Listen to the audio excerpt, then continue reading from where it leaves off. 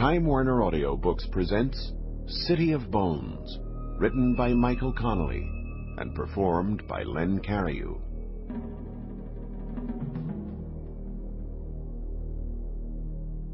The old lady changed her mind about dying, but by then it had been too late. She dug her fingers into the paint and plaster of the nearby wall until most of her fingernails had broken off. Then she broke 4 toes kicking at the walls. She had tried so hard, shown such a desperate will to live, that it made Harry Bosch wonder what had happened before. Where was that determination and will, and why had it deserted her until after she had put the extension cord noose around her neck and kicked over the chair? Why had it hidden from her? These were not official questions that would be raised in his death report, but they were the things Bosch couldn't avoid thinking about as he sat in his car outside the splendid age retirement home on Sunset Boulevard, east of the Hollywood freeway. It was 4:20 p.m. on the first day of the year. Bosch had drawn holiday call-out duty. Bosch's cell phone chirped and he welcomed the intrusion. It was Mankiewicz, the watch sergeant at the Hollywood division of the Los Angeles Police Department. "You finished with that yet?" "I'm about to clear. You got something else?" "Yeah, and I didn't think I should go out on the radio with it. A citizen up in Laurel Canyon, on Wonderland. He just called up and said his dog came back from a run in the woods with a bone in its mouth. The guy says it's human, an arm bone from a kid." Bosch almost groaned. "I know what you're thinking, Harry, not another bone run. You've done it 100 times, and it's always the same thing. Coyote, deer, whatever. But listen, this guy with the dog, he's an MD, and he says there's no doubt. It's a humerus. That's the upper arm bone. He says it's a child, Harry. And then get this, he said..." There was silence while Mankiewicz apparently looked for his notes. "The bone's got a fracture clearly visible just above the medial epicondyle, whatever that is. The point is, this doctor says it was just a kid, Harry. So, could you humor us and go check out this humerus?" Bosch didn't respond. "Sorry, I had to get that in." "Yeah, that was funny, Mank. What's the address?" Mankiewicz gave it to him and told him he had already dispatched a patrol team. "You were right to keep it off the air. Let's try to keep it that way." Bosch closed his phone and started the car. He glanced over at the entrance to the retirement home before pulling away from the curb. There was nothing about it that looked splendid to him. The woman who had hung herself in the closet of her tiny bedroom had no next of kin, according to the operators of the home. In death, she would be treated the way she had been in life, left alone and forgotten. Bosch pulled away from the curb and headed toward Laurel Canyon. Bosch listened to the Lakers game on the car radio while he made his way into the canyon. Bosch was working alone because his partner, Jerry Edgar, had lucked into a pair of choice seats to the game. Bosch had agreed to handle the call-outs and to not bother Edgar unless a homicide or something Bosch couldn't handle alone came up. Bosch was also alone because the third member of his team, Kisman Ryder, had been promoted nearly a year earlier to robbery-homicide division and still had not been replaced. The drive up was steep. Laurel Canyon was a cut in the Santa Monica Mountains. The tributary roads ranged up toward the crest of the mountains. Wonderland Avenue dead-ended in a remote spot where the $500,000 homes were surrounded by heavily wooded and steep terrain. Bosch pulled to a stop behind a patrol car already at the address Mankiewicz had provided and checked his watch. It was 4:38, and he wrote it down on a fresh page of his legal pad. A patrol officer he didn't recognize answered his knock. Her nameplate said Brasher. She led him back through the house to a home office where her partner, a cop who Bosch recognized and knew was named Edgewood, was talking to a white-haired man who sat behind a cluttered desk. There was a shoebox on the desk with the top off. Bosch introduced himself. The white-haired man said he was Dr. Paul Gio, a general practitioner. Leaning forward, Bosch could see that the shoebox contained the bone that had drawn them all together. It looked like a gnarled piece of driftwood. He could also see a dog lying on the floor next to the doctor's desk chair. It was a large dog with a yellow coat. "So, this is it?" Bosch said, looking back down into the box. "Yes, Detective, that's your bone," Gio said. "And as you can see..." He reached to a shelf behind the desk and pulled down a heavy copy of Gray's Anatomy. He opened it to a previously marked spot. The page showed an illustration of a skeleton, with the humerus bones of both arms highlighted. "The humerus," Gio said, tapping the page, "and then we have the recovered specimen." He reached into the shoebox and gently lifted the bone.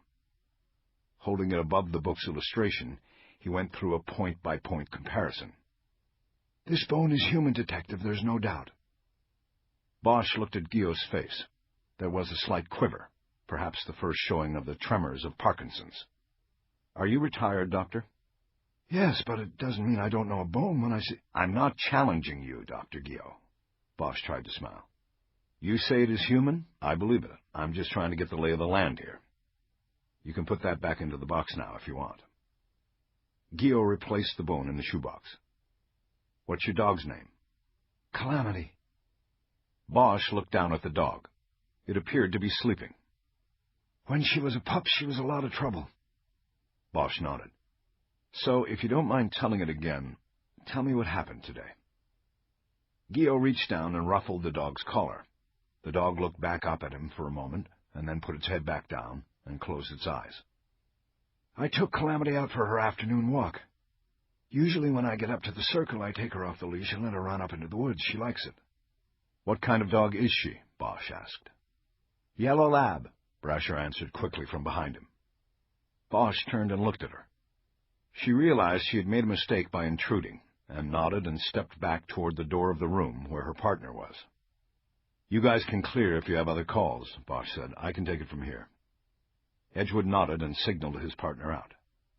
"Thank you, Doctor," he said as he went. "Don't mention it." Bosch thought of something. "Hey, guys." Edgewood and Brasher turned back. "Let's keep this off the air, okay?" "You got it," said Brasher, her eyes holding on Bosch's until he looked away. After the officers left, Bosch looked back at the doctor and noticed that the facial tremor was slightly more pronounced now. "Why don't you continue with the story?" Gio nodded. "Well, I was up on the circle, and I took off the leash. She went up into the woods like she likes to do. She's well trained. When I whistle, she comes back. Trouble is, I can't whistle very loud anymore. So if she goes where she can't hear me, then I have to wait, you see." "What happened today when she found the bone?" "I whistled and she didn't come back." "So she was pretty far up there?" "Yes, exactly. I waited. I whistled a few more times, and then finally she came down out of the woods, next to Mr. Ulrich's house. She had the bone. I called you people after I examined it here." "You people," Bosch thought. It was always said like that, as if the police were another species. The blue species which carried armor the horrors of the world could not pierce. "When you called, you told the sergeant that the bone had a fracture." "Absolutely." Gio picked up the bone again, handling it gently. He turned it and ran his finger along a vertical striation, running along the bone's surface. "That's a break line, Detective. It's a healed fracture." "Okay." Bosch pointed to the box, and the doctor returned the bone.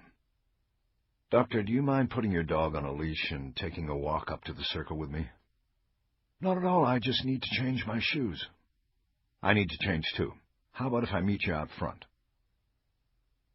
Outside, Bosch noticed the patrol car was still in front of the house.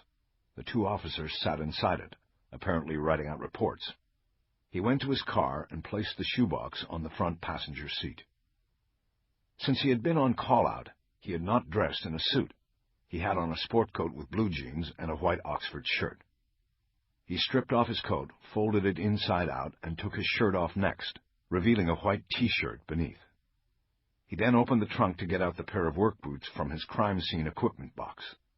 As he changed his shoes, he saw Brasher get out of the patrol car and come back toward him. "So, it looks legit, huh?" "Think so. Somebody at the ME's office will have to confirm, though." "You going to go up and look?" "I'm going to try to. Not much light left, though. Probably be back out here tomorrow." "By the way, I'm Julia Brasher. I'm new in the division." "Harry Bosch." "I know. I've heard of you." "I deny everything." She smiled at the line and put her hand out, but Bosch was right in the middle of tying one of the boots. He stopped and shook her hand. When I blurted out the answer in there about the dog, I immediately realized you were trying to establish a rapport with the doctor. That was wrong. I'm sorry. Bosch studied her for a moment.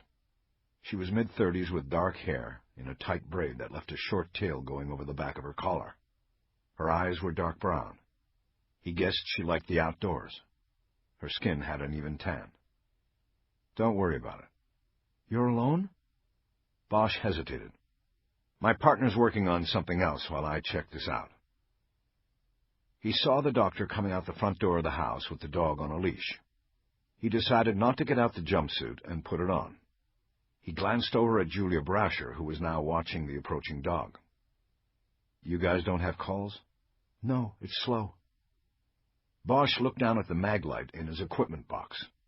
He glanced at her and then reached into the trunk and grabbed an oil rag, which he threw over the flashlight.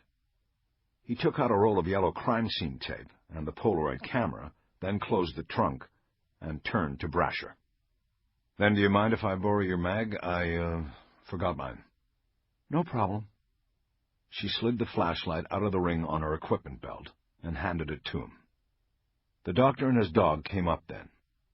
Ready. Okay, doctor, I want you to take us up to the spot where you let the dog go, and we'll see where she goes. I'm not sure you'll be able to stay with her. I'll worry about that, doctor. This way, then.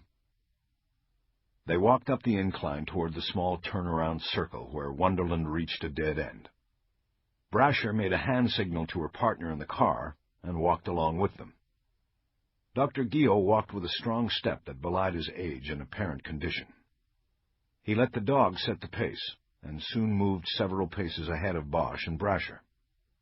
So, where were you before? Bosch asked Brasher. The academy. A boot? He looked over at her, thinking he might need to reassess his age estimate. She nodded and said, I know, I'm old. Bosch got embarrassed. No, I wasn't saying that. You don't seem like a rookie. I didn't go in until I was 34. Really? Wow. Yeah, got the bug a little late. What were you doing before? Oh, a bunch of different things. Travel, mostly. Took me a while to figure out what I wanted to do. And you want to know what I want to do the most? Bosch looked at her. What? What you do? Homicide. Well, good luck, I guess. They caught up to Dr. Gio, who had stopped with the dog at the turnaround circle. This the place? Yes. He pointed to an empty and overgrown lot that started level with the street, but then quickly rose into a steep incline toward the crest of the hills. There was a large concrete drainage culvert which explained why the lot had never been built on. It was city property. Are you going up there? The doctor asked. I'm going to try. I'll go with you, Brasher said. Bosch looked at her and then turned at the sound of a car. It was the patrol car. It pulled up and Edgewood put down the window. We got a hot shot, partner. Double D. Brasher frowned and looked at Bosch. I hate domestic disputes. Bosch smiled. He hated them too, especially when they turned into homicides. Here, Bosch said, holding up the mag light. I've got an extra in the car, she said. You can just get that back to me. You sure? He was tempted to ask for a phone number, but didn't. I'm sure. Good luck. You too. Be careful. She smiled at him and then hurried around the front of the car. She got in and the car pulled away. Bosch turned his attention back to Gio and the dog. An attractive woman, Gio said. Bosch ignored it, wondering if the doctor had made the comment based on seeing Bosch's reaction to Brasher. He hoped he hadn't been that obvious. Okay, doctor, he said. Let the dog go and I'll try to keep up. Gio unhooked the leash while patting the dog's chest. Go get the bone, girl. Get a bone. Go. The dog took off into the lot and was gone from sight before Bosch had taken a step. He almost laughed. You want me to whistle? The doctor asked. Nah, I'll just go in and take a look around, see if I can catch up to her. He turned the flashlight on. The woods were dark long before the sun disappeared. It took Bosch nearly 10 minutes to go 30 yards up the hillside. Then the ground started to level off, and the light got better as the tall trees thinned. Bosch looked around for the dog, but didn't see it. He called down to the street, though he could no longer see it or Dr. Gio. "Dr. Gio, can you hear me?" "Yes, I hear you." "Whistle for your dog." He then heard a 3-part whistle, but the dog didn't come. Bosch pressed on. Following a path of least resistance, he moved into a stand of acacia trees, and here he immediately came upon a spot where the earth had recently been disturbed. It had been overturned, as if a tool or an animal had been randomly rooting in the soil. He used his foot to push some of the dirt and twigs aside, and then realized they weren't twigs. He dropped to his knees and used the light to study the short brown bones scattered over a square foot of dirt. He believed he was looking at the disjointed fingers of a hand. A small hand. A child's hand. Bosch stood up. The Polaroid camera hung on a shoelace around his neck. He raised it now and took a close-up shot of the bones. He then stepped back and took a wider shot of the spot beneath the acacia trees. In the distance, he heard Dr. Gio's weak whistle. Bosch went to work with the yellow plastic crime scene tape. When he was finished, it was almost dark. Making his way back down the hill, he heard voices as he got closer to the street, and used them to maintain his direction. At one point on the incline, the soft ground suddenly gave way, and he fell, tumbling hard into the base of a pine tree. The tree impacted his midsection, tearing his shirt, and badly scratching his side. Bosch didn't move for several seconds. He thought he might have cracked his ribs on the right side. His breathing was difficult and painful. He groaned loudly and slowly pulled himself up on the tree trunk so that he could continue to follow the voices. He soon came back down into the street where Dr. Gio was waiting with his dog and another man. The 2 men looked shocked when they saw the blood on Bosch's shirt. "Oh my, what happened?" Gio cried out. "Nothing, I fell." "Your shirt there's blood." "Comes with the job." "Let me look at your chest." The doctor moved in to look, but Bosch held his hands up. "I'm okay. Who's this?" The other man answered, "I'm Victor Ulrich. I live there." He pointed to the house next to the lot. Bosch nodded. "I just came out to see what was going on." "Well, nothing is going on at the moment, but there is a crime scene up there. Or there will be. We probably won't be back to work it until tomorrow morning, but I need both you men to keep clear of it and not to tell anybody about this. All right?" Both of the neighbors nodded. Bosch headed back down the street with Gio and the dog. Inside Gio's house a few minutes later, the doctor cleaned the deep scratch on the side of Bosch's chest and taped his ribs.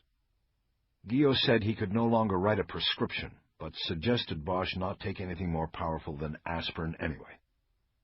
"Thanks for fixing me up," Bosch said. "Don't mention it." Gio turned from the first aid kit and looked at him. "You said there was a crime scene up there?" the doctor asked. "Yes, I found more bones. Can I borrow your phone? I don't think my cell will work around here." "No, they never do in the canyon. Use the phone on the desk there, and I'll give you some privacy." He headed out, carrying the first aid kit with him. Bosch went behind the desk and sat down. The dog was on the ground next to the chair. The animal looked up and seemed startled when she saw Bosch in the master's spot. "Calamity," he said. "I think you lived up to your name today, girl." Bosch picked up the phone and called the home of his supervisor, Lieutenant Grace Billets. He explained what had happened on Wonderland Avenue and his findings up on the hill. "Harry, how old do these bones look?" Billets asked. Bosch looked at the Polaroid he had taken of the small bones he had found in the dirt. It was a bad photo, the flash overexposing it because he was too close. "I don't know, they look old to me. I'd say we're talking years here." "Okay, so whatever's there at the scene isn't fresh?" "Yeah," Bosch said. She was silent a moment before speaking. "These kind of cases, Harry, they drain the budget, they drain manpower, and they're the hardest to close, if you can close them." Okay, I'll climb back up there and cover them up. I'll tell the doctor to keep his dog on a leash. Come on, Harry, you know what I mean. She exhaled loudly. First day of the year and we're going to start in the hole. No pun intended. Bosch was silent, letting her work through her administrative frustrations. Okay, when are you going to start tomorrow? I'd like to get out there early. I'll make some calls and see what I can get going. And get the bone the dog found confirmed before we start anything. Okay, let me know. Bosch agreed and hung up the phone. He next called Teresa Corazon, the county medical examiner, at home. He knew her number from memory, though their relationship outside of work had ended years before. He explained what he had going and that he needed an official confirmation of the bone as human before he set other things in motion. Once it was confirmed, he would then need an archaeological team to work the crime scene as soon as possible. Driving out of the canyon and toward Teresa Corazon's place in Hancock Park, he kept his hand on the shoebox. He had caught the worst kind of case there was to catch. A child case. Child cases haunted you. They hollowed you out and scarred you. There was no bulletproof vest thick enough to stop you from being pierced. Child cases left you knowing the world was full of lost light. Teresa Corazon lived in a Mediterranean mansion with a stone turnaround circle, complete with koi pond in front. 8 years earlier, when Bosch had shared a brief relationship with her, she had lived in a one-bedroom condominium. The riches of television and celebrity of being a high-profile coroner had paid for the house and the lifestyle that came with it. She was not even remotely like the woman who used to show up at his house unannounced at midnight with a cheap bottle of red wine and a video of her favorite movie to watch. Bosch parked on the circle and got out with the shoebox. The light hanging over the heavy wood door to the house went on, and Corazon opened it before he got there. She was wearing black slacks and a cream-colored blouse. She was probably on her way to a New Year's party. She looked past him at the slickback he had been driving. Let's make this quick before that car drips oil on my stones. Hello to you too, Teresa. That's it? She pointed at the shoebox. This is it. He started taking the lid off the box. It was clear she was not asking him in for a glass of New Year's champagne. Do you have a glove? Bosch pulled a latex glove out of his coat pocket and handed it to her. After a 5-second examination, she put the bone back down in the box. Human. You sure? She looked up at him with a glare as she snapped off the glove. It's the humerus, the upper arm. I'd say a child of about 10. You may no longer respect my skills, Harry, but I do still have them. She dropped the glove into the box on top of the bone. I'm late for an engagement. What you need to know right now is if it is human. You now have that confirmation. Further examination will come later under proper settings at the medical examiner's office. Now I really have to go. I'll be there tomorrow morning. Bosch held her eyes for a long moment. Sure, Teresa. Have a good time tonight. By 9 o'clock the next morning, the end of Wonderland Avenue was a law enforcement encampment. And at its center was Harry Bosch. He directed teams from Patrol, K-9, the Scientific Investigations Division, the Medical Examiner's Office, and the Special Services Unit. A department helicopter circled above, and a dozen police academy cadets milled about, waiting for orders. Earlier, the aerial unit had locked in on the sagebrush Bosch had wrapped in yellow crime scene tape, and used it as a base point to determine that Wonderland offered the closest access to the spot where Bosch had found the bones. The Special Services Unit then swung into action. The 6-man team hammered and strung together a series of wooden ramps and steps with rope guidelines that led up the hillside to the bones. It was impossible to keep such a nest of police activity quiet. Also, by 9 a.m., the neighborhood had become a media encampment. Bosch was getting ready to lead the first group up to the crime scene. He first conferred with Jerry Edgar, who had been apprised of the case the night before. All right, we're going to take the ME and Sid up first, he said. Then we'll take the cadets and the dogs up. I want you to oversee that part of it. No problem. You see your pal Yemi's got her damn cameraman with her? Nothing we can do about it at the moment. Let's just hope she gets bored and goes back downtown where she belongs. Bosch walked over to the first group. Teresa Corazon, her videographer, and her 4-person dig team, which consisted of archaeologist Kathy Cole and 3 investigators who would do the spade work. The dig team members were dressed in white jumpsuits. Corazon was in an outfit similar to what she was wearing the night before. Also in the group were 2 criminalists. Bosch signaled the group into a tighter circle so he could speak privately to them and not be overheard by all the others milling about. Okay, we're going to go up and start the documentation and recovery. Once we have all of you in place, we'll bring up the dogs and the cadets to search the adjacent areas and possibly expand the crime scene. Bosch led the way. The climbing was easier than the day before, but his chest burned with pain as he pulled himself along the rope guides. When he got to the acacia trees, he signaled the others to hold back while he went under the crime scene tape to check first. He found the area of overturned earth and the small brown bones he had seen the night before. They appeared undisturbed. Okay, come on in here and have a look. The group members came under the tape and stood over the bones in a semicircle. The camera started rolling, and Corazon turned to Bosch. Detective, I think we've got it. The less people in here, the better. Bosch nodded and handed her a 2-way radio. I'll be around. If you need me, use the rover. Cell phones don't work up here. But be careful what you say. He pointed up at the sky where the media helicopters were circling. Speaking of which, Cole said, I think we're going to string a tarp up off these trees so we can have some privacy, as well as cut down on the sun glare. Is that okay with you? It's your crime scene now, Bosch said. Run with it. He headed back down. When he got down to the street, Bosch saw that Lieutenant Billets was on the scene with her supervisor, Captain Lavalle. Bosch joined Billets and Lavalle and updated them on what was happening, detailing the morning's activities. We've got to give something to the media, Lavalle said.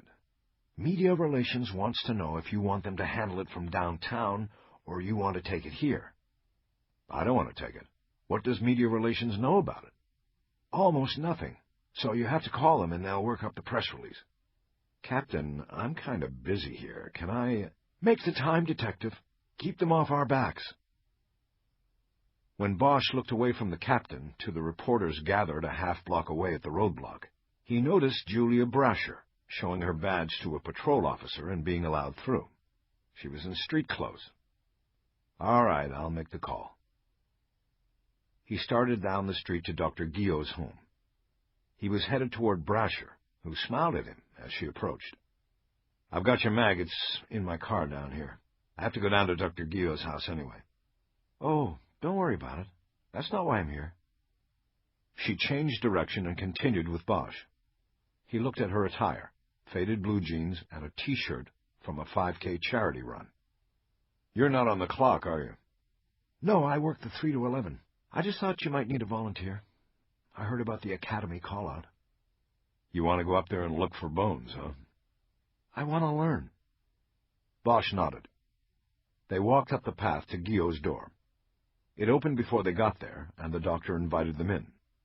Bosch asked if he could use the phone in his office again, and Guillot showed him the way even though he didn't have to. Bosch sat down behind a desk.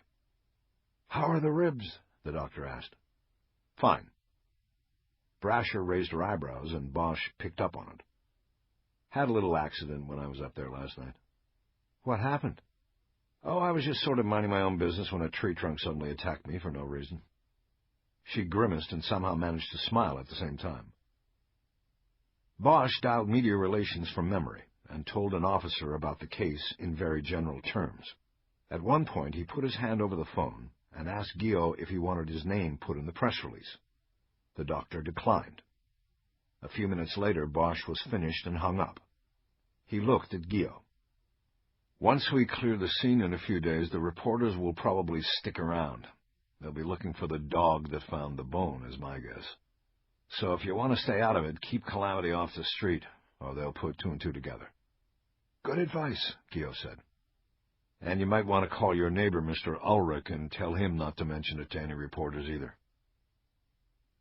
On the way out of the house, Bosch asked Brasher if she wanted her flashlight, and she said she didn't want to bother carrying it while she was helping search the hillside. "Get it to me whenever," she said. Bosch liked the answer. It meant he would get at least one more chance to see her. A short while later, Bosch and Edgar spread the 12 cadets and Brasher out in the areas adjacent to the stand of acacia trees and had them begin conducting side-by-side searches. Bosch then went down and brought up the 2 canine teams to supplement the search. Once things were underway, he left Edgar with the cadets and went back to the acacias to see what progress had been made. He found Cole sitting on an equipment crate and supervising the placement of wooden stakes into the ground so that strings could be used to set the excavation grid. Bosch had worked one prior case with Cole and knew she was very thorough and good at what she did. Cole's straight blonde hair fell forward and hid her eyes as she looked down at the oversized clipboard on her lap. She was making notations on a piece of paper with a grid already printed on it. Bosch looked over her shoulder at the chart. Cole was labeling the individual blocks with letters of the alphabet as the corresponding stakes were placed in the ground. At the top of the page, she had written, "City of Bones." Bosch reached down and tapped the chart where she had written the caption. "Why do you call it that?" She shrugged her shoulders. "Because we're setting out the streets and the blocks of what will become a city to us," she said, running her fingers over some of the lines on the chart in illustration. "At least while we're working here, it will feel like it. Our little city." Bosch nodded. "In every murder is the tale of a city," he said. She looked up at him. "Who said that?" "I don't know. Somebody did." He turned his attention to Corazon, who was squatting over the small bones on the surface of the soil, studying them while the lens of the video camera studied her. He was thinking of something to say about it when his rover was keyed, and he took it off his belt. "Bosch here." "Edgar, better come on back over here, Harry. We already have something." "Right." Edgar was standing in an almost level spot in the brush about 40 yards from the acacia trees. A half dozen of the cadets and Brasher had formed a circle and were looking down at something in the 2-foot-high brush. The police chopper was circling in a tighter circle above. Bosch got to the circle and looked down. It was a child's skull, partially submerged in the soil, its hollow eyes staring up at him. "Nobody touched it," Edgar said. "Brasher here found it." Bosch glanced at her, and the humor she seemed to carry in her eyes and mouth were gone. He looked back at the skull and pulled the radio off his belt. "Dr. Corazon?" he said into it. It was a long moment before her voice came back. "Yes, I'm here. What is it?" "We're going to have to widen the crime scene." By 2 o'clock, when the hillside crews broke for lunch, almost half of the skeleton had already been recovered from the grid. A small scattering of other bones had been found in the nearby brush by the cadets. Additionally, Cole's crew had unearthed fragments of deteriorated clothing and a canvas backpack of a size most likely used by a child. A metal detector scan of the search grid produced a single coin, a quarter minted in 1975, found at the same depth as the bones and approximately 2 inches from the left wing of the pelvis. It was assumed that the quarter had been in the left front pocket of pants that had rotted away along with the body's tissue. To Bosch, the coin gave one of the key parameters of time of death. If the assumption that the coin had been buried with the body was correct, the death could not have happened before 1975. Patrol had arranged for 2 construction site lunch wagons to come to the circle to feed the small army working the crime scene. Lunch was late, and people were hungry. One truck served hot lunches while the other served sandwiches. Bosch waited at the end of the line for the sandwich truck with Julia Brasher. The line was moving slowly, but he didn't mind. They mostly talked about the investigation on the hillside and gossiped about department brass. It was get-to-know-you conversation. 10 minutes later, they took their sandwiches and drinks to one of the picnic tables Special Services had set up on the circle. It was a table that had been reserved for the investigative team, but Bosch didn't mind allowing Brasher to sit there. Edgar was there along with Cole and one of the diggers. Bosch bit into his BLT and savored its taste. He was starved. He wasn't planning to do anything but eat and rest during the break, but Cole asked if it was all right if she gave him some of her initial conclusions on the excavation. Bosch nodded. They talked in generalities about the condition of the bones and how Cole believed that the shallow nature of the grave had allowed animals to disinter the remains and scatter the bones, possibly for years. "We're not going to get them all," she said. "We won't come close. We're going to quickly reach a point where the expense and the effort won't be worth the return." She checked some of her notations and continued. "The things I want you to be mindful of are the grave depth and location terrain. I think these are key things. They're going to have to play somehow into who this child was and what happened to him." "Him?" Bosch asked. She explained that included in the rotten and decomposed clothing was a rubber waistband from a style of underwear made for males. "Okay," Bosch said. "You were saying about grave depth?" "Yes, well, we think that the hip assembly and lower spinal column were in undisturbed position when we uncovered them. Going on that, we're talking about a grave that wasn't more than 6 inches to a foot deep. A grave this shallow reflects speed, panic, and a host of things indicative of poor planning. But," she held up a finger, "by the same token, the location, very remote, very difficult, reflects the opposite. It shows careful planning. I know pointing all of this out isn't necessarily going to help you catch the bad guy, but I want you to see what I'm seeing here, this contradiction." Bosch nodded. "It's all good to know. We'll keep it in mind." "Okay, good. The other contradiction, the smaller one, is the backpack. Burying it with the body was a mistake. The body decomposes at a much faster rate than the canvas, so if you get identifiers off the bag or its contents, it becomes a mistake made by the bad guy. Again, poor planning in the midst of good planning. You're smart detectives. I'm sure you'll figure all this out." She smiled at Bosch. "I think that's it. Everything else we talked about up at the site. I think things are going very well up there. By the end of the day, we'll have the main grave done. Tomorrow we'll do some sampling in the other grids, but this should probably wrap up by tomorrow." Bosch nodded and looked at the others at the table. "None of this information leaves this table." Everyone nodded, including Brasher. The work in the City of Bones lasted only 2 days.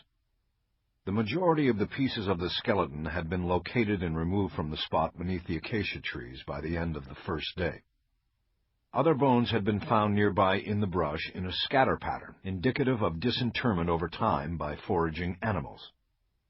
On Friday, the searchers and diggers returned, but a day-long search of the hillside by fresh cadets and further excavation of the main squares of the grid found no more bones. Cole estimated that 60% of the skeleton had been collected. On her recommendation and with Teresa Corazon's approval, the excavation and search were suspended pending further developments at dusk on Friday. Bosch had not objected to this. He knew they were facing limited returns for a large amount of effort, and he deferred to the experts. He was also anxious to proceed with the investigation and identification of the bones, elements which were largely stalled as he and Edgar had worked exclusively on Wonderland Avenue during the 2 days, supervising the collection of evidence, canvassing the neighborhood, and putting together the initial reports on the case. It was all necessary work, but Bosch wanted to move on.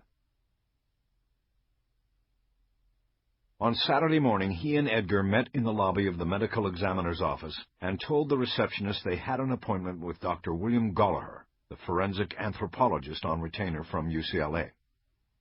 "He's waiting for you in Suite A," the receptionist said after making a call to confirm. "You know which way that is?" Bosch nodded. They pushed through the double doors of the suite and were met by a man in blue jeans and a Hawaiian shirt. "Please call me Bill," Gallagher said. "I guess it's been a long 2 days." "Say that again," Edgar said. Gallagher nodded in a friendly manner. He was about 50, with dark hair and eyes, and an easy manner. He gestured toward the autopsy table that was in the center of the room. The bones that had been collected from beneath the acacia trees were now spread across the stainless steel surface. "Well, let me tell you what's been going on in here," Gallagher said. "As the team in the field has been collecting the evidence, I've been here examining the pieces, doing the radiograph work, and generally trying to put the puzzle of all of this together." Bosch and Edgar stepped over to the stainless steel table. The bones were laid out in place so as to form a partial skeleton. "Bones can tell us much about how a person lived and died," Gallagher said somberly. "In cases of child abuse, the bones do not lie. The bones become our final evidence." Bosch nodded. "Let me start by saying that we are learning quite a bit from the recovered artifacts," the anthropologist said. "But I have to tell you guys, I've consulted on a lot of cases, but this one blows me away. I was looking at these bones and taking notes, and I looked down, and my notebook was smeared. I was crying, man. I was crying, and I didn't even know it at first." He looked back at the outstretched bones with a look of tenderness and pity. Bosch knew that the anthropologist saw the person that was once there. "This one is bad, guys. Real bad." "Then give us what you've got so we can go out there and do our job," Bosch said in a voice that sounded like a reverent whisper. "Okay," Gallagher said. "What you have here are the remains of a young male. Comparisons to the indices of Marish growth standards put the age at approximately 10 years old. However, as we will soon discuss, this child was the victim of severe and prolonged physical abuse. Histologically, victims of chronic abuse often suffer from what is called growth disruption. This abuse-related stunting serves to skew age estimation. So what I'm saying is that this boy looks 10, but is probably 12 or 13. Bosch looked over at Edgar. He was standing with his arms folded tightly across his chest, as if bracing for what he knew was ahead. Bosch took a notebook out of his jacket pocket and started writing notes in shorthand. "Time of death," Gallagher said. "This is tough. Radiological testing is far from exact in this regard. We have the coin, which gives us the early marker of 1975. That helps us. What I am estimating is that this kid has been in the ground anywhere from 20 to 25 years. So, we've got a 10 to 13-year-old kid killed 20 to 25 years ago?" Edgar summarized, a note of frustration in his voice. "I know I'm giving you a wide set of parameters, Detective," Gallagher said. "But at the moment, it's the best the science can do for you." "Not your fault, Doc." Bosch wrote it all down. Gallagher continued. "We only have maybe 60% of the bones here. But even still, we have incontrovertible evidence of tremendous skeletal trauma and chronic abuse. On these bones there are multiple lesions in different stages of healing. There are fractures old and new. We only have 2 of the 4 extremities, but both of these show multiple instances of trauma. In short, this boy spent pretty much most of his life either healing or being hurt." Bosch looked down at the pad and pen clutched tightly in his hands. His hands were turning white.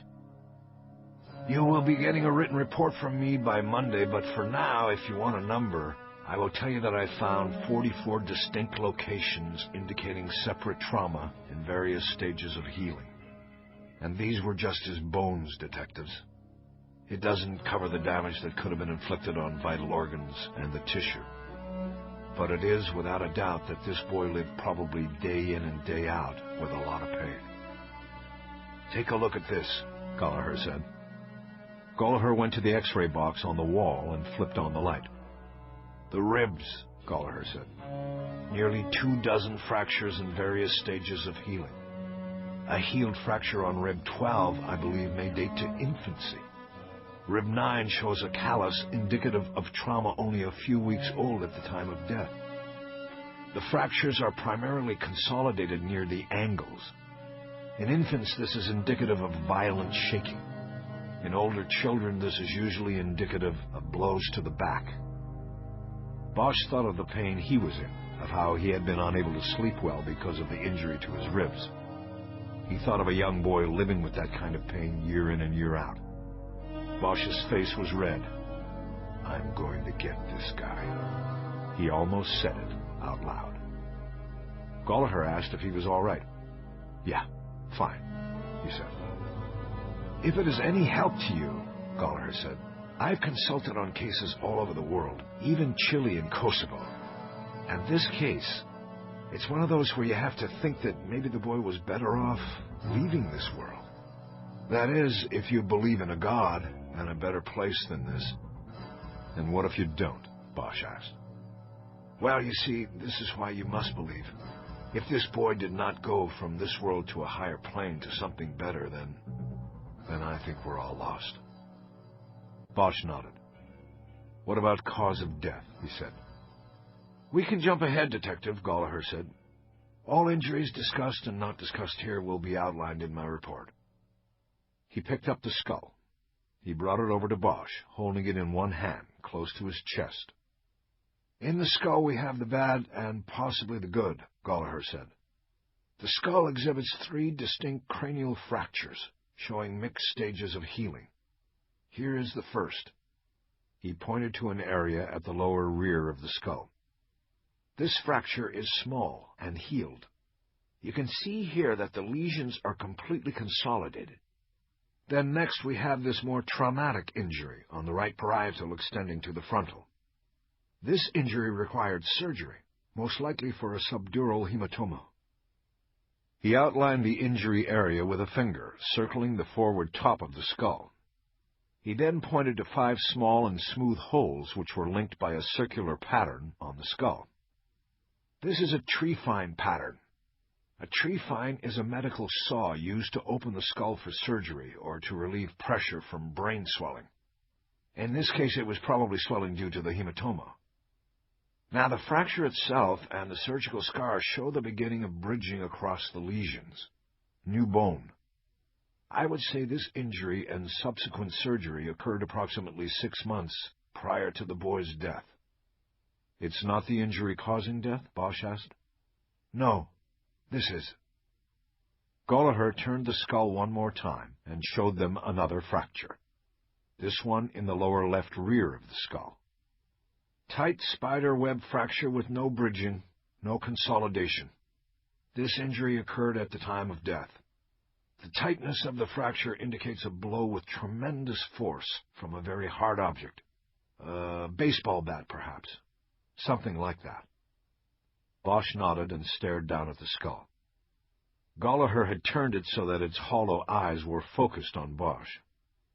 "There are other injuries to the head, but not of a fatal nature. The nose bones and the zygomatic process show new bone formation following trauma." Gallagher returned to the autopsy table and gently placed the skull down. "I don't think I need to summarize for you detectives, but in short, somebody beat the shit out of this boy on a regular basis. Eventually they went too far." He turned from the autopsy table and looked at them. "There is a glimmer of light in all of this, you know. Something that might help you." "The surgery," Bosch said. "Exactly. Opening a skull is a very serious operation. There will be records somewhere. There had to be follow-up. The roundel is held back in place with metal clips after surgery. There were none found with the skull. I would assume they were removed in a second procedure. Again, there will be records. The surgical scar also helps us date the bones. The trephine holes are too large by today's standards. By the mid-'80s, the tools were more advanced than this, sleeker. The perforations were smaller. I hope this all helps you."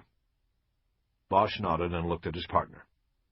Edgar's expression was pained. "When this kid was in the hospital with the hematoma, why wouldn't he tell the doctors what was happening to him? What about his teachers, his friends?" "You probably know the answers to that as well as me, Detective," Gallagher said. "Children are reliant on their parents. They are scared of them and they love them, don't want to lose them. There is no explanation sometimes for why they don't cry out for help. What about all these fractures and such? Why didn't the doctors see it and do something?" "That's the irony of what I do. I see the history and tragedy so clearly. But with a living patient, it might not be apparent. If the boy came in with a plausible explanation for the injury from his parents, What reason would a doctor have to x-ray an arm or a leg or a chest? None. And so the nightmare goes unnoticed. Unsatisfied, Edgar shook his head and walked to the far corner of the room. "Anything else, Doctor?" Bosch asked. Gallagher checked his notes and then folded his arms. "That's it on a scientific level. You'll get the report. On a purely personal level, I hope you find the person who did this. They will deserve whatever they get, and then some." Bosch nodded. "We'll get him," Edgar said. "Don't you worry about that." They walked out of the building and got into Bosch's car. Bosch just sat there for a moment before starting the engine. Finally, he hit the steering wheel hard with the heel of his palm, sending a shock down the injured side of his chest. They didn't speak again until they got over to Parker Center. Bosch and Edgar rode the elevator to the 5th floor and went into the SID lab where they had a meeting set with Antoine Jesper, the lead criminalist assigned to the Bones case. Jesper met them at the security fence and took them back. He was a young black man with gray eyes. He wore a white lab coat that swayed and flapped with his long strides and always moving arms. "This way, guys," he said. "I don't have a lot, but what I got is yours." He took them through the main lab to 2 tables, where Bosch saw the open backpack and several pieces of clothing, blackened with soil and fungus. There was also a plastic sandwich bag, filled with an unrecognizable lump of black decay. "Water and mud got in the bag," Jesper said. "Leached in over time, I guess." Jesper took a pen out of the pocket of his lab coat and extended it into a pointer. He used it to help illustrate his commentary. "We've got your basic backpack containing 3 sets of clothes and what was probably a sandwich or some kind of food item.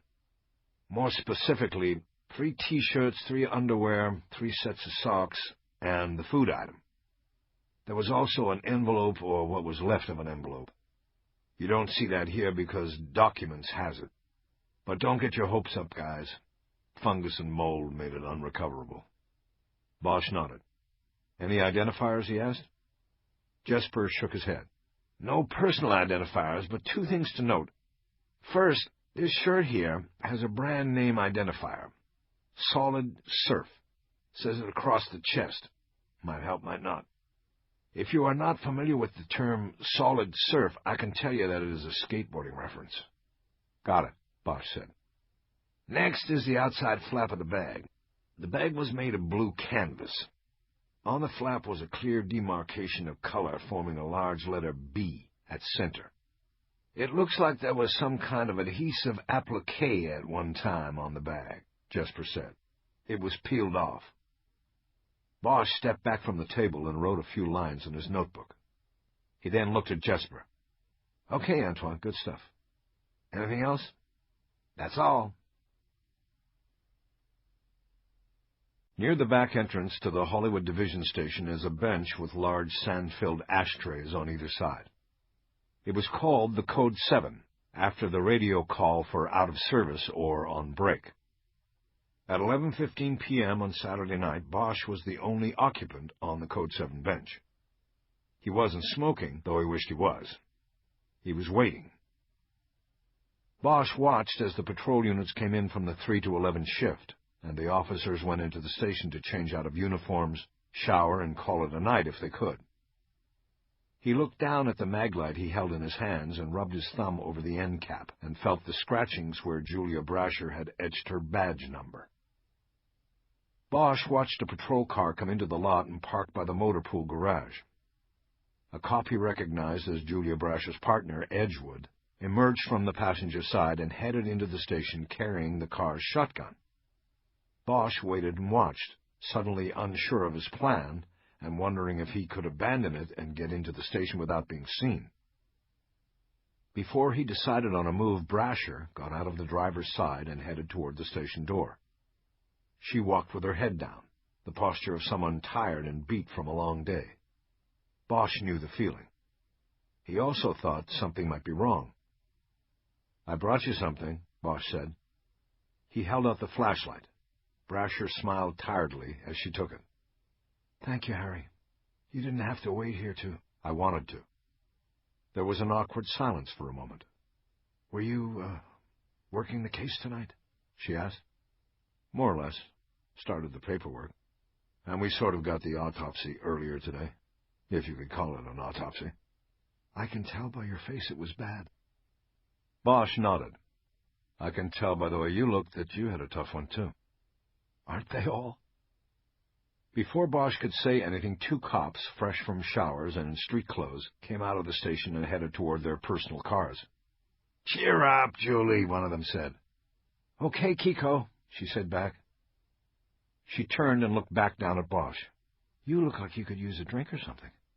"I need one. Actually, that's why I was waiting here for you." "Well, what were you thinking?" Bosch checked his watch. It was now 11:30. "Depending on how long you take in the locker room, we could probably catch the last martini call at Musa's." She smiled broadly now. "I love that place. Give me 15 minutes. She headed toward the station door without waiting for a reply from him. "I'll be here," he called after her. As Bosch and Brasher came into the bar, 2 patrons slipped off their stools to leave. Bosch and Brasher quickly moved in, beating 2 black-clad studio types to the choice spots. A bartender who recognized Bosch came over, and they both ordered vodka martinis, slightly dirty. Bosch was already feeling at ease with her. They small-talked about the division and the details Bosch was willing to part with about his case. By the time the bartender put down their martini glasses along with the sidecar carafes, he was ready to forget about bones and blood and baseball bats for a while. They clinked glasses, and Brasher said, "To life." "Yeah," Bosch said, "getting through another day." "Just barely." Bosch knew that now was the time to talk to her about what was troubling her, so he asked. If she didn't want to talk, he wouldn't press it. "My partner's going to write me up, and since I'm on probation, it could cost me," she said. "Write you up for what?" "Crossing the tube." It was a tactical expression, meaning to walk in front of the barrel of a shotgun or other weapon held by a fellow officer. "What happened? I mean, if you want to talk about it." She shrugged, and they both took long drinks from their glasses. "Oh, it was a domestic. I hate domestics. And the guy locked himself in the bedroom with a gun. We didn't know if he was going to use it on himself, his wife, or us. We waited on backup, and then we were going to go in." She took another drink. Bosch watched her. Her inner turmoil showed clearly in her eyes. "Edgewood had shotgun. Kiko, who came in as backup, had the kick. Me and Fennell, Kiko's partner, had the door. So we did the deed. Kiko's big. He opened the door with 1 kick. Me and Fennell went in. The guy was passed out on the bed. Seemed like no problem, but Edgewood had a big problem with me. He said I crossed the tube." "Did you?" "I don't think so. But if I did, then so did Fennell, and he didn't say jack to him." "You're the rookie. You're the one on probation." "Yeah, and I'm getting tired of it, that's for sure. We're not making any headway out there, and on top of that, I've got this uptight male asshole telling me every 2 minutes how I fucked up." Bosch knew what she was feeling. "Let's talk about something else," she said. "Fine with me," he said. He took a long drink from his glass, trying to think of how to turn the conversation in another direction. He put his glass down, turned and smiled at her. "So there you were, hiking in the Andes, and you said to yourself, 'Gee, I want to be a cop.'" She laughed. "Not quite like that. And I've never been in the Andes." "Well, what about the rich, full life you lived before putting on the badge? You said you were a world traveler." "Never made it to South America." "Is that where the Andes are? All this time I thought they were in Florida." She laughed again, and Bosch felt good about successfully changing the subject. "So, seriously, what did you do?" "Oh, I was a lawyer for a while. Not a defense lawyer, so don't get excited. Civil law. Then I realized that was bullshit and quit and just started traveling. I worked along the way. I made pottery in Venice, Italy. I was a horse guide in the Swiss Alps for a while. I was cook on a day-trip tourist boat in Hawaii. I did other things, and I just saw a lot of the world, except for the Andes. And then I came home." "To L.A.? "Born and raised. You?" "Same. Where'd you grow up?" "Don't laugh. Bel Air." "Bel Air? I guess somebody's daddy isn't too happy about her joining the cops. Especially since his was the law firm she walked out of one day and wasn't heard from for 2 years. Bosch smiled and raised his glass. She clicked hers off it. Brave girl. After they put their glasses down, she said, "Let's stop all the questions." "Okay," Bosch said. "And do what?" "Just take me home, Harry, to your place." He paused for a moment, looking at her shiny blue eyes. Things were moving lightning fast, greased on the smooth runners of alcohol. But that was often the way it was between cops, between people who felt they were a part of a closed society, who lived by their instincts and went to work each day knowing that how they made their living could kill them. "Yeah," he finally said. "I was just thinking the same thing." He leaned over and kissed her on the mouth.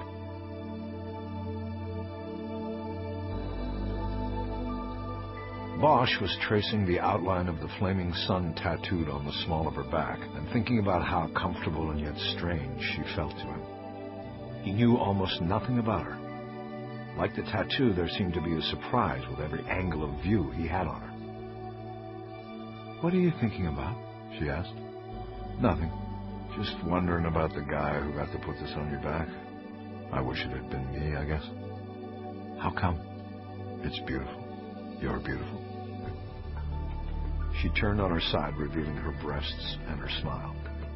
Her hair was out of its braid and down around her shoulders. He liked that, too. She reached up and pulled him down into a long kiss. Then she said, "That's the nicest thing that's been said to me in a long time." He put his head down on her pillow, his hand reaching over to her. He could smell the sweet scent of perfume and sex and sweat. She rolled over to him and kissed him on the chin. "Hey, what is this?" she said, looking at the scarring across his knuckles. "Just scars." "I know that. From what?" "I had tattoos. I took them off. It was a long time ago." "How come?" "They made me take them off when I went into the army." She started to laugh. "Why? What did it say? Fuck the army or something?" "It said HOLD on one hand and FAST on the other." "Hold fast? What does hold fast mean?" "It's not a big deal. When I was a kid, one of the times I ran away, I ended up down in San Pedro, down around the fishing docks. And a lot of those guys down there, the fishermen, the tuna guys, I saw they had this on their hands. Hold fast. And I asked one of them about it, and he told me it was like their motto, their philosophy. It's like when they were out there in those boats, way out there for weeks, and the waves got huge and it got scary, you just had to grab on and hold fast." Bosch made 2 fists and held them up. Hold fast to life, to everything that you had. "So you had it done. How old were you?" "I don't know, 16, thereabouts." He nodded, and then he smiled. "What I didn't know was that those tuna guys got it from some Navy guys. So, a year later, I go waltzing into the Army with hold fast on my hands, and the first thing my sergeant told me was to get rid of it. He wasn't going to have any squid tattoo on one of his guys' hands." She grabbed his hands and looked closely at the knuckles. "This doesn't look like laser work." Bosch shook his head. They didn't have lasers back then. "So what'd you do?" "My sergeant, his name was Rosser, took me out of the barracks and over to the back of the administration building. There was a brick wall. He made me punch it, until every one of my knuckles was cut up. Then after they were scabbed up in about a week, he made me do it again." "Jesus fucking Christ, that's barbaric." "No, that's the Army." She touched his shoulder, running her thumb over the thick skin of another scar. "And your shoulder?" "Bullet." "Where?" He smiled. "A tunnel." "Ouch, stay out of tunnels." "I try." "What did it feel like?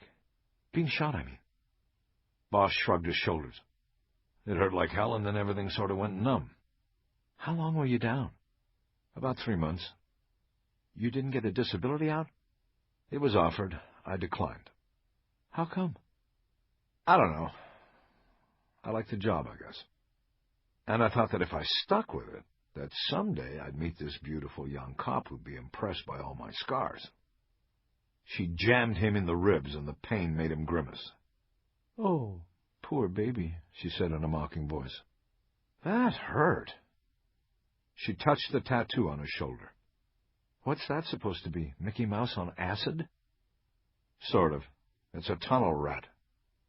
Her face lost all trace of humor. What's the matter? You were in Vietnam, she said, putting things together. I've been in those tunnels. What do you mean? When I was on the road, I spent 6 weeks in Vietnam.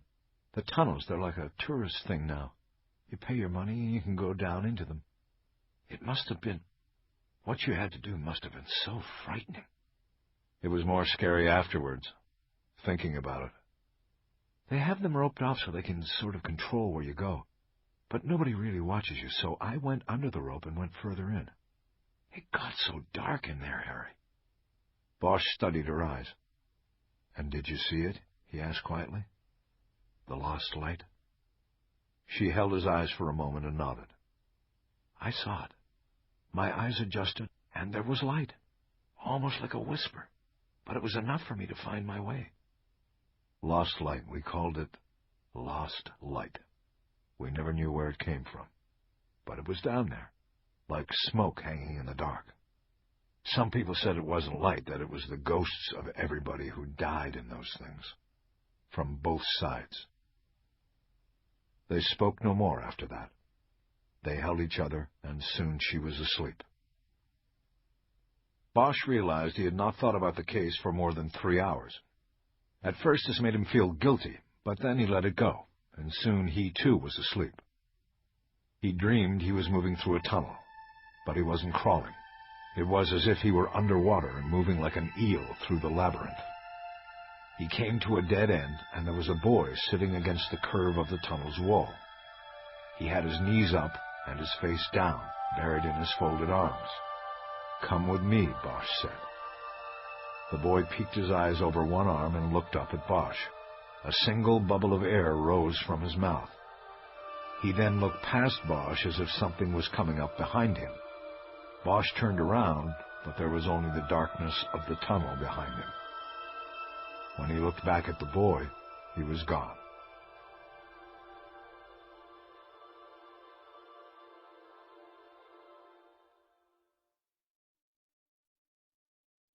Late in the morning, Bosch drove Brasher to the Hollywood station so she could get her car, and he could resume work on the case. She was off duty Sundays and Mondays. They made plans to meet at her house in Venice that night for dinner. There were other officers in the parking lot when Bosch dropped her next to her car. Bosch knew that word would get around quickly, that it appeared they had spent the night together. I'm sorry, he said.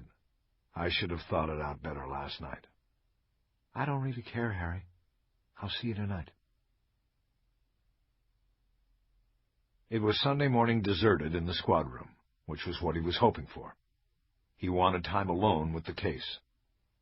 There was still a lot of office work to do, but he also wanted to step back and think about all the evidence and information that had been accumulated since the discovery of the bones 4 days before.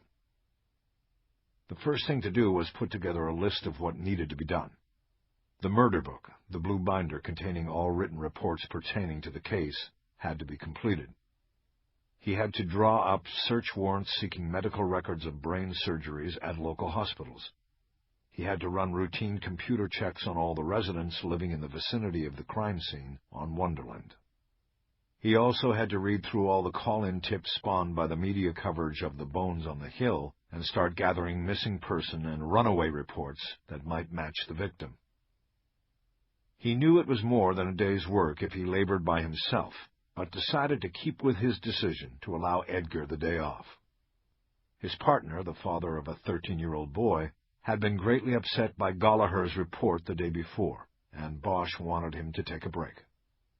The days ahead would likely be long and just as emotionally upsetting. Bosch made it through most of his list before heading to the basement of Parker Center, the headquarters of the Los Angeles Police Department, which serves as the record archives for every case the department has taken a report on in the modern era. Until the mid-90s, records were kept on paper for a period of 8 years, and then transferred to microfiche for permanent storage. Bosch arrived at the counter in archives at 1 o'clock. He had 2 containers of coffee with him and 2 roast beef sandwiches in a paper bag. He looked at the clerk and smiled. Believe it or not, I need to see the fiche on missing persons reports, juveniles only, from 1975 to 85. The clerk disappeared from the counter and Bosch waited. In 4 minutes, the man came back with 10 small envelopes containing microfiche sheets for the years Bosch requested. Altogether, the stack was at least 4 inches thick.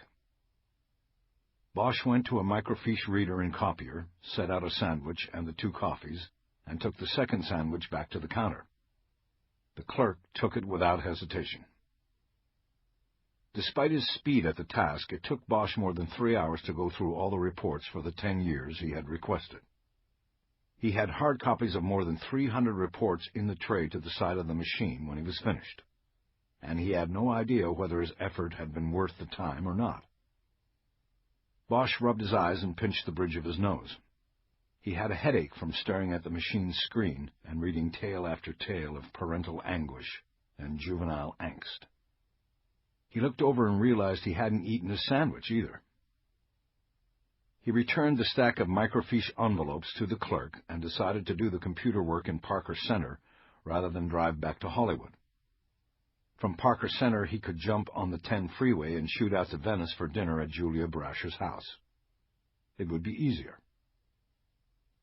The squad room of the Robbery-Homicide Division was empty except for the 2 on-call detectives who were sitting in front of a television watching a football playoff game. One of them was Bosch's former partner, Kisman Ryder. The other Bosch didn't recognize. Ryder stood up smiling when she saw it was Bosch. "Harry, what are you doing here?" she asked. "Working a case. I want to use a computer. That all right?" "That bone thing?" He nodded. "I heard about it on the news. Harry, this is Rick Thornton, my partner." Bosch shook his hand and introduced himself. "I hope she makes you look as good as she did me." Thornton just nodded and smiled, and Ryder looked embarrassed. "Come on over to my desk," she said. "You can use my computer." She showed him the way and let him sit in her seat. "We're just twiddling our thumbs here, nothing happening. I don't even like football." "Don't complain about the slow days. Didn't anybody ever tell you that?"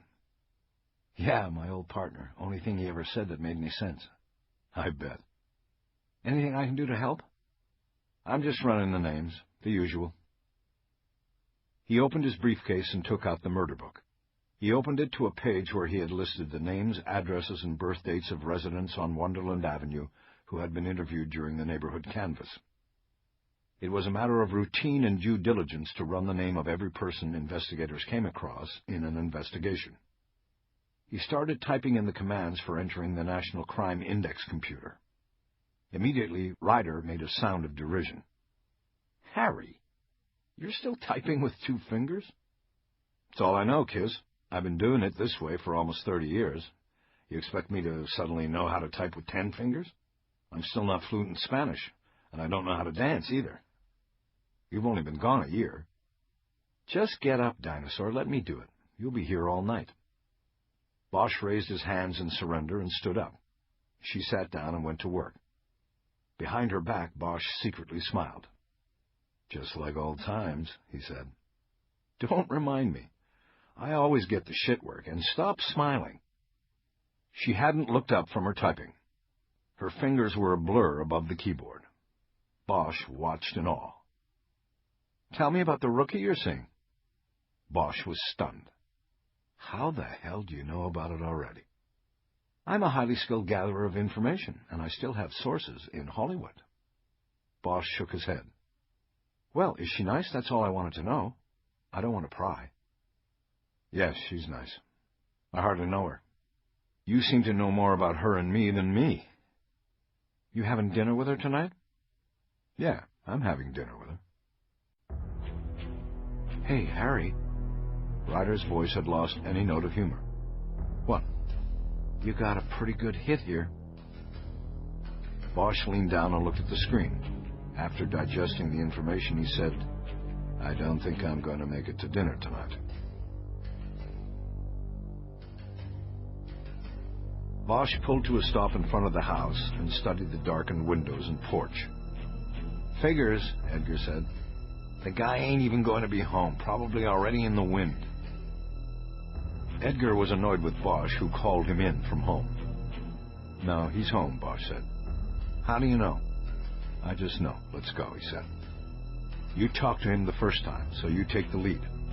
I'll jump in when it feels right." They got out and walked up the driveway to the house. The man they were visiting was named Nicholas Trent. He lived alone in the house, which was across the street and 2 houses down from the hillside where the bones had been found. Trent was 57 years old.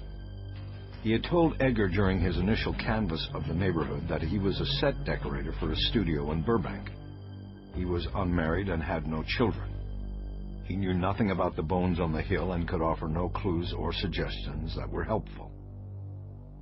Edgar knocked loudly on the front door and they waited. "Mr. Trent, it's the police," he then said loudly. "Detective Edgar, answer your door, please." He raised his fist to hit the door again when the porch light went on. The door was then opened and a white man with a shaved scalp stood in the darkness within. The light from the porch slashed across his face. "Mr. Trent, it's Detective Edgar. This is my partner, Detective Bosch. We have a few follow-up questions for you, if you don't mind." Bosch nodded but didn't offer his hand. Trent said nothing, and Edgar forced the issue by putting his hand against the door and pushing it open. "All right if we come in?" he asked, already halfway across the threshold. "No, it's not all right," Trent said quickly. Edgar stopped and put a puzzled look on his face. "Sir, we just have a few more questions we'd like to ask." "Yeah, and that's bullshit." "Excuse me? We all know what's going on here. I talked to my attorney already. Your act is just that, an act, a bad one." Bosch could see they were not going to get anywhere with the trick-or-treat strategy. He stepped up and pulled Edgar back by the arm. Once his partner had cleared the threshold, he looked at Trent. "Mr. Trent, if you knew we'd be back, then you knew we'd find out about your past. Why didn't you tell Detective Edgar about it before? It could have saved us some time. Instead, it gives us suspicion. You can understand that, I'm sure." "Because the past is the past. I didn't bring it up. I buried the past. Leave it that way." "Not when there are bones buried in it," Edgar said in an accusatory tone. Bosch looked back at Edgar and gave him a look that said, "Use some finesse." "See," Trent said. "This is why I'm saying go away. I have nothing to tell you people. Nothing. I don't know anything about it." "Mr. Trent, you molested a 9-year-old boy." "The year was 1966 and I was punished for it. Severely. It's the past. I've been a perfect citizen ever since. I had nothing to do with those bones up there." Bosch waited a moment and then spoke in a calm and quieter tone. "If that is the truth, then let us come in and ask our questions. The sooner we clear you, the sooner we move on to other possibilities. But you have to understand something here. The bones of a young boy were found about 100 yards from the home of a man who molested a young boy 34 years ago. I don't care what kind of citizen he's been since then. We need to ask him some questions, and we will ask those questions. We have no choice. Whether we do it in your home right now or with your lawyer at the station with all of the news cameras waiting outside, that's going to be your choice." He paused. Trent looked at him with scared eyes. "So you can understand our situation, Mr. Trent, and we can certainly understand yours." Trent shook his head as though he knew that no matter what he did now, his life as he knew it was in jeopardy, and probably permanently altered. He finally stepped back and signaled Bosch and Edgar in.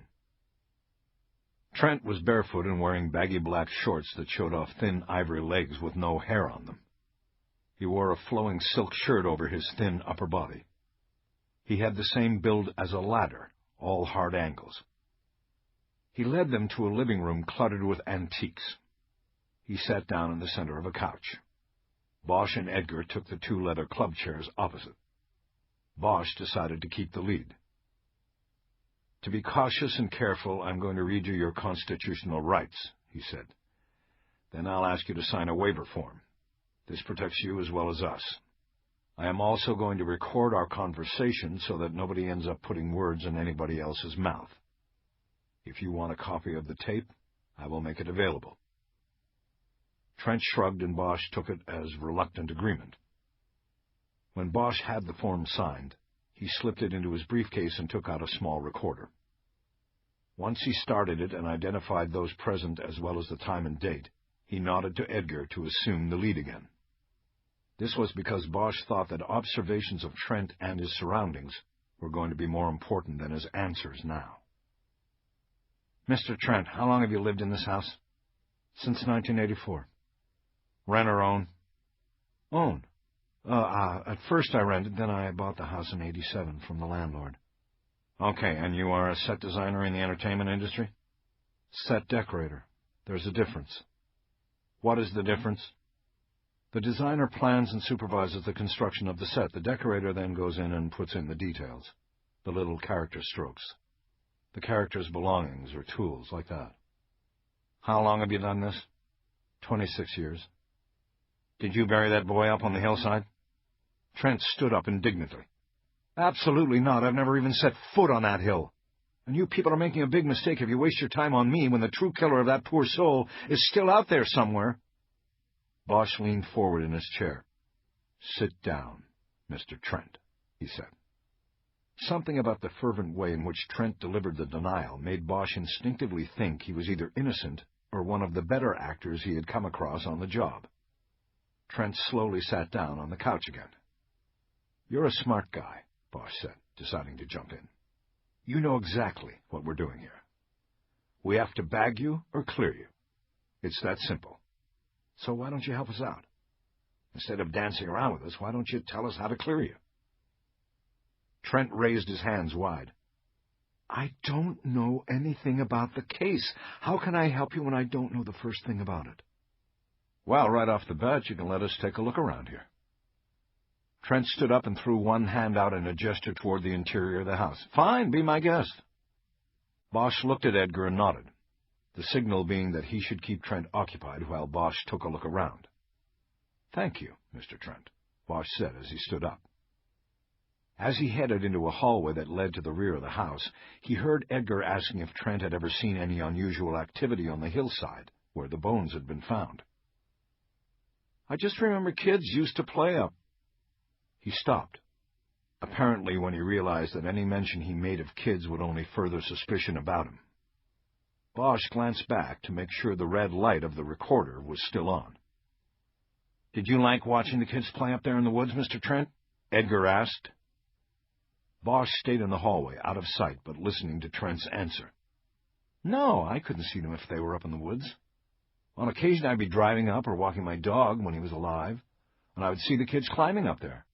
The girl across the street, the Fosters next door, all the kids around here. It's a city-owned right-of-way, the only undeveloped land in the neighborhood, so they went up there to play. Some of the neighbors thought the older ones went up there to smoke cigarettes, and the concern was they would set the whole hillside on fire." "How long ago are you talking about?" "Like when I first moved here. I didn't get involved. The neighbors who had been here took care of it." Bosch moved down the hall. He checked Trent's bedroom. He looked in the closet. There were several shoe boxes on the upper shelf. He opened one box and found a pair of work boots. He noticed that dirt had dried hard in some of the treads. He thought about the dark soil where the bones had been found. Samples of it had been collected. He put the boots back and made a mental note of it for the search warrant. When he was finished looking around the rear of the house, Bosch went through a kitchen door into the garage. There were two bays, one containing Trent's minivan. The other was stacked with boxes with markings on them corresponding to rooms in a house. At first, Bosch was shocked at the thought that Trent had still not completely unpacked after moving in nearly 20 years before. Then he realized the boxes were work-related and used in the process of set decoration. He spent another few minutes in the garage, mostly going through a box in the stack that had been marked Boys' Room 9 to 12. It contained toys, airplane models, a skateboard, and a football. He took the skateboard out for a few moments and studied it, all the while thinking about the shirt from the backpack with solid surf printed on it. After a while, he put the skateboard back in the box and closed it. There was a side door to the garage that led to a path that went to the backyard. There was a pool taking up most of the level ground before the yard rose into the steep, wooded hillside. It was too dark to see much, and Bosch decided he would have to do the exterior look during daylight hours. 20 minutes after he left to begin the search, Bosch returned to the living room empty-handed. Trent looked up at him expectantly. "Satisfied?" "I'm satisfied for now, Mr. Trent." "Satisfied for now? You people will never let it go, will you?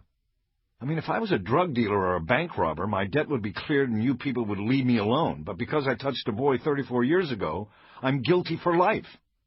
"I think you did more than touch him," Edgar said. "But we'll get the records. Don't worry." Trent put his face in his hands and mumbled something about it being a mistake to have cooperated. Bosch looked at Edgar, who nodded that he was finished and ready to go. Bosch stepped over and picked up his recorder. He slid it into the breast pocket of his jacket, but didn't turn it off. He'd learned a valuable lesson on a case the year before. Sometimes the most important and telling things are said after an interview is supposedly over. "Mr. Trent, thank you for your cooperation. We're going to go. But we might need to talk to you tomorrow. Are you working tomorrow?" "God, no, don't call me at work. I need this job, and you'll ruin it. You'll ruin everything." He gave Bosch his pager number. Bosch wrote it down and headed toward the front door. Trent closed it hard behind them. At the bottom of the driveway was a large bougainvillea bush in full bloom. It blocked Bosch's view of the left side of the street until he got there. A bright light suddenly flashed on and in Bosch's face. A reporter with a cameraman in tow moved in on the two detectives. Bosch was blinded for a few moments until his eyes started to adjust. "Hi, detectives. Judy Certain, Channel 4 News. Is there a break in the Bones case?" "No comment," Edgar barked. "No comment, and turn that damn light off." Bosch finally saw her in the glare of the light. He recognized her from TV and from the gathering at the roadblock earlier in the week. He also recognized that a no comment was not the way to leave this situation. He needed to defuse it and keep the media away from Trent. "No," he said. "No breakthrough. We're just finishing the routine canvass of the residents here. We hadn't had a chance to talk to the resident here before. We just finished up, that's all." He was talking with a bored tone in his voice. He hoped she was buying it. "Sorry," he added. "No big story tonight." "Well, was this neighbor or any of the neighbors helpful to the investigation?" "Well, everyone here has been very cooperative with us, but as far as investigative leads go, it has been difficult. Most of these people weren't even living in the neighborhood when the bones were buried. That makes it tough." Bosch gestured toward Trent's house. "This gentleman, for example, we just found out that he didn't buy his home here until 1987, and we're pretty sure those bones were already up there by then." "So then it's back to the drawing board?" "Sort of. And that's really all I can tell you. Good night." He pushed past her toward his car. They watched as the reporter and her cameraman went to Trent's door. "She's going to try to talk to him," Edgar said. Bosch quickly went into his briefcase and got out his cell phone. He was about to dial Trent's number and tell him not to answer when he realized he couldn't get a cell signal. "God damn it," he said. "Too late anyway," Edgar said. "Let's just hope he plays it smart." Bosch could see Trent at his front door, totally bathed in the white light from the camera. He said a few words and then made a waving gesture and closed the door. "Good," Edgar said. Bosch started the car, turned it around, and headed back through the canyon to the station. "So, what's next?" Edgar asked. "We have to pull the records on his conviction, see what it was about." "I think it's him," Edgar said. "He's the guy. Hear how he said, 'just because I touched a boy'? Probably to him, sodomizing a 9-year-old is reaching out and touching somebody." Edgar was being reactionary, but Bosch didn't call him on it. He was a father. Bosch wasn't. They drove in silence the rest of the way. Bosch became depressed. He was disappointed with himself for how he had run the investigation so far. The bones were discovered Wednesday, and the full investigation took off on Thursday. He knew he should have run the names, a basic part of the investigation, sooner than Sunday. By delaying it, he had given Trent the advantage. He'd had 3 days to expect and prepare for their questions. He had even been briefed by an attorney. He could have even been practicing his responses and looks in a mirror. Bosch knew what his internal lie detector said, but he also knew that a good actor could beat it. Bosch drank a beer on the back porch with the sliding door open so he could hear Clifford Brown playing his horn. Almost 50 years before, the guy made a handful of recordings and then checked out in a car crash. Bosch thought about all the music that had been lost. At 11 p.m. he came inside and turned the music down so he could watch the news on Channel 4. Judy Certain's report was the third story after the first break.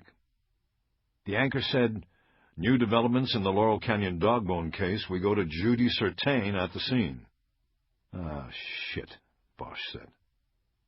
The program cut to a live shot of Certain on Wonderland Avenue, standing on the street in front of a house Bosch recognized as Trent's. "I'm here on Wonderland Avenue in Laurel Canyon, where 4 days ago a dog brought home a bone that authorities say was human. The dog's find led to the discovery of more bones belonging to a young boy who investigators believe was murdered and then buried more than 20 years ago." Bosch's phone started ringing. He picked it up off the arm of the TV chair and answered it. "Hold on," he said, and then held the phone down by his side while he watched the news report. Certain said, "Tonight, the lead investigators on the case returned to the neighborhood to speak to one resident who lives less than 100 yards from the place where the boy was buried. That resident is Nicholas Trent, a 57-year-old Hollywood set decorator." The program cut to tape of Bosch being questioned by Certain that night, but it was used as visual filler while Certain continued her report in a voice-over dub. Investigators declined to comment on their questioning of Trent, but Channel 4 News has learned that Trent was once convicted of molesting a young boy. The sound was then brought up on the street interview just as Bosch said, "That's really all I can tell you." The next jump was to video of Trent standing in his doorway and waving the camera off and closing the door. Trent declined comment on his status in the case, but neighbors in the normally quiet hillside neighborhood expressed shock upon learning of Trent's background. As the report shifted to a taped interview of a resident Bosch recognized as Victor Ulrich, Bosch hit the mute button on the TV remote and brought the phone up. It was Edgar. "You watching this shit?" he asked. "Oh, yeah." "We look like we told her. They used your quote out of context, Harry. We're going to be fucked by this." "Well, you didn't tell her, right?" "Harry, you think I'd tell some—" "No, I don't. I was confirming. You didn't tell her, right?" "Right." "And neither did I. So, yeah, we're going to take some shit. But we're clear on it." "Well, who else knew?" "I doubt Trent was the one who told her. About 1 million people now know he's a child molester." Bosch realized the only people who knew were Kiz, who had gotten the records flag while doing the computer work, and Julia Brasher, who Bosch told while he was making his excuse for missing dinner. Suddenly, a vision of Certain standing at the roadblock on Wonderland came to him. Brasher had volunteered her help during both days of the hillside search and excavation. It was entirely possible that she had connected with Certain in some way. Was she the reporter's source? The leak? There didn't have to be a leak, Bosch said to Edgar. All she needed was Trent's name. It's public record. Hold on. He had gotten a call-waiting beep on the phone. He switched over and learned it was Lieutenant Billets calling. He told her to hold while he got off the other line. He clicked over. "Jerry, it's Bullets. I got to call you back." "It's still me," Billets said. "Oh, sorry, hold on." He tried again and this time made the switch back. He told Edgar he'd call him back if Billets said anything he needed to know right away. "Otherwise, go with the plan," he added. "See you at Van Nuys at 8. He switched back over to Billets. "Bullets," she said. "Is that what you guys call me?" "I don't know. I don't know what you're talking about." "Never mind, it doesn't matter." I assume you saw Channel 4? Yeah, I saw it, and all I can tell you is that it wasn't me and it wasn't Edgar. Harry, you didn't no comment your way out of there. They have you on tape, your mouth moving, and then I hear you say, "That's all I can say." If you say that's all, that means you gave her something. Bosch shook his head, even though he was on the phone. I didn't give her shit. I told her we were just finishing up the routine canvass of the neighborhood, and we hadn't talked to Trent before. Was that true? Not really, but I wasn't going to say we were there because the guy's a child molester. Look, she didn't know about Trent when we were there. If she did, she would have asked me. She found out later, and how, I don't know. That's what Jerry and I were just talking about. There was silence for a moment before Billets continued.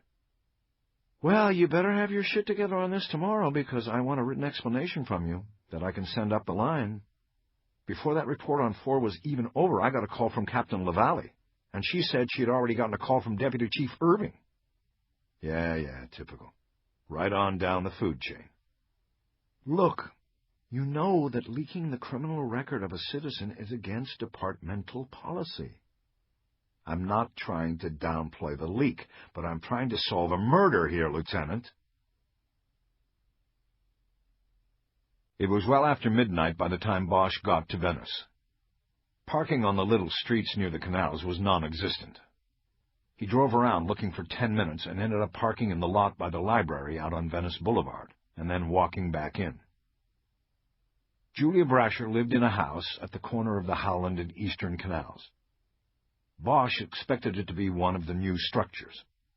He guessed she probably used her law firm money to buy it or even build it. But as he came to the address, he saw that he was wrong. Her house was a small bungalow made of white clapboard and with an open front porch overlooking the joining of the two canals. Bosch stepped up onto the porch but hesitated before knocking on the door. Finally, he raised his arm and knocked. Brasher answered right away. I was wondering if you were going to knock or stand out there all night. You knew I was standing here? The porch is old. It creaks. I heard it. Well, I got here and then figured it was too late. I should have called first. Just come in. Is anything wrong? Bosch came in and looked around. He didn't answer the question. The living room had an unmistakable beach flavor to it, right down to the bamboo and rattan furniture and the surfboard leaning in one corner. Sit down, she said. I have some wine open. Would you like a glass? I'll take just a little bit. Gotta be sharp tomorrow, huh? I guess. She went into the kitchen while he sat down on the couch. She then appeared with 2 glasses of wine. She sat down on the chair closest to Bosch. Behind her was the surfboard. It was white with a rainbow design in a border running along the edges. It was a short board. So you surf the wild waves, too. She glanced back at the board and then at Bosch and smiled. I try to. Picked it up in Hawaii. You know John Burroughs? She shook her head. A lot of boards in Hawaii. What beach does he surf? No, I mean here. He's a cop. He works homicide out of Pacific Division. Lives on a walk street by the beach. Not too far from here. He surfs. On his board it says, to protect and surf. She laughed. That's cool. I like that. I'll have to get that put on my board. Bosch nodded. John Burroughs, huh? I'll have to look him up. She said it with just a touch of taunting in her voice. Bosch smiled and said, and maybe not. He liked the way she kidded him like that. It all felt good to Bosch, which made him feel all the more out of sorts because of his reason for being there. He looked at his wine glass. I've been fishing all day and didn't catch a thing, he said.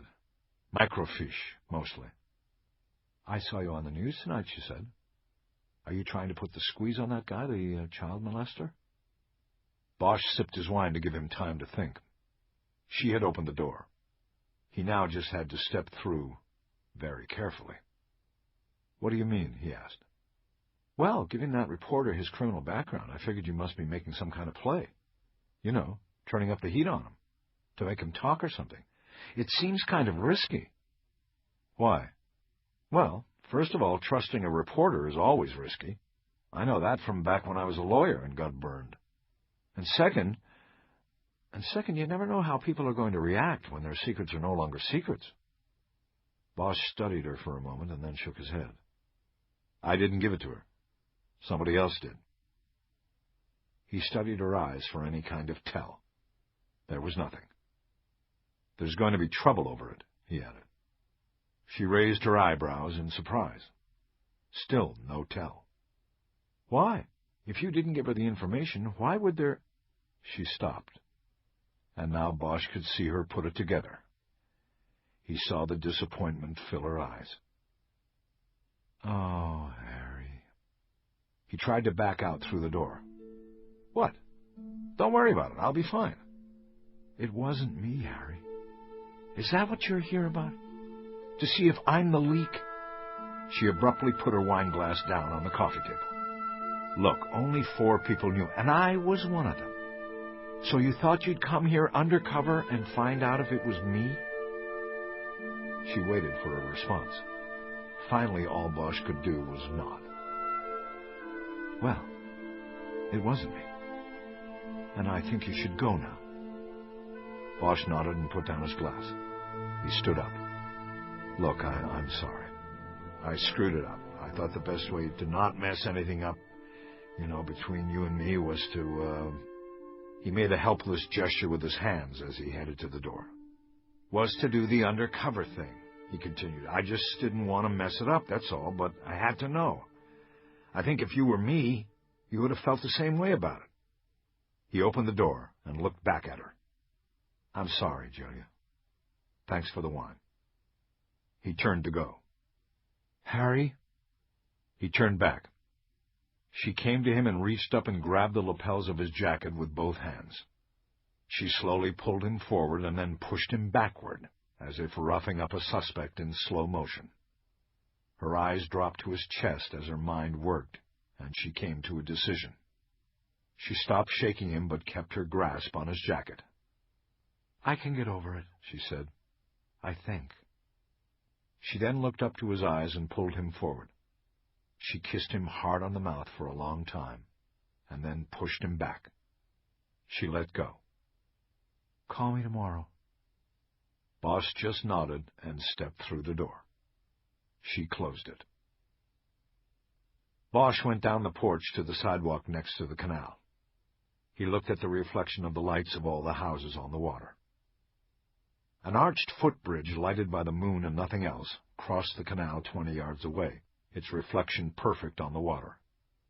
He turned and walked back up the steps to the porch. He hesitated at the door again, and soon Brasher opened it. The porch creaks, remember? He nodded, and she waited. He wasn't sure how to say what he wanted to say. Finally, he just began.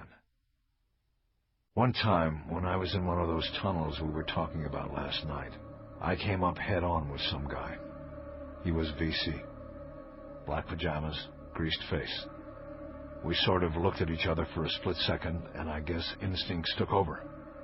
We both raised up and fired at the same time. Simultaneous.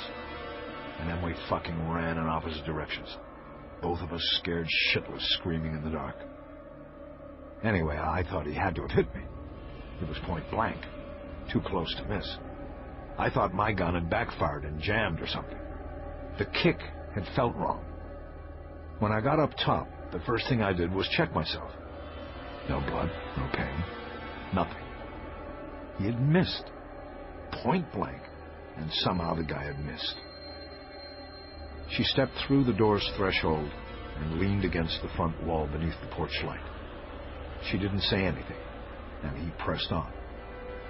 Anyway, then I checked my .45 for a jam, and I found out why he hadn't hit me. The guy's bullet was in the barrel of my gun, with mine. We had pointed at each other, and his shot went right up the barrel of my gun. What were the chances of that? 1,000,000 to 1? As he spoke, he held his empty hand out as a gun, pointing at her. His hand was extended directly in front of his chest. The bullet that day in the tunnel had been meant for his heart. I guess I just want you to know that I know how lucky I was with you tonight. He nodded, and then turned and went down the steps.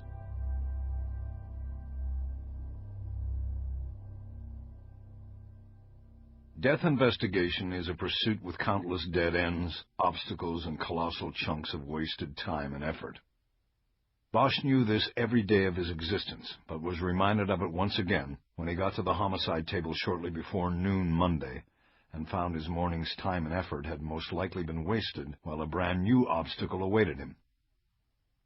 Sitting at the table was a woman of about 50 with dark hair and even darker eyes. "Can I help you?" he asked when he got to the table. "Harry Bosch?" "That's me." "Detective Dixon, IAD. I need to take a statement from you." "Statement about what?" "Deputy Chief Irving asked our division to determine if the criminal record of Nicholas Trent was improperly divulged to the media." Bosch put his hands on the top of his chair and stood behind it. He shook his head. "I think it's pretty safe to assume it was improperly divulged." "Then I need to find out who did it." Bosch put his briefcase on the table and opened it. He took out his tape recorder. He had remembered it while driving around all morning delivering search warrants at the local hospitals. "Why don't you take this into one of the rooms and listen to it first? I had it on last night. It should end my involvement in this pretty quick." She hesitantly took the recorder, and Bosch pointed to the hallway that led to the 3 interview rooms. "I'm still going to need to—" "Fine. Listen to the tape, then we'll talk. Your partner, too. He should be in any time now." Dixon went down the hall with the recorder. Bosch finally sat down. It wasn't even noon, but he felt exhausted. He had delivered warrants all morning to local hospitals and was now going through the missing person inquiries. On the 11th report in the pile, he came across a direct hit. A woman named Sheila Delacroix had called at 8:41 a.m. that morning and said she had seen the Channel 4 report that morning. She said her younger brother, Arthur Delacroix, disappeared in 1980 in Los Angeles. He was 12 years old at the time and was never heard from since. In answer to the medical questions, she responded that her brother had been injured during a fall from a skateboard a few months before his disappearance. He suffered a brain injury that required his hospitalization and neurosurgery. She did not remember the exact medical details, but was sure the hospital was Queen of Angels. She could not recall the name of any of the doctors who treated her brother.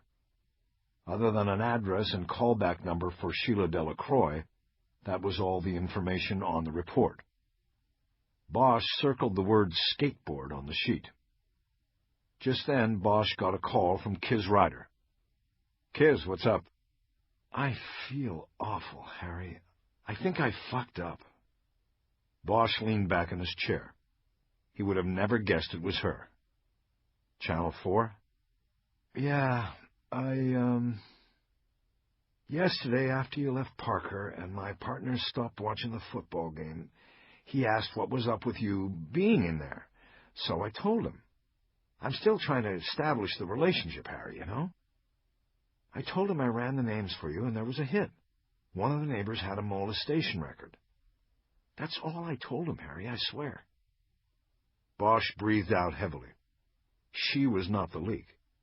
She had simply trusted someone she should have been able to trust. "Kiz, I got IAD sitting up here waiting to talk to me about this. How do you know Thornton gave it to Channel 4? "I saw the report on the TV this morning when I was getting ready. I know Thornton knows that reporter, Certain. And yesterday, after I told him about the hit, he said he had to go to the can. He picked the sports page up and went down the hall, but he didn't go to the can. We got a call out, and I went down and banged on the door to tell him we were rolling. He didn't answer. I didn't really think anything about it until I saw the news today. I think he didn't go to the can because he went into another office or down to the lobby to use a phone to call her." "Well, that explains a lot." "I'm really sorry, Harry. I'm going to talk to IAD. "Just hold on to that, Kiz, for now. I'll let you know if I need you to talk to IAD. But what are you going to do?" "Get a new partner. I can't work with this guy." "Be careful. You start jumping partners, and pretty soon you'll be all alone." I'd rather work alone than with some asshole I can't trust. Hey, Harry, I gotta go. Here he comes. Okay, bye. Bosch hung up and rubbed his mouth with his hand as he thought about what to do about Thornton. He could tell Kiz's story to Dixon, but there was still too much room in it for error. He wouldn't feel comfortable going to IAD with it unless he was sure. The actual idea of going to IAD about anything repulsed him, but in this instance, someone was harming Bosch's investigation. And that was something he could not let pass. After a few minutes, he came up with a plan and checked his watch. It was 10 minutes before noon. He called Kiz Ryder back. It's Harry, is he there? Yeah, why? Repeat after me in a sort of excited voice. You did, Harry? Great. Who was he? You did, Harry? That's great. Who was he? Okay. Now you're listening, listening, listening. Now say, how did a 10-year-old get here from New Orleans? How did a 10-year-old get all the way here from New Orleans? Perfect. Now hang up and don't say anything. If Thornton asks you, tell him we ID'd the kid through dental records.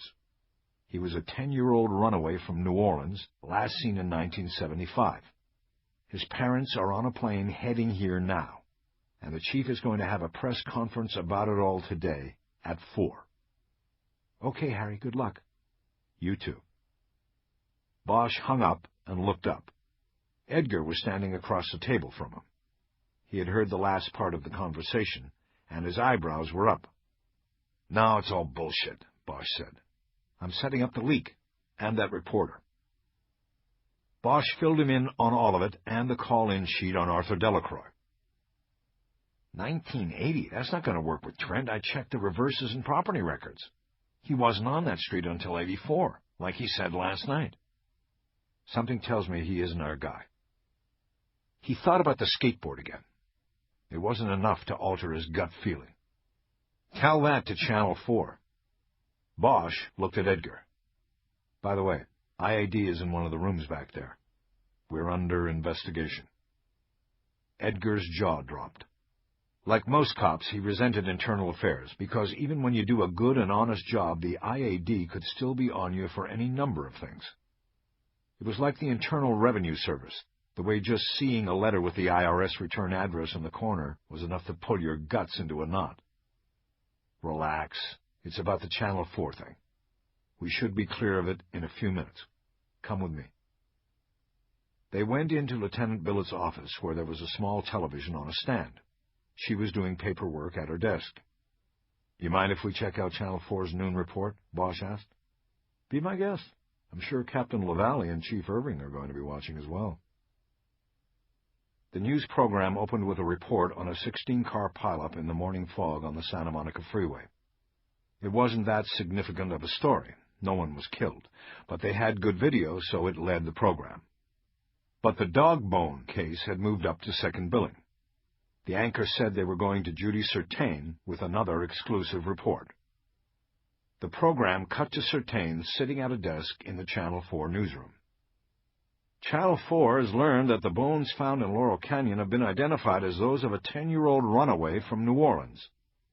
Bosch looked at Edgar and then at Billets, who was rising from her seat with an expression of surprise on her face. Bosch put out his hand as if to signal her to wait a moment. The parents of the boy who reported him missing more than 25 years ago are en route to Los Angeles to meet with police. The remains were identified through dental records. Later today, the chief of police is expected to hold a press conference where he will identify the boy and discuss the investigation. As reported by Channel 4 last night, police are focusing on... Bosch turned the TV off. Harry, Jerry, what's going on? Billets asked immediately. All of that was bogus. I was smoking out the leak.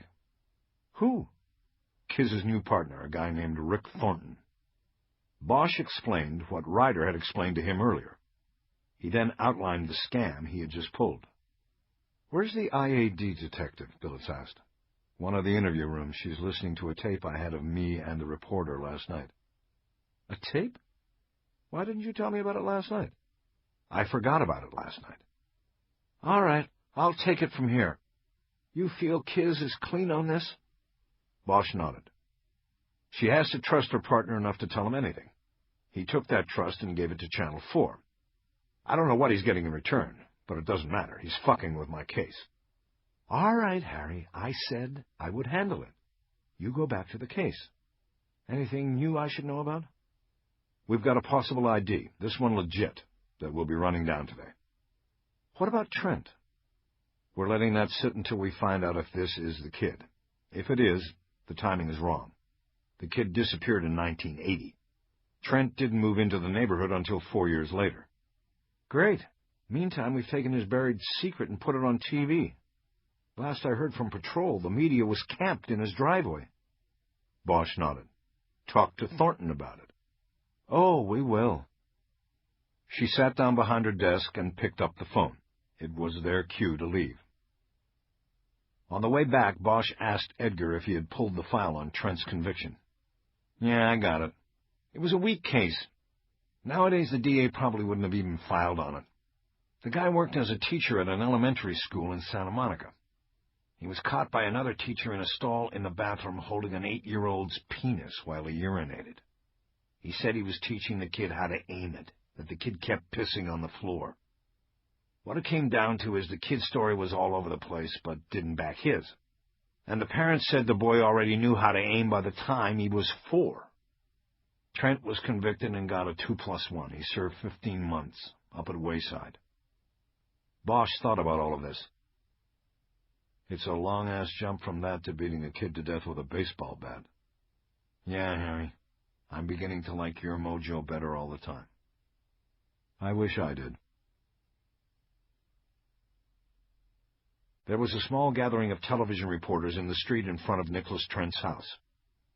Bosch parked behind the Channel 2 van, and he and Edgar got out. Bosch had spoken to Trent's lawyer, Edward Morton, who was worried that he couldn't reach his client. They were to meet at Trent's home. If we have to go in, we'll do it around back, without the audience. I got you. They walked up to the driveway and were immediately accosted by the media crews, which turned on cameras and threw questions that went unanswered. Bosch noticed that Judy Certain of Channel 4 was not among the reporters. Are you here to arrest Trent? Can you tell us about the boy from New Orleans? What about the press conference? Media Relations doesn't know anything about a press conference. Is Trent a suspect or not? Once Bosch was through the crowd and onto Trent's driveway, he suddenly turned back and faced the cameras. There is no press conference scheduled, Bosch said. There has been no identification of the bones yet. The man who lives in this house was questioned last night, as was every resident of this neighborhood. At no time was he called a suspect by the investigators on this case. Information leaks to the media by someone outside of the investigation and then broadcast without being checked first with the actual investigators have been completely wrong and damaging to the ongoing investigation. When there's some real and accurate information to report, we will give it to you through Media Relations. He turned back around and headed up the driveway to the house with Edgar. The reporters threw more questions at them, but Bosch gave no indication of even hearing them. When there was no answer at the front door, Bosch and Edgar walked across the driveway and started heading down the side of the house. In the back, there was a kitchen door with a deadbolt and a key lock on the knob. Bosch walked over to the kitchen door and tried it. It was unlocked. In that moment, he knew they would find Trent dead inside. Trent would be the helpful suicide, the one that leaves the door open so people don't have to break in. Shit. Edgar came over, pulling his gun from its holster. You're not going to need that, Bosch said. He stepped into the house, and they moved through the kitchen. Mr. Trent, Edgar yelled. Police, are you here, Mr. Trent? Take the front, Bosch said. They split up, and Bosch went down the short hallway to the rear bedrooms. He found Trent in the walk-in shower of the master bath. He had taken 2 wire hangers and fashioned a noose which he had attached to the stem pipe of the shower. He had then leaned back against the tiled wall and dropped his weight and asphyxiated himself. He was still dressed, except he was barefoot and his heels were on the floor tiles. There were no indications at all that Trent had had second thoughts about killing himself. Being that it was not a suspension hanging, he could have stopped his death at any time. He didn't. "Harry?" Bosch nearly jumped. He turned around and looked at Edgar. "Don't do that to me, man. What?" He left a 3-page note out on the coffee table. Bosch headed toward the living room, taking a pair of latex gloves from his pocket and blowing into them to expand the rubber before snapping them on. "Did you read the whole thing?" "Yeah, he says he didn't do the kid. He says he's killing himself because the police and reporters have destroyed him and he can't go on. Like that. There's some weird stuff, too." Bosch started reading the pages. "Now everybody will know. You people have ruined me, killed me. The blood is on you, not on me. I didn't do it. I never hurt anyone, not a soul on this earth. I love the children. Love. No, it was you who hurt me. You. But it is I who can't live with the pain of what you have ruthlessly caused. I can't." It was repetitive and almost as if someone had written down an extemporaneous verbal diatribe. The middle of the second page was blocked off, and inside the box were names under a heading of those found responsible. The list started with Judy Certain, included the anchor on the Channel 4 nightly news, and listed Bosch, Edgar, and 3 names Bosch didn't recognize: Calvin Stumbo, Max Rebner, and Alicia Felser. Stumbo was the cop, and Rebner was the DA on the first case, Edgar said, in the 60s. Bosch nodded. "And Felser?" "Don't know that one." The pen with which the pages were apparently written was on the table next to the last page. Bosch didn't touch it because he planned to have it checked for Trent's fingerprints. As he continued to read, Bosch noticed that each page was signed at the bottom with Trent's signature. At the end of the last page, Trent made an odd plea that Bosch didn't really understand. "My one regret is for my children. Who will care for my children? They need food and clothes. I have some money. The money goes to them. Whatever I have. This is my last will and testament signed by me. Give the money to the children. Have Morton give the money and don't charge me anything. Do it for the children." "His children?" Bosch asked. "Yeah, I know," Edgar said. "Weird." "What are you doing here? Where's Nicholas?" They looked at the doorway from the kitchen to the living room. A short man in a suit, who Bosch guessed was a lawyer and had to be Morton, stood there. Bosch stood up. "He's dead. It looks like a suicide." "Where?" "Master bath, but I wouldn't—" Morton was already gone, heading to the bathroom. Bosch called after him. "Don't touch anything!" He nodded to Edgar to follow and make sure. Bosch sat back down and looked at the pages again. It was the longest suicide note he had ever encountered. Morton came back into the living room, Edgar just behind him. His face was ashen, and his eyes held on the floor. "I tried to tell you not to go back there," Bosch said. The lawyer's eyes came up and fixed on Bosch. They filled with anger, which seemed to restore some color to Morton's face. "Are you people happy now? You completely destroyed him. Give a man's secret to the vultures. They put it on the air, and this is what you get." He gestured with a hand in the direction of the bathroom. "Mr. Morton, you got your facts wrong, but essentially it looks like that's what happened. In fact, you'd probably be surprised by how much I agree with you. Now that he's dead, that must be very easy for you to say. Is that a note? Did he leave a note?" Bosch got up and gestured to him to take his spot on the couch in front of the 3 pages. "Just don't touch the pages." Morton sat down, unfolded a pair of reading glasses, and started studying the pages. Bosch walked over to Edgar and said in a low voice, "I'm going to use the phone in the kitchen to make the calls." Edgar nodded. Bosch picked up the wall phone in the kitchen and saw it had a redial button. He pushed it and waited. The voice that answered he recognized as Morton's. It was an answering machine. Morton said he wasn't home and to leave a message. Bosch called Lieutenant Billett's direct line. She answered right away, and Bosch could tell she was eating. Well, I hate to break this to you while you're eating, but we're up here at Trent's place. It looks like he killed himself. There was silence for a long moment, and then she asked Bosch if he was sure. I'm sure he's dead, and I'm pretty sure he did it himself. Hung himself with a couple of wire hangers in the shower. There's a 3-page note here. He denies anything to do with the bones. He blames his death on Channel 4 and the police mostly. Me and Edgar in particular. You're the first one I've called. Well, we all know it wasn't you who... That's okay, Lieutenant. I don't need the absolution. What do you want me to do here?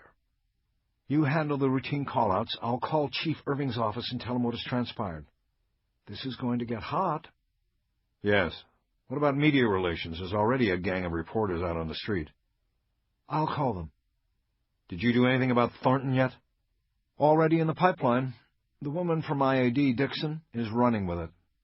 With this latest thing, I'd bet Thornton not only leaked his way out of a job, but they might want to go after him with a charge of some kind. Bosch nodded. Thornton deserved it. All right, well, we'll be here. For a while, at least. Let me know if you find anything there that connects him to the bones.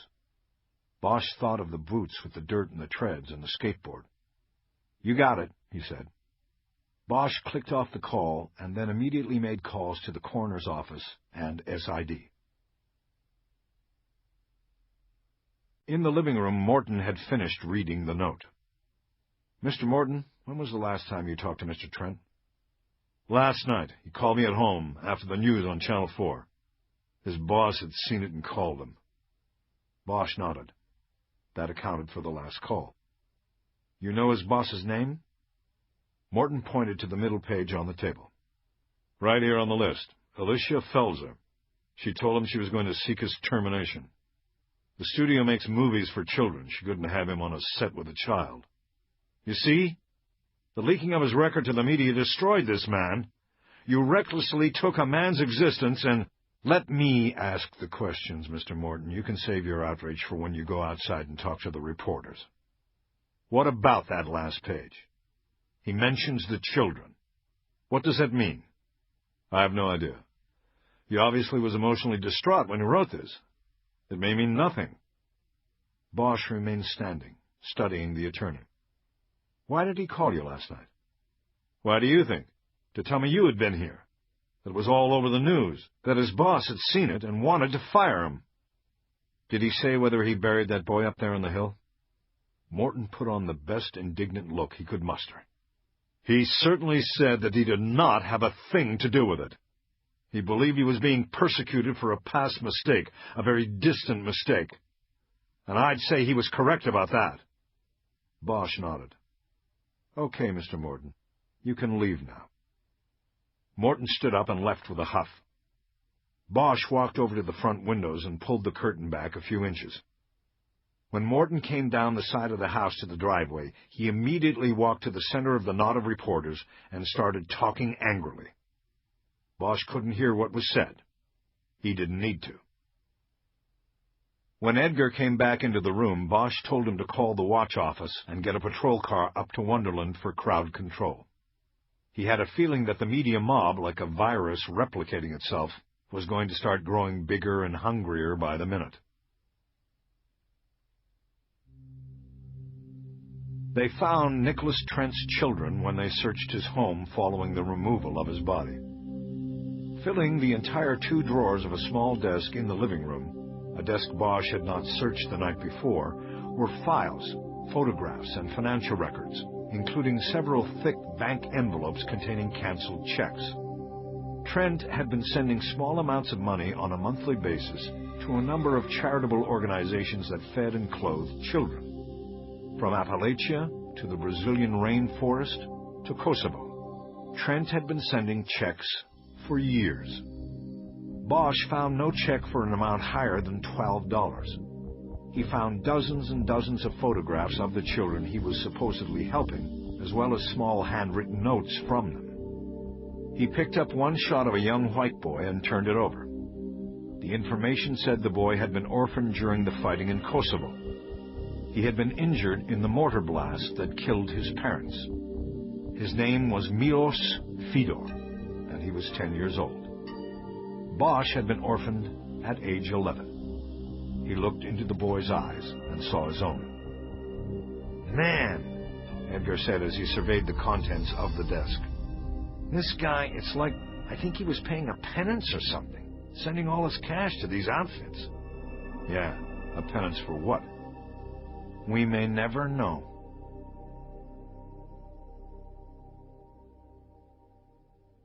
At 4 p.m., they locked Trent's home and took 3 boxes of seized materials to the car.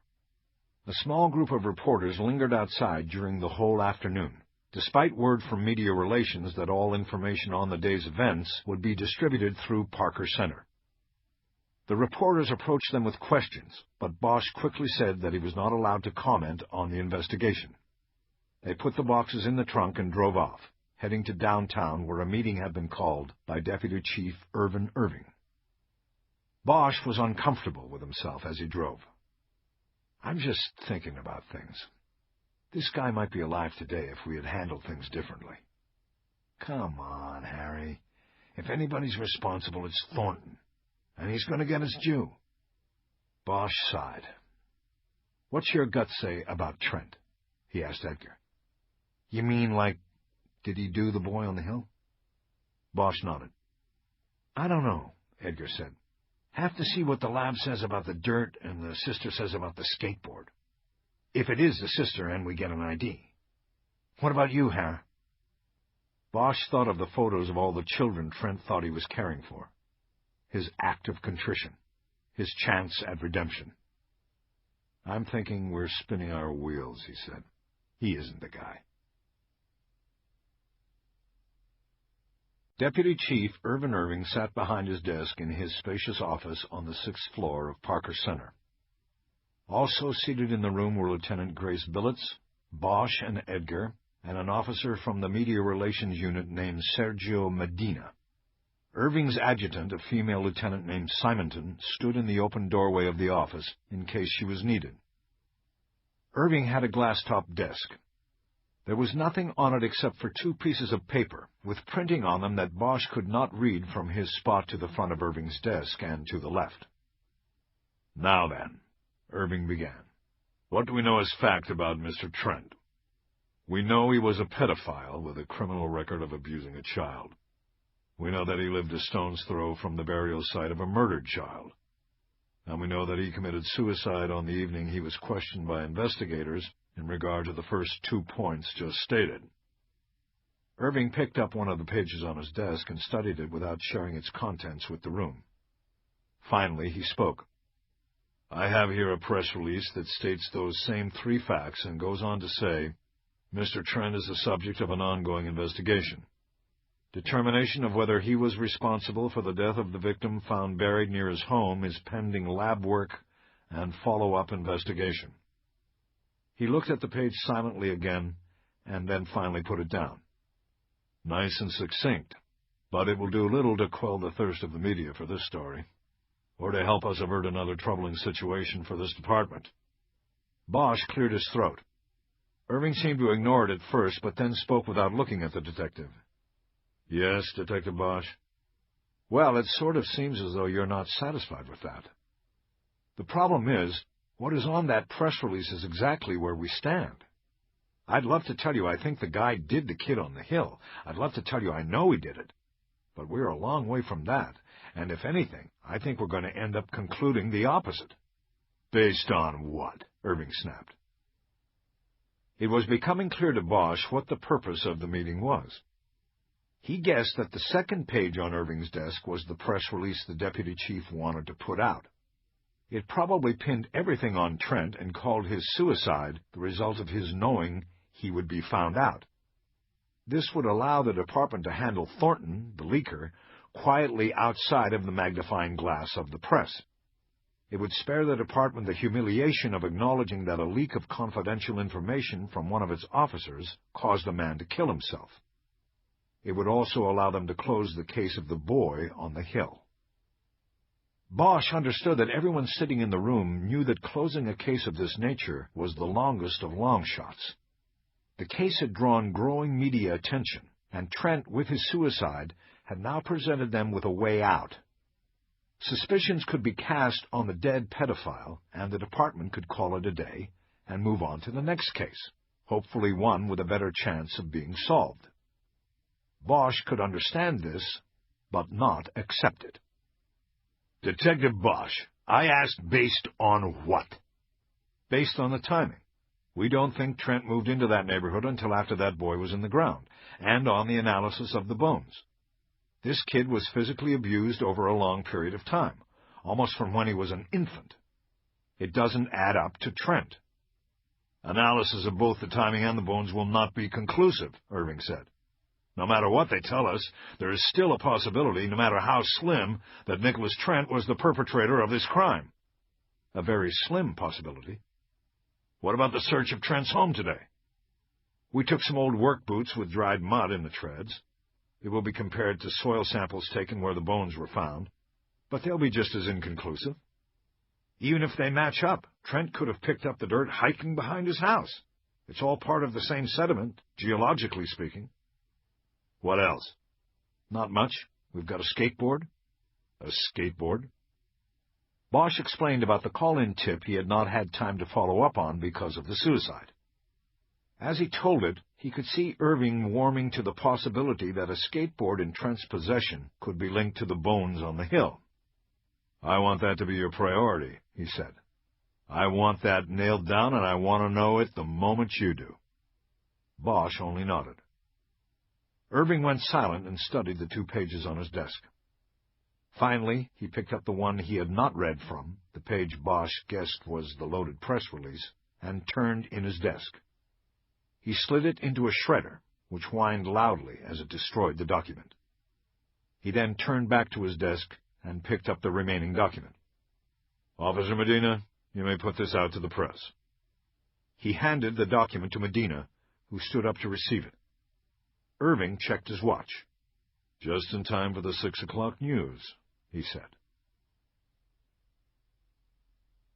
Before taking Edgar back to Hollywood Division and then heading out to Venice, Bosch got the evidence box containing the skateboard out of the trunk and took it back inside Parker Center to the SID lab. At the counter, he asked for Antoine Jesper. While he waited, he studied the skateboard. It appeared to be made out of laminated plywood. It had a lacquered finish to which several decals had been applied, most notably a skull and crossbones located in the middle of the top surface of the board. When Jesper came to the counter, Bosch presented him with the evidence box. "I want to know who made this, when it was made, and where it was sold," he said. "It's priority 1. I got the 6th floor riding my back on this case." "No problem. I can tell you the make right now. It's a bony board. They don't make them anymore. He sold out and moved, I think, to Hawaii." "How do you know all of that?" "'Cause when I was a kid, I was a boarder, and this was what I wanted but never had the dough for. Pretty ironic, huh?" "What is?" "A bony board in the case. You know, bones." Bosch nodded. "Whatever. I want whatever you can get me by tomorrow." Jesper nodded. On the way back to Hollywood, he let Edgar drive while he pulled the tip sheet out of his briefcase and called Sheila Delacroix on his cell phone. She answered promptly, and Bosch introduced himself and said her call had been referred to him. "Was it Arthur?" she asked urgently. "We don't know, ma'am. That's why I'm calling. Will it be possible for me and my partner to come see you tomorrow morning to talk about Arthur and get some information? It will help us to be better able to determine if the remains are those of your brother." "I understand. Yes, you can come here, if that is convenient." She gave him the address, and Bosch gave her his cell phone number and told her to call it if something came up.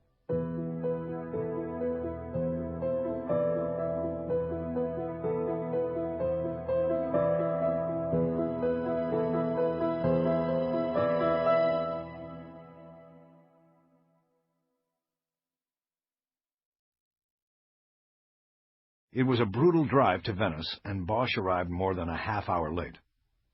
His delay was no bother to Julia Brasher, who was in the critical stage of putting things together in the kitchen. She instructed him to go to the stereo and put on some music, then pour himself a glass of wine from the bottle that was already open on the coffee table. She did not make a move to touch him or kiss him, but her manner was completely warm. He thought things seemed good, that maybe he had gotten past the gaffe of the night before. He chose a CD of live recordings of the Bill Evans Trio at the Village Vanguard in New York, poured himself a glass of red wine, and casually walked around the living room, looking at the things she had on display. The mantel of the white brick fireplace was crowded with small framed photos. There was a ground shot of a live volcano billowing smoke and molten debris in the air. There was an underwater shot of the gaping mouth and jagged teeth of a shark. The killer fish appeared to be launching itself right at the camera, and whoever was behind it. At the edge of the photo, Bosch could see one of the iron bars of the cage the photographer, which he assumed was Brasher, had been protected by. There was a photo of Brasher with two Aboriginal men on either side of her, standing somewhere, Bosch assumed, in the Australian outback. In the last position on the mantel, as if hidden behind the other photos, was a small gold-framed shot of a much younger Julia Brasher with a slightly older man. Bosch reached behind the photos and lifted it out so he could see it better. The couple was sitting at a restaurant, or perhaps a wedding reception. Julia wore a beige gown with a low-cut neckline. The man wore a tuxedo. Bosch put the framed photo back in its place and walked to the kitchen. "Smells good." "Thank you. I hope it is." It looked to Bosch like she was making a risotto with chicken and asparagus in it. "So, what do you think you were running from?" She looked up at him from her work at the stove, a hand holding the stirring spoon, held steady. "What?" "You know, all the trouble. Leaving Daddy's law firm to go swim with sharks." "Was it the old man or the law firm the old man ran?" "Some people would look at it as maybe I was running toward something." "The guy in the tuxedo?" "Harry, take your gun off. Leave your badge at the door. I always do." "Sorry." She went back to work on the stove, and Bosch came up behind her. He put his hands on her shoulders and pushed his thumbs into the indentations of her upper spine. She offered no resistance. Soon he felt her muscles begin to relax. He noticed her empty wine glass on the counter. "I'll go get the wine." He came back with his glass and the bottle. He refilled her glass, and she picked it up and clicked it off the side of his. "Whether to something or away from something, here's to running," she said. "Just running." "What happened to hold fast?" "There's that, too." "Here's to forgiveness and reconciliation." They clicked glasses again. He came around behind her and started working her neck again. She turned around, his hand still on her neck, and kissed him. Then she pulled back away. "You know, the great thing about this risotto is that it can keep in the oven, as long as we need it to." Bosch smiled. Later on, after they had made love, Bosch got up from her bed and went out to the living room. "Where are you going?" she called after him. When he didn't answer, she called out to him to turn the oven up. He came back into the room carrying the gold-framed photo. He got into the bed and turned on the light on the bed table. It was a low-wattage bulb beneath a heavy lampshade. The room still was cast in shadow. "Harry, what are you doing?" Julia said in a tone that warned he was treading close to her heart. "Did you turn the oven up?" "Yeah, 350. Tell me about this guy." "Why?" "I just want to know." "It's a private story." "I know, but you can tell me." She tried to take the photo away, but he held it out of her reach. "Is he the one? Did he break your heart and send you running?" "Yes," she finally said. "He broke my heart, okay?" "No, not okay. Who is the creep?" She started laughing. "Harry, you're my knight in tarnished armor, aren't you?" She pulled herself up into a sitting position, the sheet falling away from her breasts. She folded her arms across them. "He was in the firm. I really fell for him, and then he decided it was over, and he decided to betray me and to tell secret things to my father." "What things?" She shook her head. "Things I will never tell a man again." "Where was that picture taken?" "Oh, at a firm function. Probably the New Year's banquet. I don't remember. They have a lot of them." Bosch had become angled behind her. He leaned down and kissed her back, just above the tattoo. "I couldn't be there anymore while he was there. So I quit. I said I wanted to travel. My father thought it was a midlife crisis because I had turned 30. And I just let him think it. But then I had to do what I said I wanted to do. Travel. I didn't come home for almost 4 years. And when I did, that's when I joined the academy. I was walking along the boardwalk and saw the little Venice Community Service office. I went in and picked up a pamphlet. It all happened pretty fast after that. Your history shows impulsive and possibly reckless decision-making processes. How did that get by the screeners? She gently elbowed him in the side, setting off a flare of pain from his ribs. He tensed. Oh, Harry, sorry, I forgot. Yeah, sure. She laughed. I guess all you old guys know that the department's been pushing big time for what they term mature women cadets the last few years, to smooth off all the hard testosterone edges of the department. She rocked her hips back against Bosch's genitals to underline the point. And speaking of testosterone, she said, you never told me how it went with old Bullethead himself today. Bosch groaned but didn't answer. You know, she said, Irving came to address our class one day on the moral responsibilities that come with carrying the badge. And everybody sitting there knew the guy probably makes more backroom deals up there on the 6th floor than there are days in the year. The guy's the classic fixer. You could practically cut the irony in the auditorium with a knife. Bosch felt his body tensing as thoughts of the case started encroaching on what had been an oasis of respite from the investigation. She sensed his tightness. What is it? The case, I guess. She was quiet a moment. I think it's kind of amazing, she then said. Those bones being up there all of these years and then coming up out of the ground, like a ghost or something. It's a city of bones, and all of them are waiting to come up. He paused. I don't want to talk about Irving or the bones or the case or anything else right now. Then what do you want? He didn't answer. She turned to face him and started pushing him down off the pillows until he was flat on his back. How about a mature woman to smooth off all the hard edges again? It was impossible for Bosch not to smile. Before dawn, Bosch was on the road. He left Julia Brasher sleeping in her bed and started his way to his home, after first stopping at Abbott's Habit for a coffee to go. Venice was like a ghost town, with the tendrils of the morning fog moving across the streets. But as he got closer to Hollywood, the lights of cars on the streets multiplied, and Bosch was reminded that the city of bones was a 24-hour city.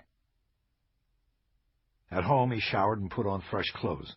He then climbed back into his car and went down the hill to Hollywood Division, picked up Edgar, and drove to the Miracle Mile area where Sheila Delacroix lived. Delacroix's home was the second floor of a duplex with pseudo-Beaux Arts styling. She invited the detectives into her home in a friendly manner, but when the first question Edgar asked was about coffee, she said it was against her religion.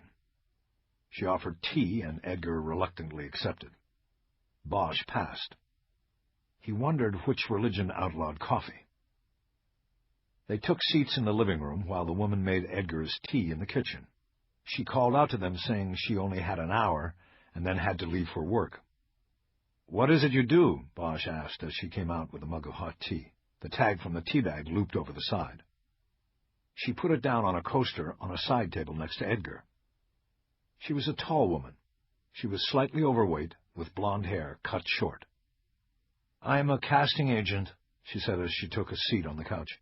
"Mostly independent films, some episodic television. I'm actually casting a cop show this week."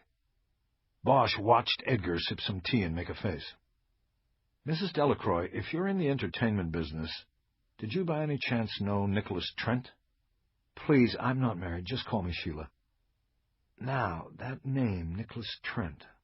It sounds familiar, but I can't quite place it. Is he an actor, or is he in casting?" "Neither. He's the man who lived up on Wonderland. He was a set decorator." "Oh, the one on TV, the man who killed himself. Oh, no wonder it was familiar." "So you didn't know him from the business, then?" "No, not at all." "Okay, let's just start with your brother. Tell us about Arthur. Do you have a picture we can look at?" "Yes," she said as she stood up and walked behind his chair. "Here he is." She went to a waist-high cabinet Bosch hadn't noticed behind him. There were framed photos on it displayed in much the same way he had seen the photos on Julia Brasher's mantel. Delacroix chose one and turned around and handed it to Bosch. The frame contained a photo of a boy and a girl sitting on a set of stairs Bosch recognized as the stairs they had climbed before knocking on her door. Bosch handed the photo to Edgar and looked at Delacroix, who had returned to the couch. "Those stairs, was that taken here?" "Yes, this is the home we grew up in." "When he disappeared, it was from here?" "Yes." "Are any of his belongings still here in the house?" Delacroix smiled sadly and shook her head. "No, it's all gone. I gave his things to the charity rummage sale at church. That was a long time ago." "What church is that?" "The Wilshire Church of Nature." Bosch just nodded. "They're the ones who don't let you have coffee?" Edgar asked. "Nothing with caffeine." Edgar put the framed photo down next to his tea. "Do you have any other photos of him?" he asked. "Of course, I have a box of old photos." "Can we look at those, while we talk?" Delacroix's eyebrows came together in confusion. "Sheila," Bosch said, "we found some clothing with the remains. We would like to look at the photos to see if any of it matches. It will help the investigation." She nodded and left the room. After a few minutes, she came back carrying an old shoebox filled with loose photographs. "These aren't in any order or anything, but he should be in a lot of them." Bosch nodded to Edgar, who reached into the box for the first stack of photos. "While my partner looks through these, why don't you tell me about your brother and when he disappeared?" Sheila nodded and composed her thoughts before beginning. "May 4th, 1980. He didn't come home from school. That's it. That's all. We thought he'd run away. You said you found clothes with the remains. Well, my father looked in his drawers and said that Arthur had taken clothes. That was what made us think he'd run away." Bosch wrote a few notes down in a notebook he had pulled from his coat pocket. "You mentioned that he had been injured a few months before on a skateboard." "Yes, he hit his head and they had to operate." "When he disappeared, did he take his skateboard?" She thought about this for a long moment. "It was so long ago. All I know is that he loved that board, so I think he probably took it. But I just remember the clothes. My father found some of his clothes missing." "Did you report him missing?" "I was 16 years old at the time, so I didn't do anything. My father talked to the police, though, I'm sure of it. I drove with him to the police station." "Was it Wilshire Division?" "I would assume, but I don't really remember." "Sheila, where is your father? Is he still alive?" "He's alive. He lives in the valley, but he's not well these days." "Where in the valley?" "Van Nuys, in the Manchester trailer park." There was silence while Bosch wrote the information down. He had been to the Manchester trailer park before on investigations. It wasn't a pleasant place to live. "He drinks." Bosch looked at her. "Ever since Arthur—" Bosch nodded that he understood. Edgar leaned forward and handed him a photograph.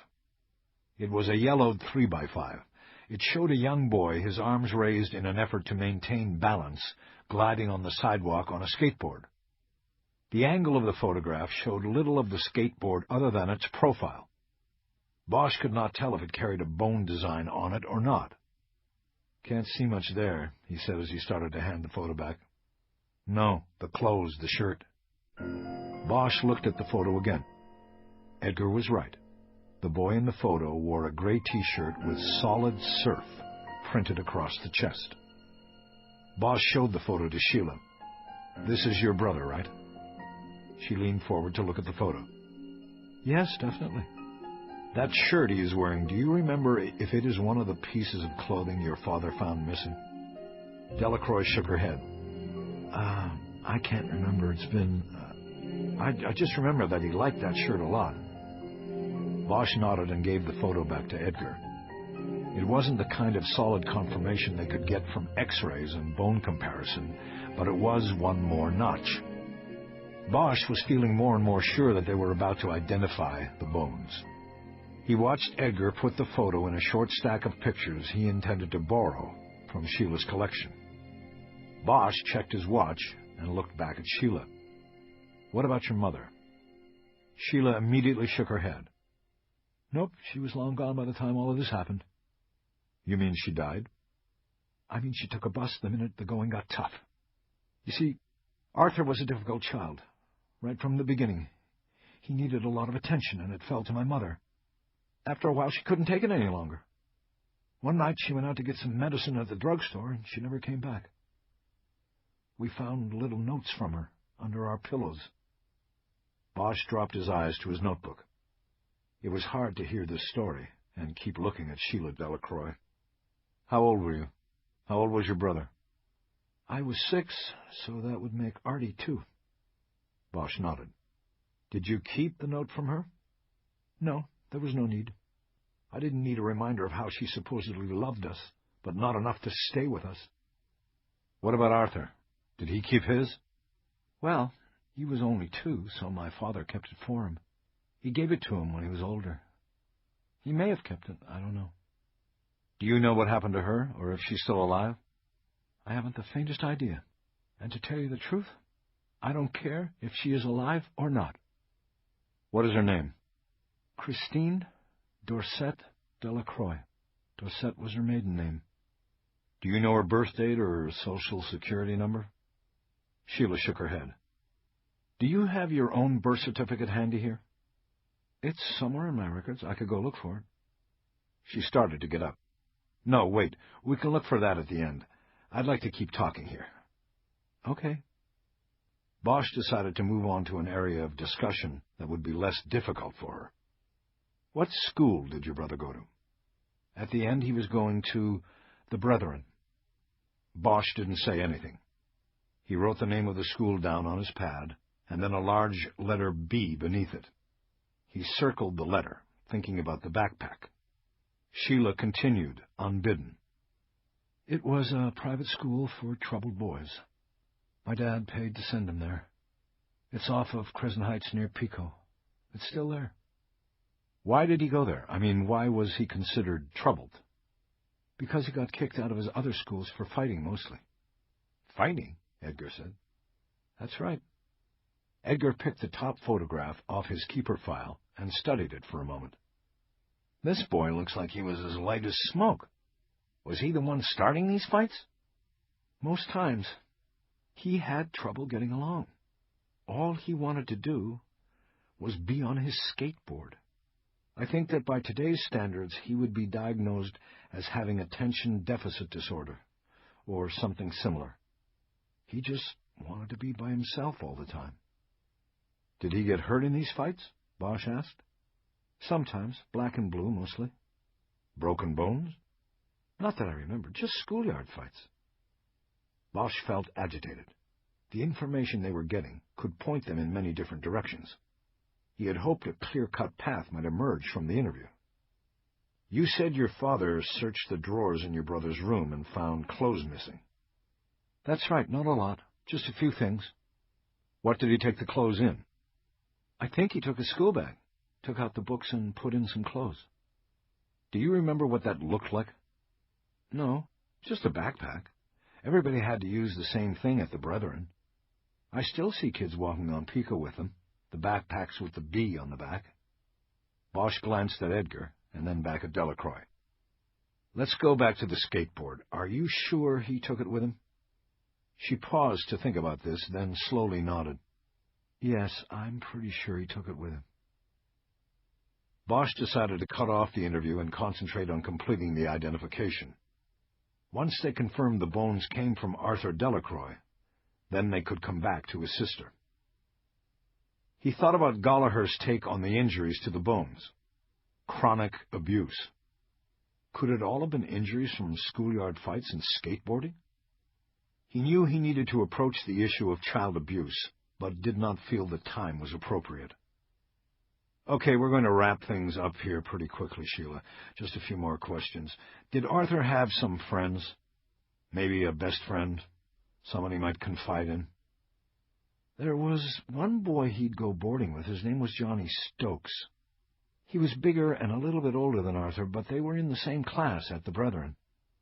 My father was pretty sure he smoked pot, so we didn't like Arthur being friends with him. By we, you mean your dad and you? Yes, my father. He was upset about it. Did either of you talk to Johnny Stokes after Arthur went missing? Yes, that night, when he didn't come home, my father called Johnny Stokes, but he said he hadn't seen Artie. The next day, when Dad went to the school to ask about him, he told me he talked to Johnny again about Artie. And what did he say? That he hadn't seen him. Bosch wrote down the friend's name in his notebook and underlined it. What's your father's name? Samuel. Are you going to talk to him? Most likely. Her eyes dropped to the hands clasped in her lap. Is that a problem, if we talk to him? Not really. He's just not well. If those bones turn out to be Arthur, I was thinking it would be better if he didn't ever know. We'll keep that in mind when we talk to him. But we won't do it until we have a positive identification. But if you talk to him, then you'll know. It may be unavoidable, Sheila. Edgar handed Bosch another photo. It showed Arthur standing next to a tall, blonde-haired man who looked faintly familiar to Bosch. He showed the photo to Sheila. Is this your father? Yes, it's him. He looks familiar. He's an actor. Was, actually. He was on some television shows in the 60s and a few things after that. Some movie parts. Not enough to make a living? No, he always had to work other jobs, so we could live. Bosch nodded and handed the photo back to Edgar, but Sheila reached across the coffee table and intercepted it. I don't want that one to leave, please. I don't have many photos of my father. Fine, Bosch said. Could we go look for the birth certificates now? I'll go look. You can stay here. She got up and left the room again, and Edgar took the opportunity to show Bosch some of the other photos he had taken to keep during the investigation. It's him, Harry, he whispered. I got no doubt. He showed him a photo of Arthur Delacroix that had apparently been taken for school. His hair was combed neatly, and he wore a blue blazer and tie. Bosch studied the boy's eyes.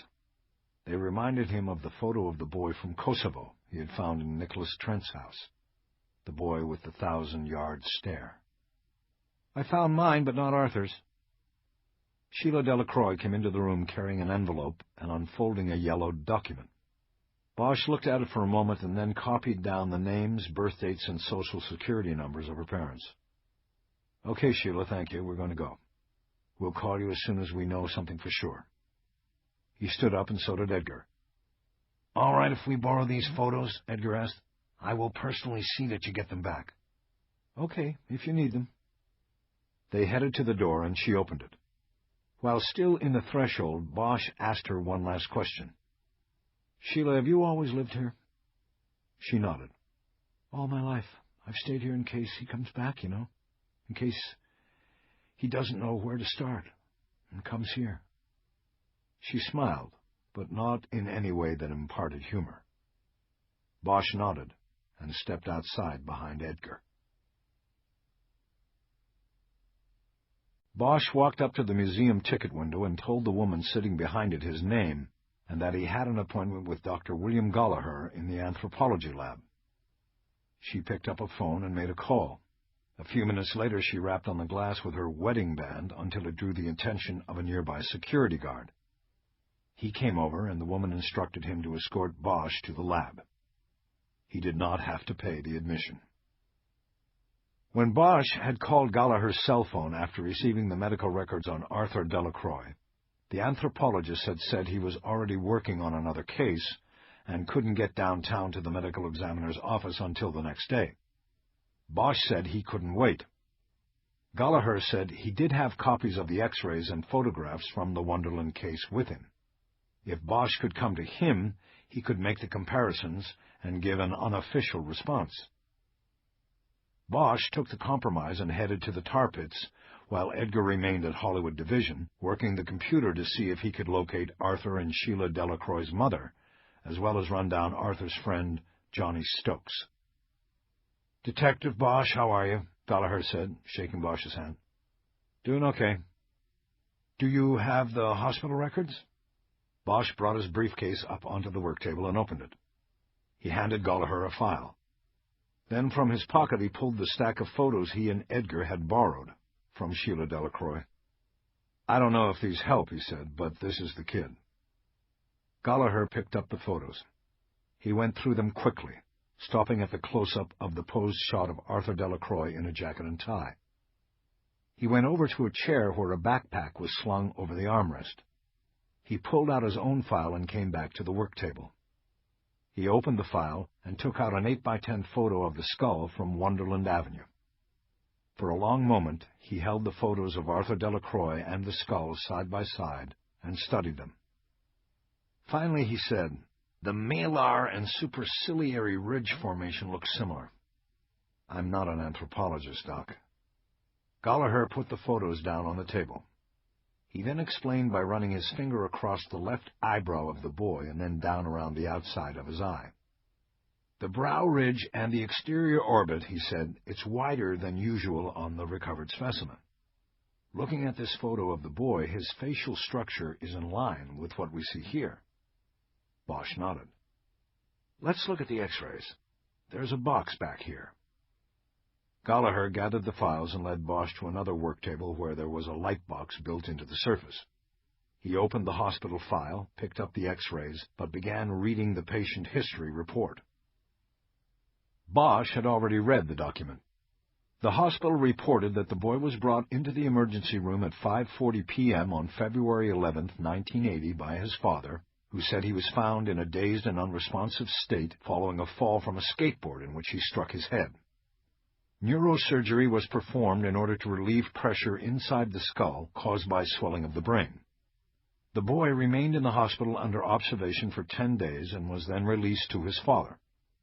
2 weeks later, he was readmitted for follow-up surgery to remove the clips that had been used to hold his skull together following the neurosurgery. There was no report anywhere in the file of the boy complaining about being mistreated by his father or anyone else. There was no follow-up questioning or referral to juvenile authorities or the police. Gallagher shook his head while he finished his scan of the document. "What is it?" Bosch asked. "It's nothing, and that's the problem. No investigation. They took the boy at his word. His father was probably sitting right there in the room with him when he was interviewed. You know how hard it would have been for him to tell the truth? So they just patched him up and sent him right back to the person who was hurting him. Hey, Doc, you're getting a little bit ahead of us. Let's get the ID, if it's there, and then we'll figure out who was hurting the kid." "Fine, it's your case. It's just that I've seen this 100 times. Gallagher dropped the reports and picked up the X-rays. Bosch watched him with a bemused smile on his face. It seemed that Gallagher was annoyed because Bosch had not jumped to the same conclusions he had with the same speed he had. Gallagher put 2 X-rays down on the light box. He then went to his own file and brought out X-rays he had taken of the Wonderland skull. He flipped the box's light on, and 3 X-rays glowed before them. Gallagher pointed to the X-ray he had taken from his own file. "This is a radiological X-ray I took to look inside the bone of the skull. But we can use it here for comparison purposes. Tomorrow, when I get back to the medical examiner's office, I will use the skull itself." Gallagher leaned over the light box and reached for a small glass eyepiece that was stored on a nearby shelf. He went back and forth numerous times, making comparison after comparison. When he was finished, Gallagher straightened up, leaned back against the next work table, and folded his arms. "There is no doubt in my mind." He gestured toward the X-rays still glowing on the light box. "Meet Arthur Delacroix." Bosch nodded. "How sure are you?" "I'll look at the skull tomorrow when I'm downtown, but I can tell you now, it's him. It's a match." "So, if we get somebody and go into court with it, there aren't going to be any surprises, right?" Gallagher looked at Bosch. "No surprises." Bosch nodded. Gallagher put the 2 X-rays back into the file and closed it. Bosch put it back into his briefcase. "Well, Doctor, thanks for taking the time to see me here. I think—" "Detective Bosch?" "Yes." "The other day you seemed very uncomfortable when I mentioned the necessity of faith in what we do. Basically, you changed the subject. Not really a subject I feel comfortable talking about. I would think that in your line of work it would be paramount to have a healthy spirituality. I don't know. My partner likes blaming aliens from outer space for everything that's wrong. I guess that's healthy, too. You're avoiding the question. Bosch grew annoyed, and the feeling quickly slipped toward anger. What is the question, Doc? Why do you care so much about me and what I believe or don't believe? Because it's important to me. I study bones, the framework of life, and I have come to believe that there is something more than blood and tissue and bone. There is something else that holds us together. I have something inside that you'll never see on any X-ray that holds me together and keeps me going. And so when I meet someone who carries a void in the place where I carry my faith, I get scared for him. Bosch looked at him for a long moment. You're wrong about me. I have faith and I have a mission. Call it blue religion, call it whatever you like.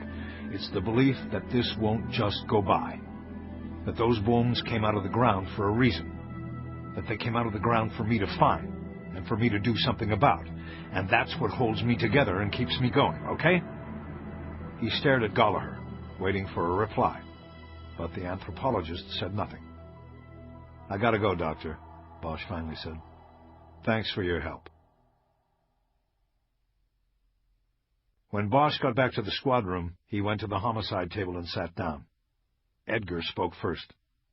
I confirmed Samuel Delacroix's address at the Manchester trailer park. So he's there when we want to go see him.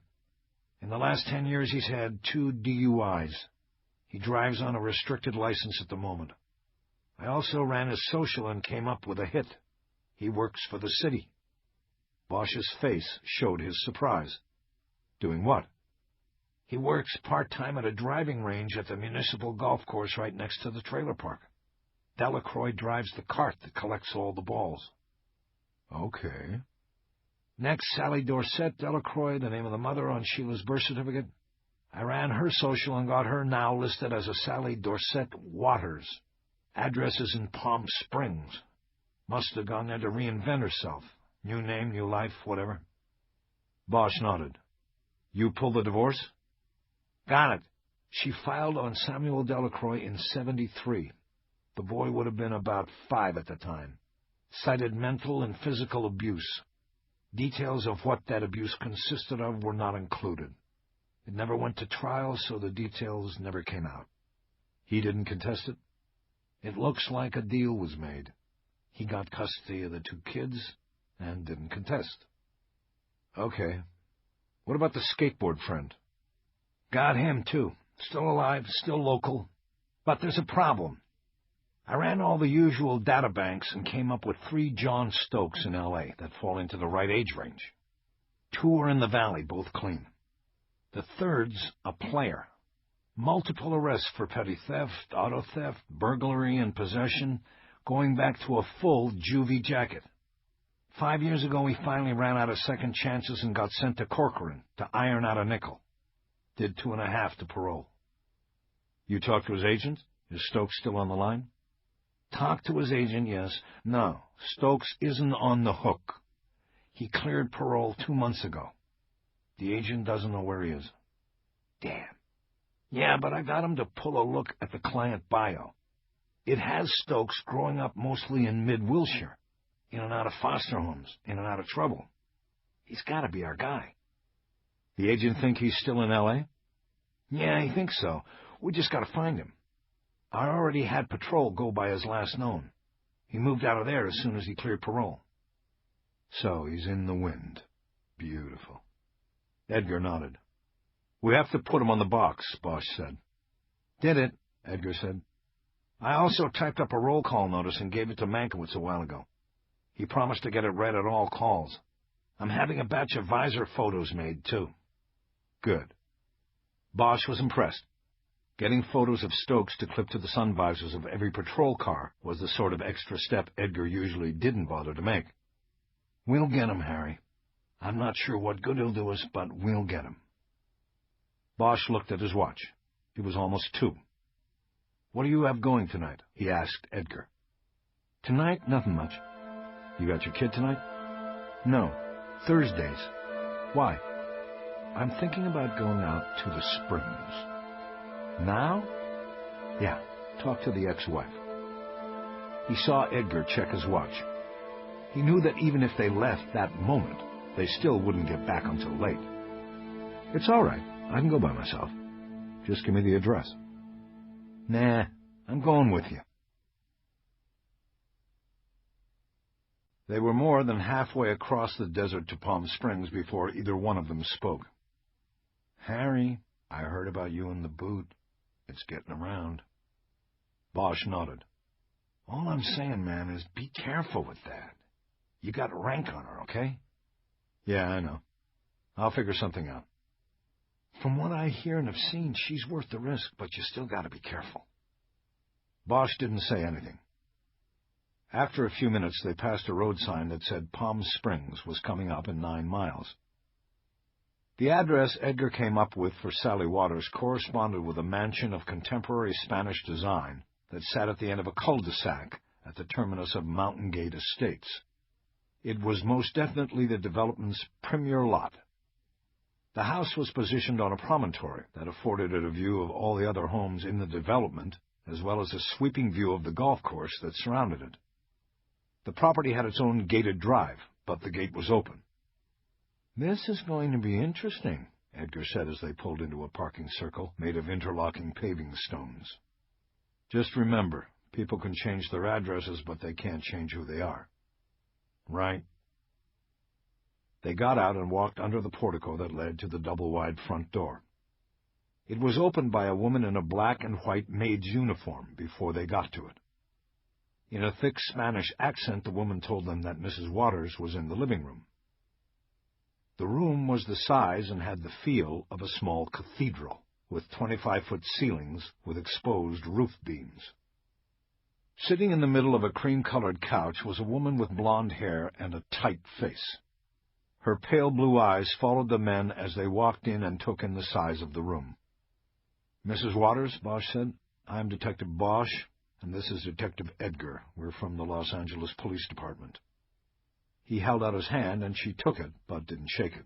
She just held it for a moment, and then moved on to Edgar's outstretched hand. Bosch knew from the birth certificate that she was 56 years old, but she looked close to a decade younger, her smooth, tan face a testament to the wonders of modern medical science. Please have a seat, she said. What is this about? Bosch sat down on a couch directly opposite her across a black coffee table with gold designs inlaid on it. We need to ask you about your husband. My husband has been dead for 5 years. Besides that, he rarely went to Los Angeles. What could he possibly have? Your first husband, Mrs. Waters. Samuel Delacroix. We need to talk to you about your children as well. Bosch saw a wariness immediately enter her eyes. I haven't seen or spoken to them in years, almost 30 years. You mean since you went out for medicine for the boy and forgot to come back home? Edgar asked. The woman looked at him as though he had slapped her. Bosch had hoped Edgar was going to use a little more finesse. Who told you that? Mrs. Waters, Bosch said. I want to ask the questions first, and then we can get to yours. I don't understand this. What are you doing? Her voice rose with emotion. A life she had put aside 30 years before was now intruding into the carefully ordered life she now had. We are homicide investigators, ma'am. We are working on a case that may involve your husband. He's not my husband. I divorced him 25 years ago at least. This is crazy. You coming here to ask about a man I don't even know anymore, that I didn't even know was still alive. I think you should leave. She stood up and extended her hand in the direction they had come in. Mrs. Waters, sit down, Bosch said sternly. Please, try to relax. Relax? Do you know who I am? My husband built this place. The houses, the golf course, everything. You can't just come in here like this. I could pick up the phone and have the chief of police on the line in 2 seconds. Your son is dead, lady, Edgar snapped. The one you left behind 30 years ago. So sit down and let us ask you our questions. She dropped back onto the couch as if her feet had been kicked out from beneath her. Her mouth opened and then closed. Her eyes were no longer on them. They were on some distant memory. Arthur? That's right. Edgar said. "Arthur. Glad you at least remember it." They watched her in silence for a few moments. All the years and all the distance wasn't enough. She was hurt by the news. Bosch took his notebook out of his pocket and opened it to a blank page. He wrote "Cool it" on it and handed the notebook to Edgar. "Jerry, why don't you take some notes? I think Mrs. Waters wants to cooperate with us." His speaking drew Sally Waters out of her blue reverie. She looked at Bosch. "What happened? Was it Sam?" "We don't know. That's why we're here. Arthur has been dead a long time. His remains were just found last week." She slowly brought one of her hands to her mouth in a fist. She lightly started bumping it against her lips. "How long?" "He had been buried for 20 years. It was a call from your daughter that helped us identify him." "Sheila." It was as if she had not spoken the name in so long, she had to try it out to see if it still worked. "Mrs. Waters, Arthur disappeared in 1980. Did you know about that?" She shook her head.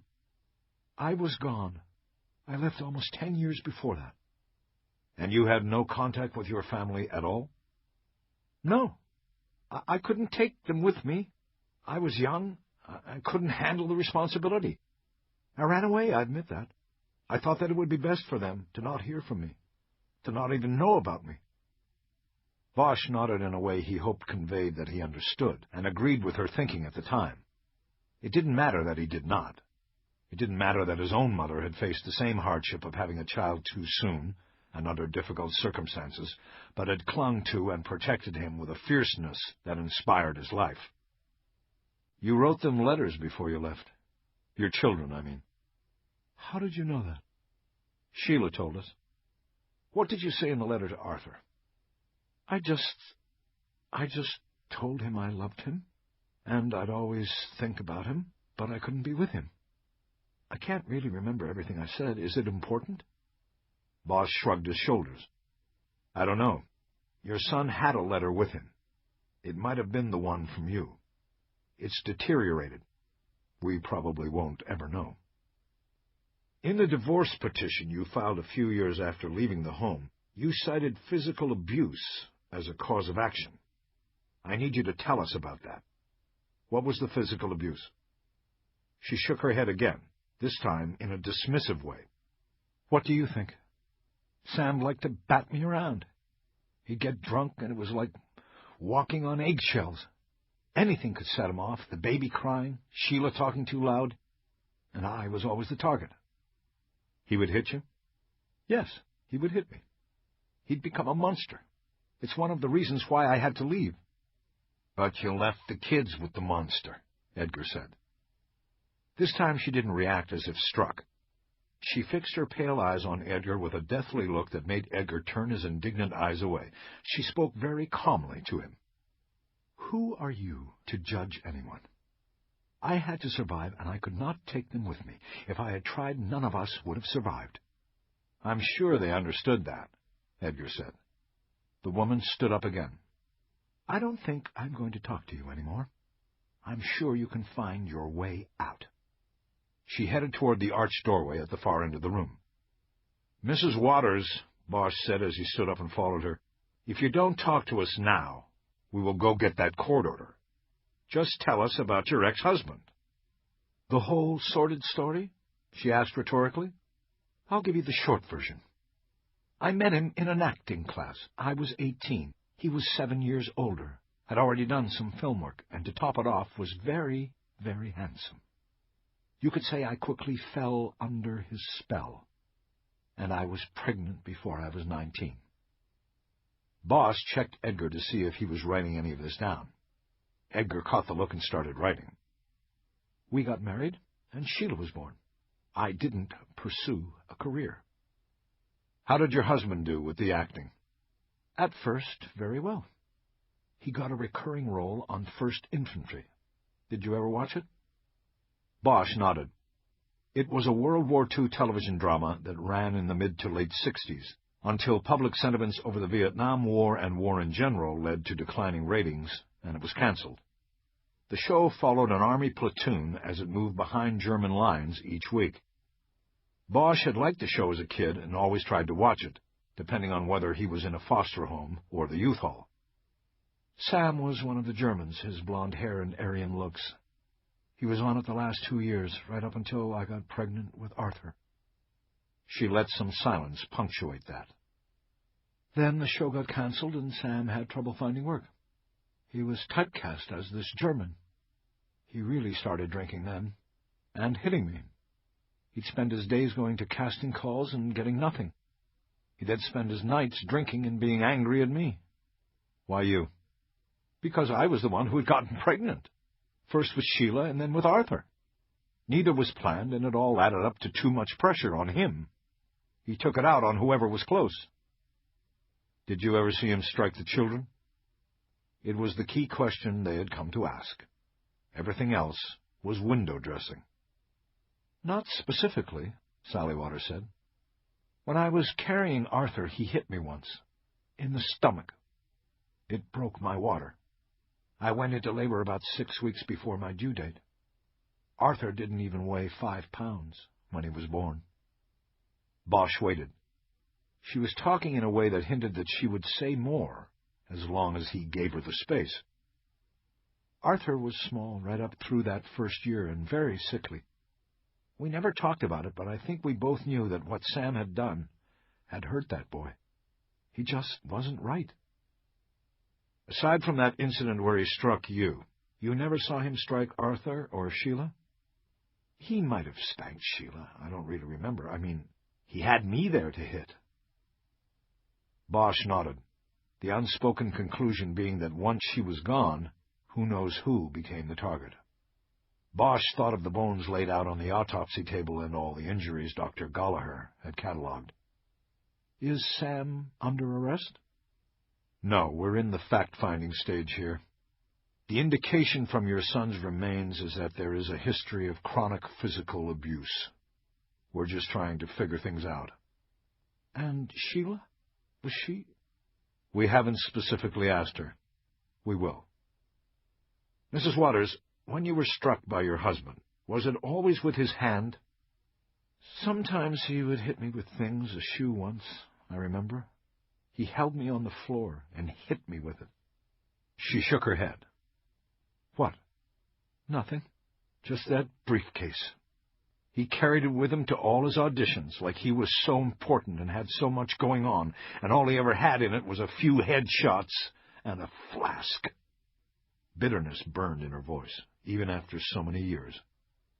Did you ever go to a hospital or an emergency room? Is there any physical record of the abuse?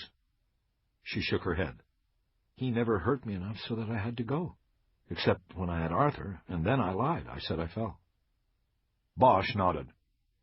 When you left, was that planned, or did you just go? She didn't answer for a long moment, as she watched the memory first on her inside screen. I wrote the letters to my children long before I left. I carried them in my purse and waited for the right time. On the night I left, I put them under their pillows and left with my purse and only the clothes I was wearing. And you never went back? Never. About a year later, before I came out to the Springs, I drove by the house at night, saw the lights on. I didn't stop. Bosch nodded. He couldn't think of anything else to ask. What does she look like? Bosch was momentarily taken aback by her question. My daughter. She's blonde, like you, a little taller, heavier, no children, not married. When will Arthur be buried? I don't know. You would have to call the medical examiner's office. Or you could probably check with Sheila. He stopped. He couldn't get involved in mending the 30-year gaps in people's lives. I think we're finished here, Mrs. Waters. We appreciate your cooperation. Definitely, Edgar said, the sarcasm in his tone making its mark. You came all this way to ask so few questions? I think that's because you have so few answers, Edgar said. They walked to the door, and she followed a few paces behind. As they went through the door, nothing else was said. Under the portico, Bosch looked back at the woman standing in the open doorway. They held each other's eyes for a moment. He tried to think of something to say, but he had nothing for her. She closed the door. They pulled into the station lot shortly before 11. Edgar said goodnight and went straight to his car without going inside the station. Bosch wanted to check with the watch sergeant to see if anything had come up with Johnny Stokes.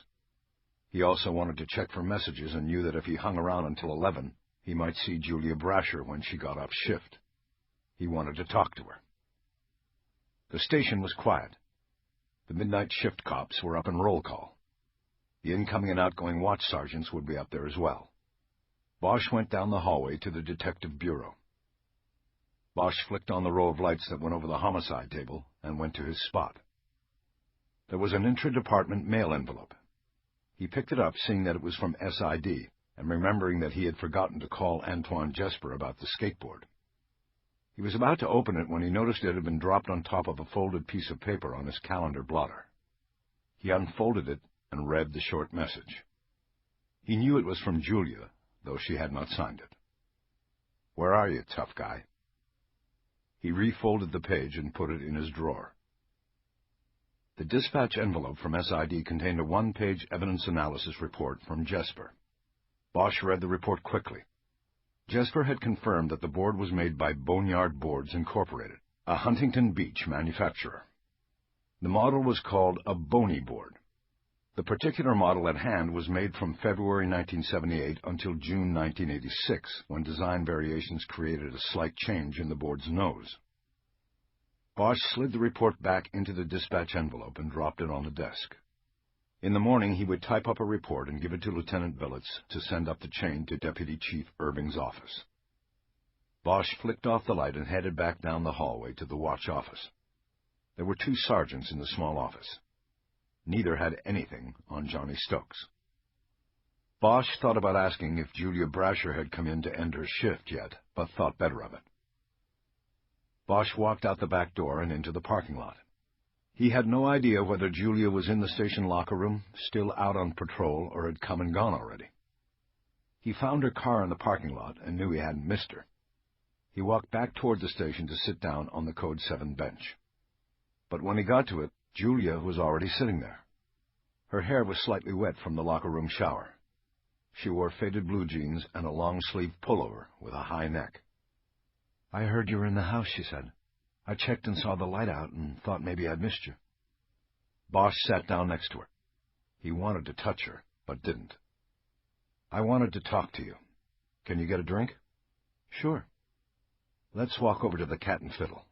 I'm tired of driving today." They walked 2 blocks up to Sunset and then another 2 down to the pub. Along the way, Bosch explained he had driven to Palm Springs.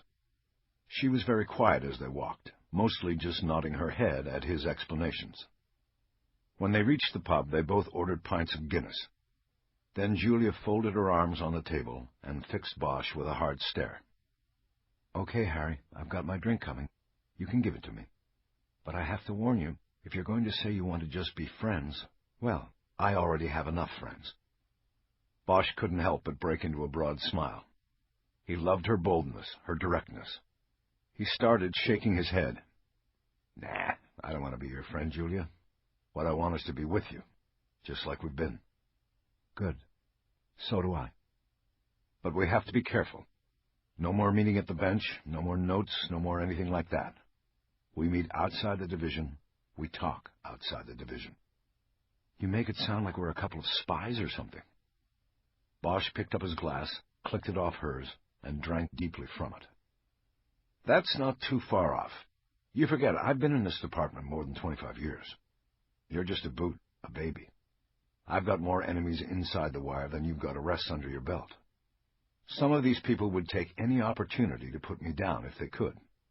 It sounds like I'm just worrying about myself here, but the thing is, if they need to go after a rookie to get to me, they'll do it in a heartbeat.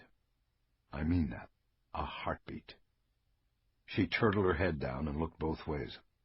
"Okay, Harry. I mean, Secret Agent 0045. Bosch smiled and shook his head. Yeah, you think it's all a joke. I'm trying to protect you, that's all. I'm plus 25, so it doesn't matter as much to me." What does that mean? I've heard people say that, plus 25, like they're untouchable or something. Bosch shook his head. Nobody's untouchable. But after you hit 25 years in, you top out on the pension scale.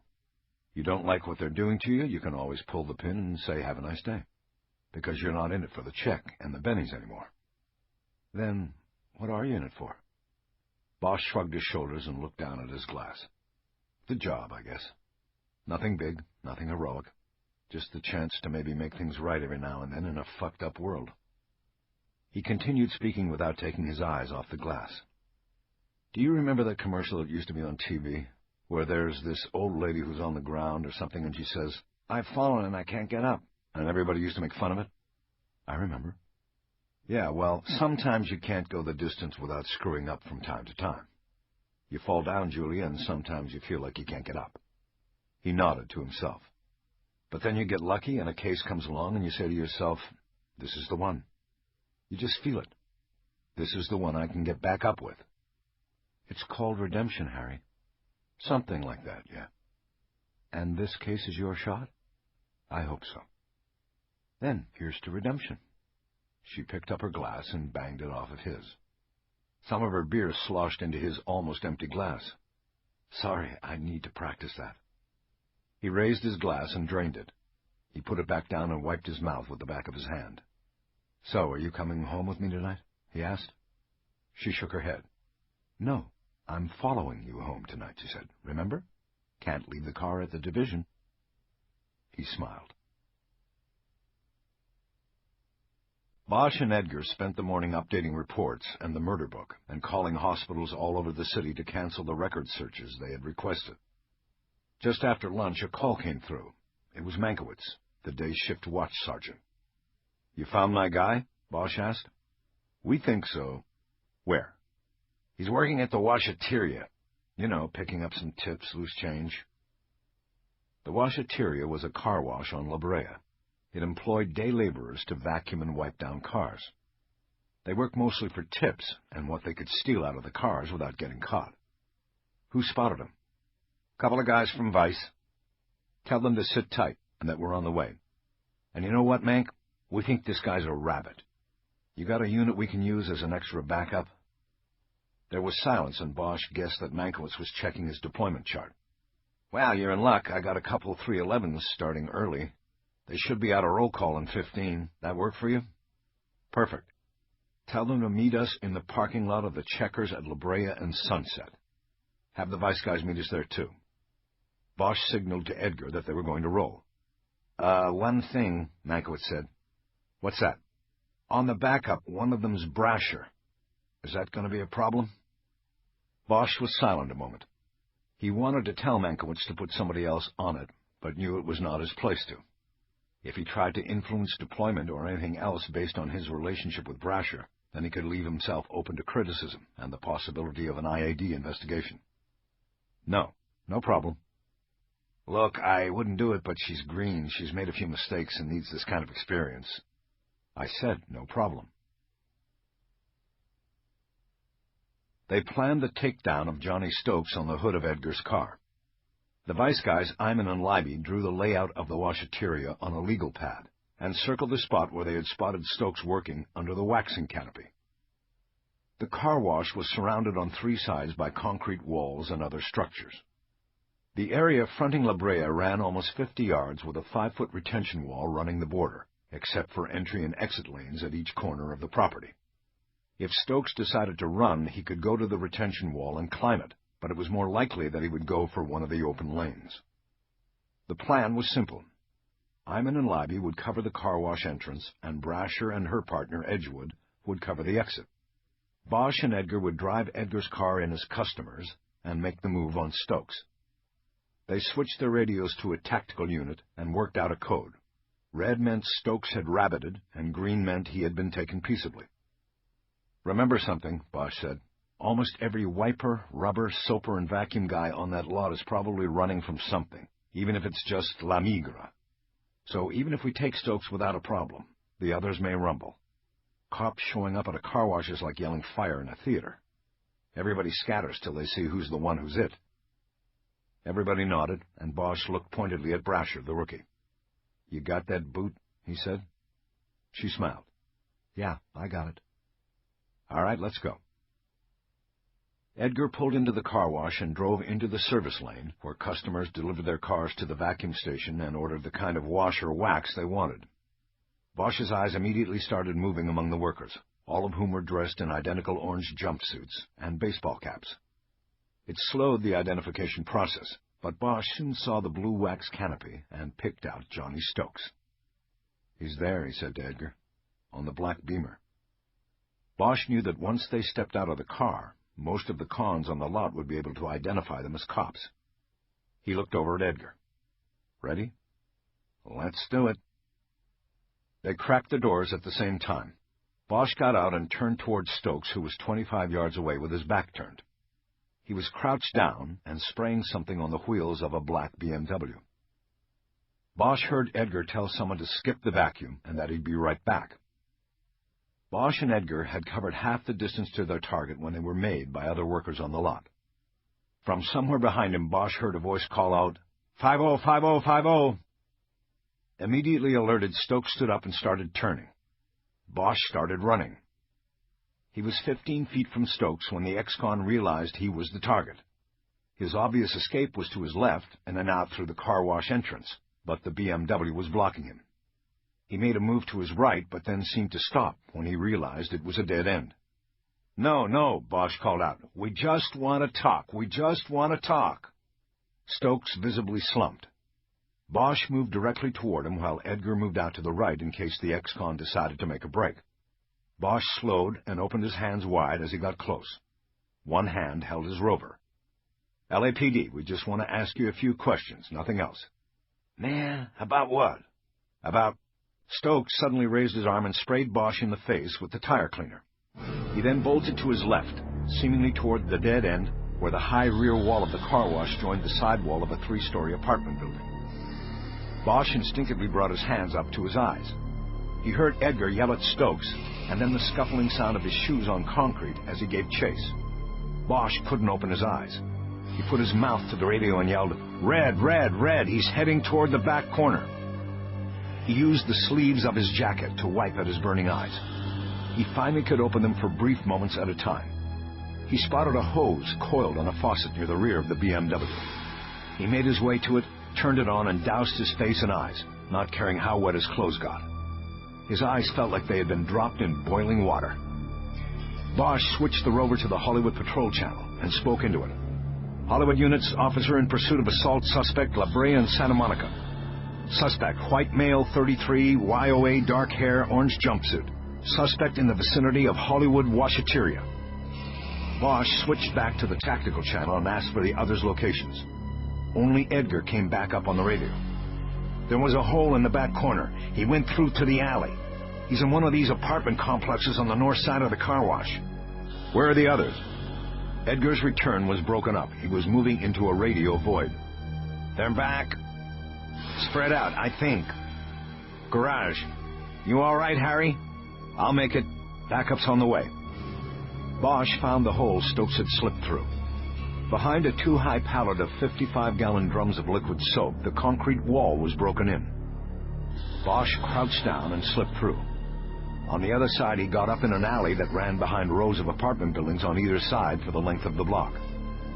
He saw the patrol car was parked in front of a ramp that dipped down into an underground garage beneath the largest of the apartment complexes on the alley. Bosch trotted down the garage ramp into the dark. The garage was huge and appeared to follow the imprint of the building above. As he moved, Bosch saw nothing. He was raising the rover to his mouth when he heard the sound of running footsteps echo up the ramp from the lower level of the garage. He quickly moved to the ramp and descended. The lower garage was even darker, with less natural light finding its way down. As the incline leveled, his eyes adjusted. He saw no one, but the ramp structure blocked his view of half of the space. As he began his way around the ramp, he suddenly heard a high and taut voice coming from the far end. It was Brasher. "Right there! Right there! Don't move!" Bosch followed the sound. As he cut beneath the underside of the ramp, Bosch saw them at the far wall, no more than 50 feet away. Brasher had Stokes up against the wall, legs and arms spread. She held him there with one hand pressed against his back. Her flashlight was on the ground next to her right foot, its beam lighting the wall on which Stokes leaned. It was perfect. Bosch felt relief flood his body, and almost immediately he understood it was relief that she had not been hurt. He came out of the semi-crouch he was in and started toward them, lowering his weapon. He was directly behind them. After he had taken only a few steps, he saw Brasher take her hand off Stokes and step back from him, glancing to either side as she did it. This immediately registered with Bosch as the wrong thing to do. It was completely out of training. It would allow Stokes to make another run if he wanted to. Things seemed to slow down then. Bosch started to yell to her, but the garage suddenly filled with the flash and shattering blast of a gunshot. Brasher went down. Stokes remained up. The blast echo reverberated through the concrete structure, obscuring its origin. All Bosch could think was, where is the gun? He raised his weapon while lowering his body into a combat crouch. He started to turn his head to look for the gun, but he saw Stokes start turning from the wall. He then saw Brasher's arm rising up from the ground, her gun pointed at Stokes' turning body. Bosch aimed his Glock at Stokes. "Freeze!" he yelled. "Freeze! Freeze! Freeze!" In a second, he was on them. "Don't shoot, man!" Stokes yelled. "Don't shoot!" Bosch kept his eyes unwavering on Stokes. They still burned and needed relief, but he knew even one blink now could be a fatal mistake. "Down! Get on the ground, now!" Stokes dropped onto his stomach and spread his arms at 90-degree angles to his body. Bosch stepped over him and, with a move performed 1,000 times before, quickly cuffed his wrists behind his back. He then holstered his weapon and turned to Brasher. The bullet had entered her left shoulder, just an inch or so from the Velcro shoulder strap of her Kevlar vest. The blood was flowing freely from the wound, and Bosch could see Brasher's face was losing color quickly. He saw a car wash rag poking out of Stokes' back pocket. He yanked it out and pressed it down on the wound. Brasher moaned in pain. "Julia, this is going to hurt, but I have to stop the bleeding." With one hand, he stripped off his tie and pushed it under her shoulder and then over top. He tied a knot that was just tight enough to keep the rag compress in place. "Okay, hang on, Julia." He grabbed his rover off the ground and quickly switched the frequency knob to the main channel. "CDC, officer down, lower-level garage at the La Brea Park Apartments, La Brea and Santa Monica. We need paramedics right now. Suspect in custody. Confirmed, CDC." Bosch switched to tactical. "Edgar, Edgewood, we're in the lower level of the garage. Brasher is down. I've got Stokes controlled. Repeat, Brasher is down." He dropped the radio and yelled Edgar's name as loud as he could. He took off his jacket and balled it together. "Man, I didn't do it," Stokes yelled. "I don't know what—" "Shut up." Bosch put his jacket under Brasher's head. Her teeth were clenched in pain, her chin jutting upward. Her lips were almost white. "Paramedics are coming, Julia. Hold on." She opened her mouth, though it looked like a terrible struggle. But before she could say anything, Stokes yelled out again in a voice now tinged with fear bordering on hysteria. "I did not do that, man! Don't let them kill me, man! I didn't do it!" Bosch leaned over, putting his weight on the other man's back. He bent down and spoke in a loud voice directly into the other man's ear. "Shut up, or I'll kill you myself!" Bosch could hear running feet on the ramp. He heard Edgar call his name. "Over here!" In a moment, both Edgar and Edgewood were there. "Julia!" Edgewood cried out. "Oh, shit!" Without a moment's hesitation, Edgewood stepped forward and delivered a vicious kick to Stokes' side. "You motherfucker!" He readied himself to do it again when Bosch yelled, "No! Get back! Get away from him!" Edgar grabbed Edgewood and pulled him away from Stokes, who had let out a hurt animal cry at the impact of the kick and was now murmuring and moaning in fear. "Get the paramedics down here," Bosch said to Edgar. "The rovers aren't for shit down here." Both of them seemed frozen. "Go, now!" As if on cue, the sound of sirens could be heard in the distance. "You want to help her? Go get them!" Edgar turned Edgewood around, and they both ran back toward the ramp. Bosch turned back to Brasher. Her face was now the color of death. "Come on. Hang in there, Julia." She opened her mouth again, jutted her chin, and started to speak. He went for She clenched her teeth and rocked her head back and forth on his coat. She tried to talk again. Shh, shh, shh, shh, don't talk. Concentrate, Julia. Hold fast. Stay alive. Please, stay alive. He could feel the garage rumble with noise and vibration. In a moment, red lights were bouncing off the walls, and then the paramedic truck was pulling up next to them. A patrol cruiser was behind it, and other uniformed officers, as well as Eyman and Libby, were running down the ramp and flooding the garage.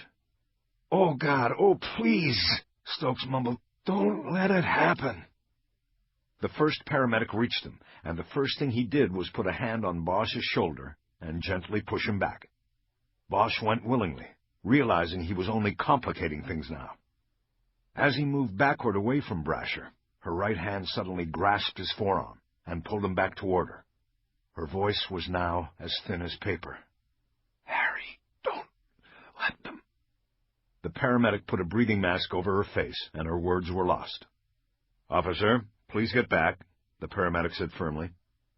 As Bosch crawled backward on hands and knees, he reached over and gripped Brasher's ankle for a moment and squeezed it. "Julia, you'll be all right." "Julia?" said the second paramedic as he crouched next to her with a large equipment case. "Julia." "Okay, Julia," the paramedic said. "I'm Eddie, and that there's Charlie. We're going to fix you up here." The paramedic started stabilizing procedures. Bosch got up and moved over to Stokes. He pulled him up into a standing position and pushed him away from the rescue scene. "My ribs are broken," Stokes complained. "I need the paramedics." "Trust me, Stokes, there's nothing they can do about it." Two uniforms came up to them. Bosch recognized them as Julia's friends. "We'll take him to the station for you." Bosch pushed Stokes past them without hesitation. "No, I got him." "You need to stay here for OIS, Detective Bosch." They were right. The officer-involved shooting team would soon descend on the scene, and Bosch would be questioned as a primary witness. But he wasn't putting Stokes into any hands he did not explicitly trust. He walked Stokes up the ramp toward the light. "Listen, Stokes, you want to live?" "Yeah, I want to stay alive." "Then you listen to me. I'm going to put you in a room, and you don't talk to anybody but me. You understand that?" "I understand. Just don't let them hurt me. I didn't do anything. I don't know what happened, man. She said, get against the wall, and I did what I was told. I swear to God." "Shut up," Bosch ordered. More cops were coming down the ramp, and he just wanted to get Stokes out of there.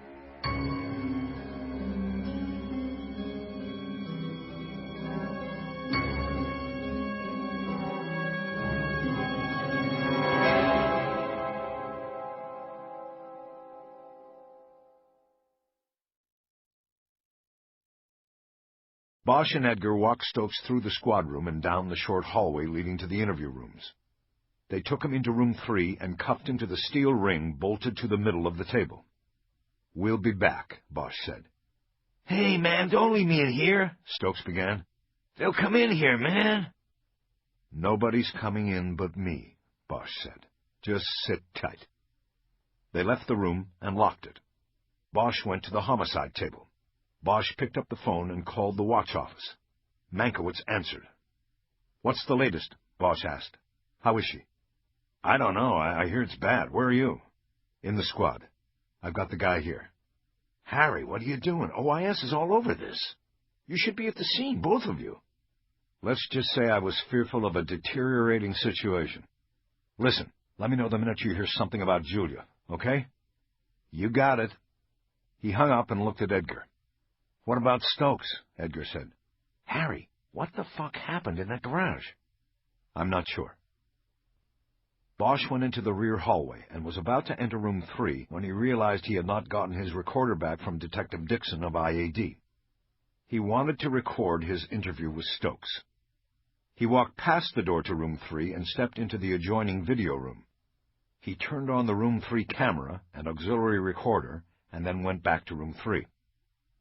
Bosch sat across from Stokes. The life appeared drained from the younger man's eyes.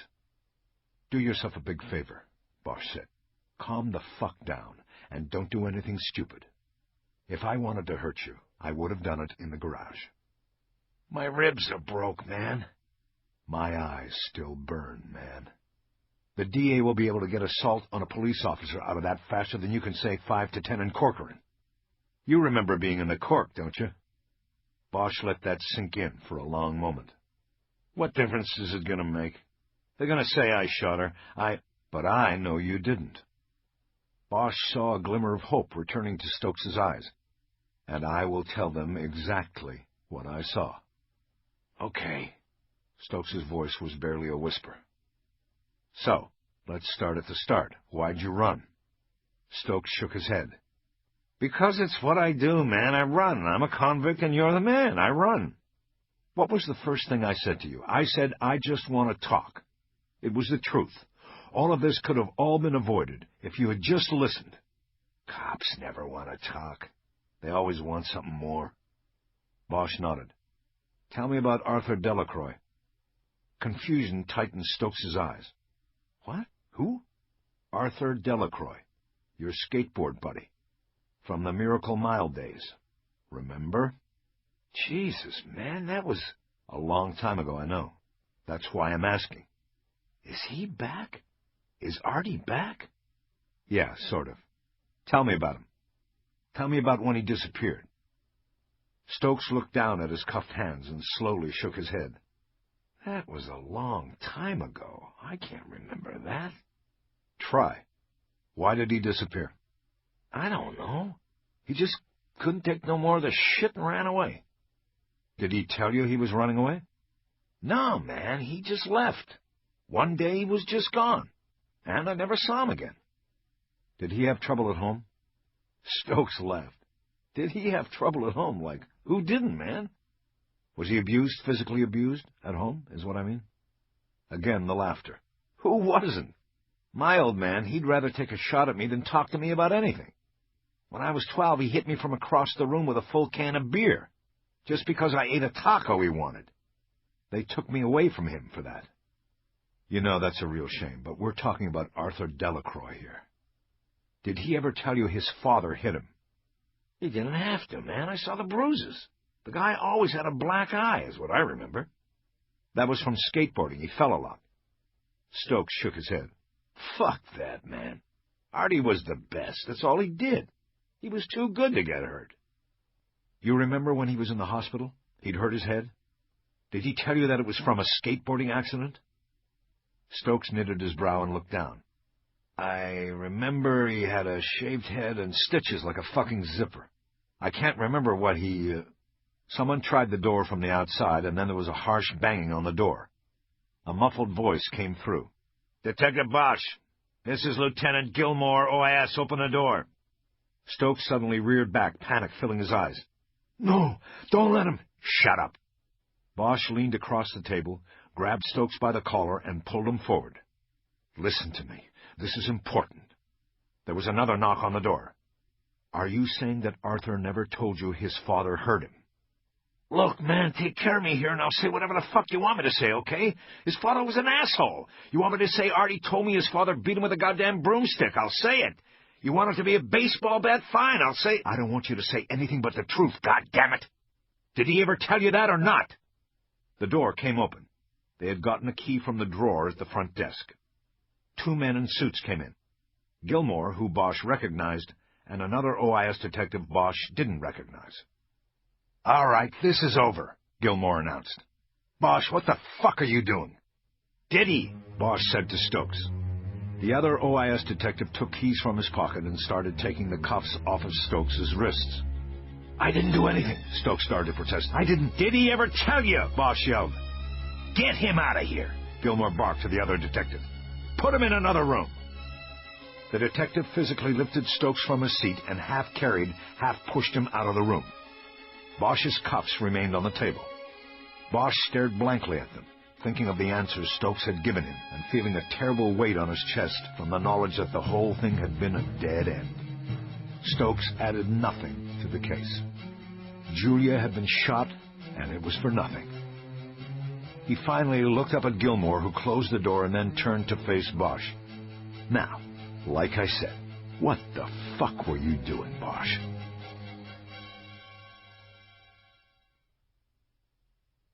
Gilmore twiddled a pencil in his fingers, drumming the eraser on the table. Bosch never trusted an investigator who took notes in pencil. But that's what the officer-involved shooting team was all about, making stories and facts fit the picture the department wanted to present to the public. It was a pencil squad. To get it right often meant using the pencil and eraser, never ink, never a tape recorder. "So, we're going to go over this again," he said. "Tell me once more, what did Officer Brasher do?" Bosch looked past him. He had been moved to the suspect's chair in the interview room. He was facing the mirror, the one-way glass behind which he was sure there were at least a half-dozen people, probably including Deputy Chief Irving. He wondered if anybody had noticed that the video had been running. If they had, it would have immediately been shut off. Somehow, she shot herself. "And you saw this?" "Not exactly. I saw it from the rear, her back to me." "Then, how do you know she shot herself?" "Because there was no one else there but her, me, and Stokes. I didn't shoot her, and Stokes didn't shoot her. She shot herself." "During the struggle with Stokes?" Bosch shook his head. "No, there was no struggle at the moment of the shooting." Gilroy drummed his pencil loudly on the table. "That's probably messing up the recording," Bosch said. "Oh, that's right. You guys never put anything on tape." "Never mind that. Then what happened?" "I started moving toward them at the wall. Stokes started to turn to see what had happened. From the ground, Officer Brasher raised her right arm and took aim with her weapon at Stokes." "But she didn't fire, did she?" "No. I yelled 'freeze' to Stokes, and she did not fire, and he did not move. I then moved to the scene and put Stokes on the ground. I handcuffed him. I then used the radio to call for help, and tried to tend to Officer Brasher's wound as best I could." Gilroy was also chewing gum in a loud way that annoyed Bosch. He worked it for several chews before speaking. "Let's assume she was reholstering her weapon, which would have been against procedures, but let's assume it for the sake of argument. She's reholstering so she can cuff the guy. Her holster is on her right hip, and the entry wound is on the left shoulder. How does that happen?" Bosch thought about Brasher's questioning him a few nights earlier about the scar on his left shoulder, about being shot, and what it had felt like. He felt the room closing in, getting tight on him. He started sweating. "I don't know," he said. "You don't know very much, do you, Bosch?" "I only know what I saw. I told you what I saw." "What was your relationship with Officer Brasher?" Bosch looked down at the table. "What do you mean?" "From what I hear, you were fucking her. That's what I mean."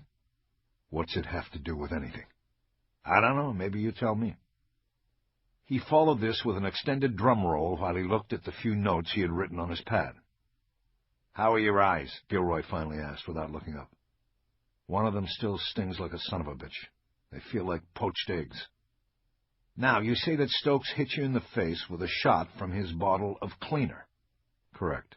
"And it momentarily blinded you." "Correct." Now Gilroy stood up and started pacing in the small space behind his chair. "How long between the moment you were blinded and when you were down in that garage and supposedly saw her shoot herself?" Bosch thought for a moment. "Well, I used a hose to wash my eyes, then I followed the pursuit. I would say not more than 5 minutes, but not too much less." "So you went from blind man to Eagle Scout, able to see everything inside of 5 minutes." "I wouldn't characterize it like that, but you have the time right." "Well, at least I got something right. Thank you." Bosch was now coming to a full understanding of what Gilroy was doing. It was important for him and the department to conclude and be able to announce that Brasher was shot during the struggle for control of her gun. It was heroic that way, and it was something the department public relations machine could take advantage of and run with. There was nothing like the shooting of a good cop, a female rookie, no less, in the line of duty to help remind the public of all that was good and noble about their police department and all that was dangerous about the police officer's duty. The alternative, to announce that Brasher had shot herself accidentally, or even something worse, would be an embarrassment for the department. Standing in the way of the conclusion Gilroy, and therefore Irving and the department brass wanted, was Stokes, of course, and then Bosch. Gilroy had to change his account, or failing that, taint it. The first soft spot to attack was Bosch's physical condition. Considering what had been thrown in his eyes, could he actually have seen what he claimed to have seen? The second move was to go after Bosch, the detective. In order to preserve Stokes as a witness in his murder case, would Bosch go so far as to lie about seeing Stokes shoot a cop? Maybe I'm wrong about this. Maybe you just think your case is more important than us getting the facts about a shooting of an officer of this department. Wait a minute, he said, able to hold himself from calling a superior officer an expletive. If you're trying to say I would lie about Stokes shooting Officer Brasher so he would stay in the clear from my case, then you, with all due respect, are out of your fucking mind. Detective Bosch, I'm exploring all possibilities here. Well, you can explore them without me. Bosch stood up and went to the door. Where are you going? I'm done with this. He glanced at the mirror and opened the door, then looked back at Gilroy. I got news for you, Lieutenant. Your theory is for shit. Stokes is nothing to my case, a zero. The whole thing with him and Julia getting shot, it was for nothing. He turned to go through the door and almost stepped into Irving. The deputy chief stood ramrod straight in the hallway outside the room. Step back inside for a moment, Detective, he said calmly. Please. Bosch backed into the room. Irving followed him in. Lieutenant, give us some space here, the deputy chief said, and I want everyone out of the viewing room as well. He pointed at the mirror as he said this. Yes, sir, Gilroy said, and he left the room, closing the door behind him. Take your seat again, Irving said. Bosch moved back to the seat facing the mirror. Irving remained standing. After a moment, he also started pacing, moving back and forth in front of the mirror, a double image for Bosch to track. We are going to call the shooting accidental, Irving said, not looking at Bosch. Officer Brasher apprehended the suspect and, while reholstering her weapon, inadvertently fired the shot. Is that what she said? Bosch asked. Irving looked momentarily confused, then shook his head. As far as I know, she only spoke to you, and you said she didn't say anything specifically in regard to the shooting. Bosch nodded. So that's the end of it? I don't see why it should go any further. Bosch thought of the photo of the shark on Julia's mantle, about what he knew about her in such a short time with her. Again, the images of what he saw in the garage played back in slow motion, and things didn't add up. If we can't be honest with ourselves, how can we ever tell the truth to the people out there? Irving cleared his throat. I am not going to debate things with you, Detective. The decision has been made. By you? Yes, by me. What about Stokes? That will be up to the district attorney's office. He could be charged under the felony murder law. His action of fleeing ultimately led to the shooting. It will get technical. If it is determined he was already in custody when the fatal shot occurred, then he might be able to... Wait a minute, Bosch said, coming out of his chair. Felony murder law? Did you say fatal shot? Irving turned to face him. Lieutenant Gilroy did not tell you? Bosch dropped back into the chair and put his elbows on the table. He covered his face with his hands. The bullet hit a bone in her shoulder and apparently ricocheted inside her body. It cut through her chest, pierced her heart, and she was dead on arrival. Bosch lowered his face so that his hands were now on top of his head. He felt himself get dizzy, and he thought he might fall out of the chair. He tried to breathe deeply until it passed. After a few moments, Irving spoke into the darkness of his mind. Detective, there are some officers in this department they call shit magnets. Personally, I find the phrase distasteful. Unfortunately, Detective Bosch, you are one of those officers. Bosch unconsciously nodded. He was thinking about the moment that the paramedic put the breathing mask over Julia's mouth as she was speaking. Don't let them... What did she mean? Don't let them what? He was beginning to put things together and to know what she was going to say. Detective, Irving said, his strong voice cutting through Bosch's thoughts. I have shown tremendous patience with you over the cases and over the years, but I've grown tired of it. So has this department. I want you to start thinking about retirement. Soon, Detective. Soon. Bosch kept his head down and didn't respond. After a moment, he heard the door open and close.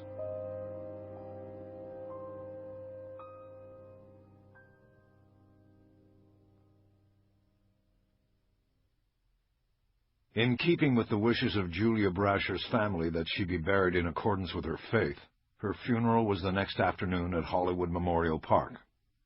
Because she had been killed accidentally while in the line of duty, she was accorded the full police burial ceremony, complete with motorcycle procession, honor guard, 21-gun salute, and a generous showing of the department's brass at graveside. The department's aero squadron also flew over the cemetery, 5 helicopters flying in missing man formation. But because the funeral was just slightly more than 24 hours after her death, it was not well attended. Bosch watched from the outer edges of the funeral group. His head was throbbing from a night of drinking and trying to dull the guilt and pain he felt. Bones had come out of the ground, and now 2 people were dead for reasons that made little sense to him. The chief of police did not deliver the eulogy, as was his custom in line-of-duty deaths. During the whole thing, Bosch kept thinking about photos of sharks with open mouths and volcanoes disgorging their molten flows. He wondered if Julia had finally proven herself to the person she believed she needed to.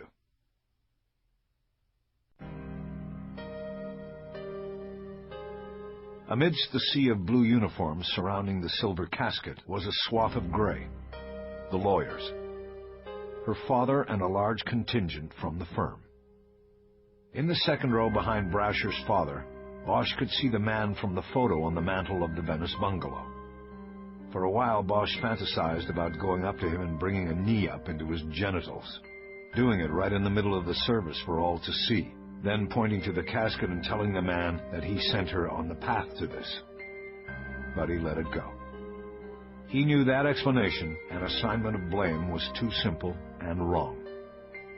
Ultimately, he knew people choose their own path. They can be pointed and pushed, but they always get the final choice. Everybody's got a cage that keeps out the sharks. Those who open the door and venture out do so at their own risk. 7 members of Brasher's rookie class were chosen for the salute. They pointed rifles toward the drooping sun and fired 3 rounds of blanks each, the ejected brass jackets arcing through the light and falling to the grass like tears. While the shots were still echoing off the stones, the helicopters made their pass overhead, and then the funeral was over. Bosch slowly made his way toward the grave, passing people heading away. "Detective Bosch, how are you?" It took Bosch a moment to recognize her. Dr. Hinojos. It was the hair. Almost 7 years earlier, when Bosch had been a regular visitor to Hinojos' office, her hair had been a deep brown without a hint of gray. Now it was silver. "I'm doing okay. How are things in the psych shop?" She smiled. "They're fine." "I hear you run the whole show now." She nodded. Bosch felt himself getting nervous. "Did you know Julia Brasher?" he asked. "No, not really. As head of the department, I reviewed her academy application and screening interview. I signed off on it." She waited a moment, studying Bosch for a reaction. "I understand you were close to her, and that you were there. You were the witness." Bosch nodded. People leaving the funeral were passing on both sides of them. Hinojos took a step closer to him so that she would not be overheard. "This is not the time or place, but Harry, I want to talk to you about her." "What's there to talk about?" "I want to know what happened and why." "It was an accident. Talk to Chief Irving." "I have, and I'm not satisfied. I doubt you are either." "Listen, Doctor, she's dead, okay? I signed off on her. My signature put that badge on her. If we missed something, if I missed something, I want to know. If there were signs, we should have seen them." Bosch nodded and looked down at the grass between them. "Don't worry, there were signs I should have seen, but I didn't put it together either." She took another step closer. Now Bosch could look nowhere but directly at her. "Then I am right. There is something more to this." He nodded. "Nothing overt. It's just that she lived close to the edge. She took risks. She crossed the tube. She was trying to prove something. I don't think she was sure she even wanted to be a cop." Proofs only to who? I don't know. Maybe herself, maybe somebody else. Harry, I knew you as a man of great instincts. What else? Bosch shrugged. It's just things she did or said. I have a scar on my shoulder from a bullet wound. She asked me about it the other night. She asked how I got shot, and I told her how I'd been lucky that it hit me where it did because it was all bone. Then, where she shot herself, it's the same spot. Only with her, it ricocheted. She didn't expect that. Hieronymus nodded and waited. What I've been thinking, I can't stand thinking, you know what I mean? Tell me, Harry. I keep replaying it in my head, what I saw and what I know. She pointed her gun at him, and I think if I hadn't been there and yelled, that maybe she would have shot him. Once he was down, she would have wrapped his hands around the gun and fired a shot into the ceiling, or maybe a car, or maybe into him. It wouldn't matter, as long as he ended up dead with paraffin on his hands, and she could claim he went for her gun. What are you suggesting, that she shot herself in order to kill him? And make herself look like a hero? Not a hero. It wasn't that. It was something else. It was like she wanted the scar, the experience of it. And she was willing to kill for it? I don't know. All I know is that she might have been a rookie, but she had already reached the point where there was a line between us and them, where everybody without a badge is a scumbag. She saw it happening to herself. She might have been just looking for a way out. Bosch shook his head and looked off to the side. The cemetery was almost deserted now. I don't know. It's a crazy world. He took a step back from Hieronymus. I guess you never really know anybody, do you? He asked. No. Everybody's got secrets. Bosch nodded and was about to step away, but Hieronymus grasped his arm and squeezed it. What about you, Harry? Are you okay? Well, other than losing her and being told by Irving to start thinking about retiring, I'm doing okay. Hang in there, Harry. Bosch nodded. After Hieronymus went off, Bosch grabbed a handful of dirt from the fill mound and walked over and looked down. Slowly he raised his hand out and let the dirt slide through his fingers. City of Bones, he whispered. He watched the dirt fall into the grave like dreams disappearing. Jerry Edgar had a warrant knock that sounded like no other Bosch had ever heard. Edgar could put his whole weight and 6'4" frame into his knock. Samuel Delacroix's aluminum-skinned trailer seemed to shudder from end to end when Edgar hit its door with his fist at 10:45 a.m. on Thursday morning. Edgar waited a few seconds and then hit it again, this time announcing, "Police!" and then stepping back off the stoop. "I think I can hear him coming." "I don't care. I want him rattled." Edgar stepped back up onto the stoop and hit the door again. The resulting knock didn't carry the power and terror of the first two assaults on the door. Edgar stepped back down. "That wasn't the police," Bosch whispered. "That was a neighbor complaining about the dog or something." "Sorry, The door came open and Edgar shut up. "What?" a man's voice said. Edgar held up his badge. "Mr. Delacroix, police." Bosch stepped forward and grabbed the knob and pulled the door all the way open. He kept his jacket flipped back and his hand on his holster. The man wore an old pair of plaid shorts and a washed-out maroon T-shirt with permanent stains under the arms. "We have a warrant allowing us to search these premises," Bosch said. "Can we come in?" Bosch took the folded warrant out of his pocket and held it up, but not within Delacroix's reach. That was the trick. To get the warrant, they had to show all their cards to a judge, but they didn't want to show the same cards to Delacroix. Bosch started putting the warrant back into his inside coat pocket. "What's this about?" Delacroix asked in muted protest. "Can I at least see that thing?" "Are you Samuel Delacroix?" Bosch replied quickly. "Yes." "This is your trailer, correct, sir?" "It's my trailer. I leased a spot. I want to read the—" "Mr. Delacroix," Edgar said, "we'd rather not stand out here in the view of your neighbors discussing this. I'm sure you don't either. Are you going to allow us to lawfully execute the search warrant or not?" Delacroix looked from Bosch to Edgar and then back to Bosch. He nodded his head. "I guess so." Bosch was first onto the stoop. He entered, squeezing by Delacroix in the threshold and picking up the odor of bourbon and bad breath and cat urine. "Having a morning drink, Mr. Delacroix?" "Yeah, I've had a drink," Delacroix said. "I don't start work till noon, anyway." Edgar came in then, a much tighter squeeze past Delacroix, and he and Bosch scanned what they could see of the dimly lit trailer. To the right from the doorway was the living room. It was wood-paneled and had a green naugahyde couch and a coffee table with pieces of the wood veneer scraped off and exposing the particle board beneath. To the left was a galley-style kitchen with sink, cabinet, stove, oven, and refrigerator on one side, and a 4-person dining booth on the right. On the floor under the table there was a pile of dry cat food on a plate, and an old plastic margarine tub half full of water. There was no sign of the cat. Beyond the kitchen was a narrow hallway leading back to 1 or 2 bedrooms and a bathroom. "Let's leave the door open and open up a few windows," Bosch said. "Mr. Delacroix, why don't you sit down on the couch there?" Delacroix moved toward the couch and said, "Look, you don't have to search the place. I know why you're here." Bosch glanced at Edgar, and then at Delacroix. "Yeah?" Edgar said. "Why are we here?" Delacroix dropped himself heavily into the middle of the couch. "The gas," Delacroix said, "and I hardly used any of it. I don't go anywhere but back and forth from the range. I have a restricted license because of my DUI. "Mr. Delacroix, we're not here about you stealing gas," Bosch said. "We're here about your son." Delacroix stared at him for a long moment, his mouth slowly coming open and exposing his yellowed teeth. "Arthur?" he finally said. "Yeah, we found him." Delacroix's eyes dropped from Bosch's and seemed to leave the trailer as he studied a far-off memory. In his look was knowledge. Bosch saw it. His instincts told him that what they would tell Delacroix next, he would already know.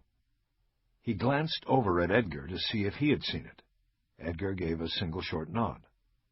Bosch looked back at the man on the couch. "You don't seem very excited for a father who hasn't seen his son in 20 years, he said. Delacroix looked at him. "I guess that's because I know he's dead." Bosch studied him for a long moment, his breath holding in his lungs. "Why would you say that? What would make you think that?" "Because I know. I've known all along." "What have you known?" "That he wasn't coming back." "Am I under arrest?" Delacroix asked. Bosch glanced at Edgar. "We thought we might want to talk first, informally." "You might as well arrest me," Delacroix said quietly. "You think so? Does that mean you don't want to talk to us?" Delacroix shook his head slowly and went into the long-distance stare again. "No, I'll talk to you," he said. "I'll tell you all about it.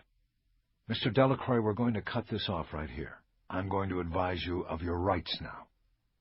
Delacroix waved a hand like it didn't matter to him, like nothing mattered. "Jerry, you got a recorder? I never got mine back from IAD." In the car. I don't know about the batteries, though." "Go check." Edgar left the trailer, and Bosch waited in silence. Delacroix put his elbows on his knees and his face in his hands. Bosch studied his posture. It didn't happen often, but it wouldn't be the first time he had scored a confession during his first meeting with a suspect. Edgar came back in with a tape recorder, but shook his head. "They're dead. I thought you had yours." "Shit. Then take notes." Bosch took out his badge case and took out one of his business cards. He'd had them made with the Miranda Rights Advisory printed on the back, along with a signature line. He read the advisory statement and asked Delacroix if he understood his rights. Delacroix nodded his head.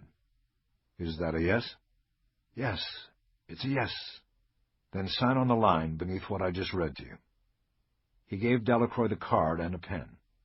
Once it was signed, Bosch returned the card to his badge wallet. He stepped over and sat on the edge of the recliner chair. "Now, Mr. Delacroix, go ahead." Delacroix shrugged like it was no big deal. "I killed my son, Arthur. I killed him. I guess it was 20 years ago. I knew you people would show up someday. It took a long time." Bosch looked over at Edgar. He was writing in a notebook. They would have some record of Delacroix's admission. He looked back at the suspect and waited, hoping the silence would be an invitation for Delacroix to say more. But he didn't. Instead, the suspect buried his face in his hands again. His shoulders soon began shaking as he started to cry. God help me. I did it. Bosch looked back at Edgar and raised his eyebrows. His partner gave a quick thumbs-up sign. They had more than enough to move to the next stage, the controlled and recorded setting of an interview room at the police station. "Mr. Delacroix, do you have a cat?" Bosch asked. Delacroix peeked his wet eyes through his fingers. "He's around. Probably sleeping in the bed. Why?" "Well, we're going to call animal control, and they'll come get him to take care of him. You're going to have to come with us. We're going to place you under arrest now, and we'll talk more at the police station." Delacroix dropped his hands and seemed upset. "No, animal control won't take care of him. They'll gas him the minute they find out I won't be coming back." "Well, we can't just leave him here." "Mrs. Kresge will take care of him. She's next door. She can come in and feed him." Bosch shook his head. "We can't do that. We have to seal this place until we can search it." "What do you have to search it for?" Delacroix said, real anger in his voice now. "I'm telling you what you need to know. I killed my son. It was an accident. I hit him too hard, I guess. Delacroix put his face back into his hands and tearfully mumbled, "God, what did I do?" Bosch checked Edgar. He was writing. "Okay, we'll figure out the cat thing later," he said. "We'll leave enough food, and we can even tell your neighbor to watch out for him. Stand up now, Mr. Delacroix. We're going to go."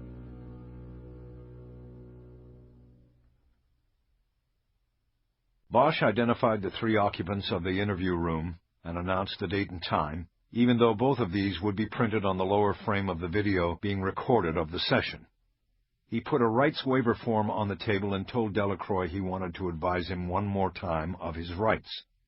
When he was finished, he asked Delacroix to sign the form and then moved it to the side of the table.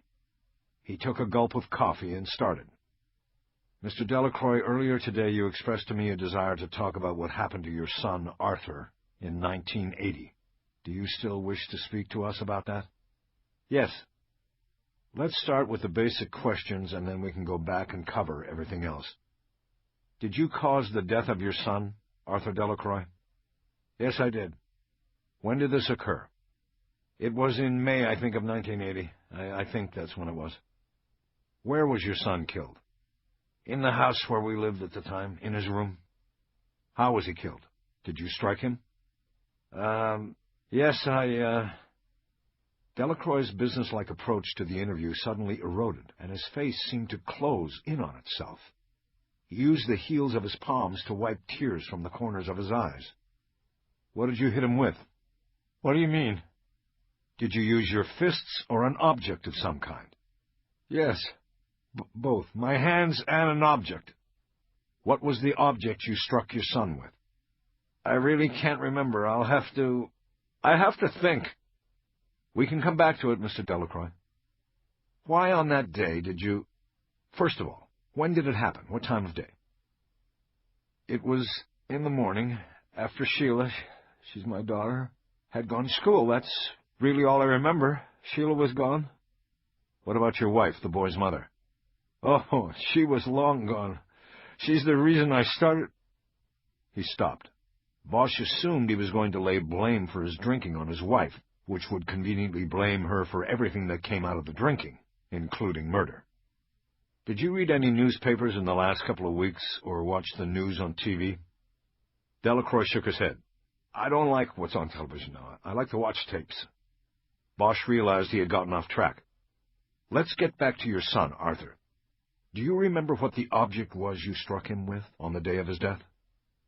"I'm thinking it was this little bat he had, a miniature baseball bat that was like a souvenir from a Dodgers game." Bosch nodded. "Why did you hit him?" Delacroix looked down at his hands. Bosch noticed his fingernails were gone. It looked painful. I don't remember. I was probably drunk. Again, the tears came in a burst, and he hid his face in his tortured hands. Bosch waited until he dropped his hands and continued. He should have been in school, and he wasn't. I came in the room, and there he was. I got mad. I started to yell. I started to hit, and then I just picked up the little bat, and I hit him. I hit him too hard, I guess. I didn't mean to." Bosch waited again, but Delacroix didn't go on. There was a soft knock on the door. Bosch nodded to Edgar, who got up and went out. Bosch assumed it was the prosecutor, but he wasn't going to interrupt things now to make introductions. He pressed on. What did you do next, after Arthur was dead? I took him out the back and down the steps to the garage. Nobody saw me. I put him in the trunk of my car. I then went back to his room. I cleaned up and put some of his clothes in a bag. What kind of bag? It was his school bag, his backpack. What clothes did you put into it? I don't remember. Whatever I grabbed out of the drawer, you know. All right. Can you describe this backpack? Delacroix shrugged his shoulders. I don't remember. It was just a normal backpack. Okay, after you put clothes in it, what did you do? I put it in the trunk and I closed it. You had the body in the trunk. When did you dispose of it? That night. Late. When he didn't come home from school that day, we started looking for him. We? Sheila and me. We drove around and we looked. We went to all the skateboard spots. And all the time Arthur's body was in the trunk of the car you were in? That's right. You see, I didn't want her to know what I'd done. I was protecting her. I understand. Did you make a missing person report with the police? Delacroix shook his head. No, I went to the Wilshire station and talked to a cop. He was right there where you walk in, at the desk.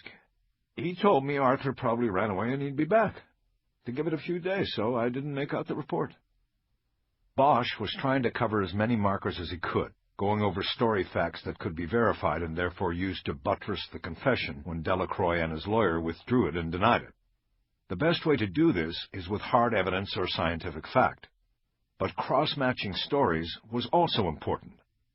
Sheila Delacroix had already told Bosch and Edgar that she and her father had driven to the police station on the night Arthur didn't come home.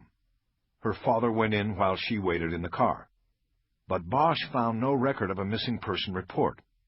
It now seemed to fit. He had a marker that would help validate the confession. Mr. Delacroix, are you comfortable talking to me? Yeah, sure. Okay. When did you take your son's body from the trunk? I did that later, after Sheila went to sleep. I went back out to the car and I took it to where I could hide the body. And where was that? Up in the hills, Laurel Canyon. Do you remember what road you were on? Wonderland. Wonderland. Are you sure? No, but that's what I think it was. I've spent all these years. I tried to forget as much about this as I could. So you're saying you were intoxicated when you hid the body? I was drunk. Don't you think I'd have to be? It doesn't matter what I think. Bosch felt the first tremor of danger go through him. While Delacroix was offering a complete confession, Bosch had elicited information that might be damaging to the case as well. Delacroix being drunk could explain why the body had apparently been hurriedly dropped in the hillside woods and quickly covered with loose soil and pine needles. But Bosch recalled his own difficult climb up the hill and couldn't imagine an intoxicated man doing it while carrying or dragging the body of his own son along with him. All I remember, Delacroix suddenly said unbidden, is that it took me a long time. I was gone almost all night, and I remember that I hugged him as tight as I could before I put him down in the hole. It was like I had a funeral for him. Bosch finally concluded that he was going too far down a path of legal peril. He had to stop and go back and clean up a few details. What about your son's skateboard? What about it? What did you do with it? Delacroix leaned forward to consider this. I don't really remember. Did you bury it with him? I don't remember. Bosch waited a long moment to see if something would come out. Delacroix said nothing. Okay, Mr. Delacroix, we're going to take a break here while I go talk to my partner. Bosch got up and immediately went to the viewing room and opened the door. Edgar and another man were in there. The man, who Bosch didn't know, was looking at Delacroix through the one-way glass. Edgar was reaching to the video to turn it off. Don't turn it off, Bosch said quickly. Edgar held back. Let it run. If he starts remembering more stuff, I don't want anybody to try to say we gave it to him. Edgar nodded. The other man turned from the window and put out his hand. He looked like he was no more than 30. He had dark hair that was slicked back and very white skin. "Hi, George Portugal, Deputy District Attorney." Bosch shook his hand. "Looks like you've got an interesting case here," Portugal said. "And getting more so all the time," Bosch said. "Well, from what I've seen in the last 10 minutes, you don't have a worry in the world. This is a slam dunk." Bosch nodded, but didn't return the smile. What he wanted to do was laugh at the inanity of Portugal's statement. He knew better than to trust the instincts of young prosecutors. He thought of all that had happened before they had gotten Delacroix into the room on the other side of the glass. And he knew there was no such thing as a slam dunk. At 4 p.m., Bosch and Edgar drove Samuel Delacroix downtown to be booked at Parker Center on charges of murdering his son. With Portugal in the interview room taking part in the questioning, they had interrogated Delacroix for another 2 hours, gleaning only a few new details about the killing. The father's memory of his son's death and his part in it had been eroded by 20 years of guilt and whiskey. As they drove to Parker Center, Bosch spoke with Lieutenant Billets and asked that they hold off on any media announcements. They had to speak to the daughter first, break the news to her. During the drive, Delacroix asked that they deliver a message to his daughter. "Just tell her that I'm sorry for everything. Just like that. Sorry for everything. Tell her that." "You're sorry for everything. I got it. Anything else?" "No, just that." Bosch nodded. Sheila Delacroix answered the door. It was exactly 6 o'clock. She was wearing black leggings and a long T-shirt that went almost to her knees. Her eyes grew wide when she recognized Bosch and Edgar. "Detectives? I wasn't expecting you." She made no move to invite them in. Bosch spoke. "Sheila, we've been able to identify the remains from Laurel Canyon as those of your brother Arthur. We are sorry to have to tell you this. Can we come in for a few minutes?" She stepped back and waved them in. "Please," she said, signaling them to sit down as they moved to the living room. Everybody took the same seats as they had before. Bosch noticed the box of photos she had retrieved the other day was still on the coffee table. The photos were neatly stacked in rows in the box now. Sheila noticed his glance. "I kind of put them in order. I had been meaning to get around to it for a long time." Bosch nodded. "Sheila, there's more. We wanted to talk to you before you saw it on the news. Late today, your father was charged with Arthur's murder." "Oh, my God." She leaned forward and brought her elbows down to her knees. She closed her eyes, and her hair fell forward, helping to hide her face. "He's being held down at Parker Center pending his arraignment tomorrow and a bail hearing. I would say that from the looks of things, his lifestyle, I don't think he'll be able to make the kind of bail they're going to be talking about." She opened her eyes. There must be some kind of mistake. What about the man across the street? He killed himself. He must be the one." "We don't think so, Sheila." "My father couldn't have done this." "Actually," Edgar said softly, "he confessed to it." She straightened herself, and Bosch saw the true surprise on her face. And this surprised him. He thought she would have always harbored the idea, the suspicion about her father. No, he—" "Did you ever see your father strike Arthur?" Bosch asked. "No, never." "Are you sure about that?" She shook her head. "Nothing more than a swat on the behind when he was small and being a brat, that's all." Bosch looked over at Edgar and then back at the woman, who was leaning forward again, looking down at the floor by her feet.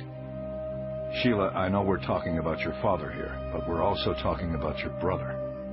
He didn't get much of a chance at life, did he?" He waited, and after a long moment she shook her head without looking up. "We have your father's confession, and we have evidence. Arthur's bones tell us a story, Sheila. There are injuries, a lot of them, from his whole life." She nodded. "What we need is another voice, someone who can tell us what it was like for Arthur to grow up in this house. To try to grow up," Edgar added. Sheila straightened herself and used her palms to smear tears across her cheeks. "All I can tell you is that I never saw him hit my brother. Never once." She wiped more tears away. Her face was becoming shiny and distorted. "This is unbelievable," she said. "All I wanted was to see if that was Arthur up there, and now I should never have called you people. I should have—" She didn't finish. She pinched the bridge of her nose in an effort to stop the tears. "Sheila," Edgar said, "if your father didn't do it, why would he tell us he did?" She sharply shook her head and seemed to grow agitated. "Why would he tell us to tell you he said he was sorry? He's sick. He drinks. Maybe he wants the attention, I don't know. He was an actor, you know." Bosch pulled the box of photos across the coffee table and used his finger to go through one of the rows. He saw a photo of Arthur as maybe a 5-year-old. He pulled it out and studied it. He slid the photo back into its place and looked up at the woman. Their eyes held. "Sheila, will you help us?" She looked away from him. "I can't."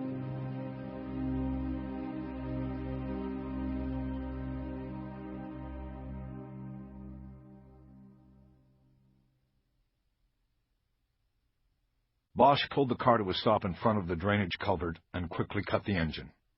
He didn't want to draw any attention from the residents on Wonderland Avenue.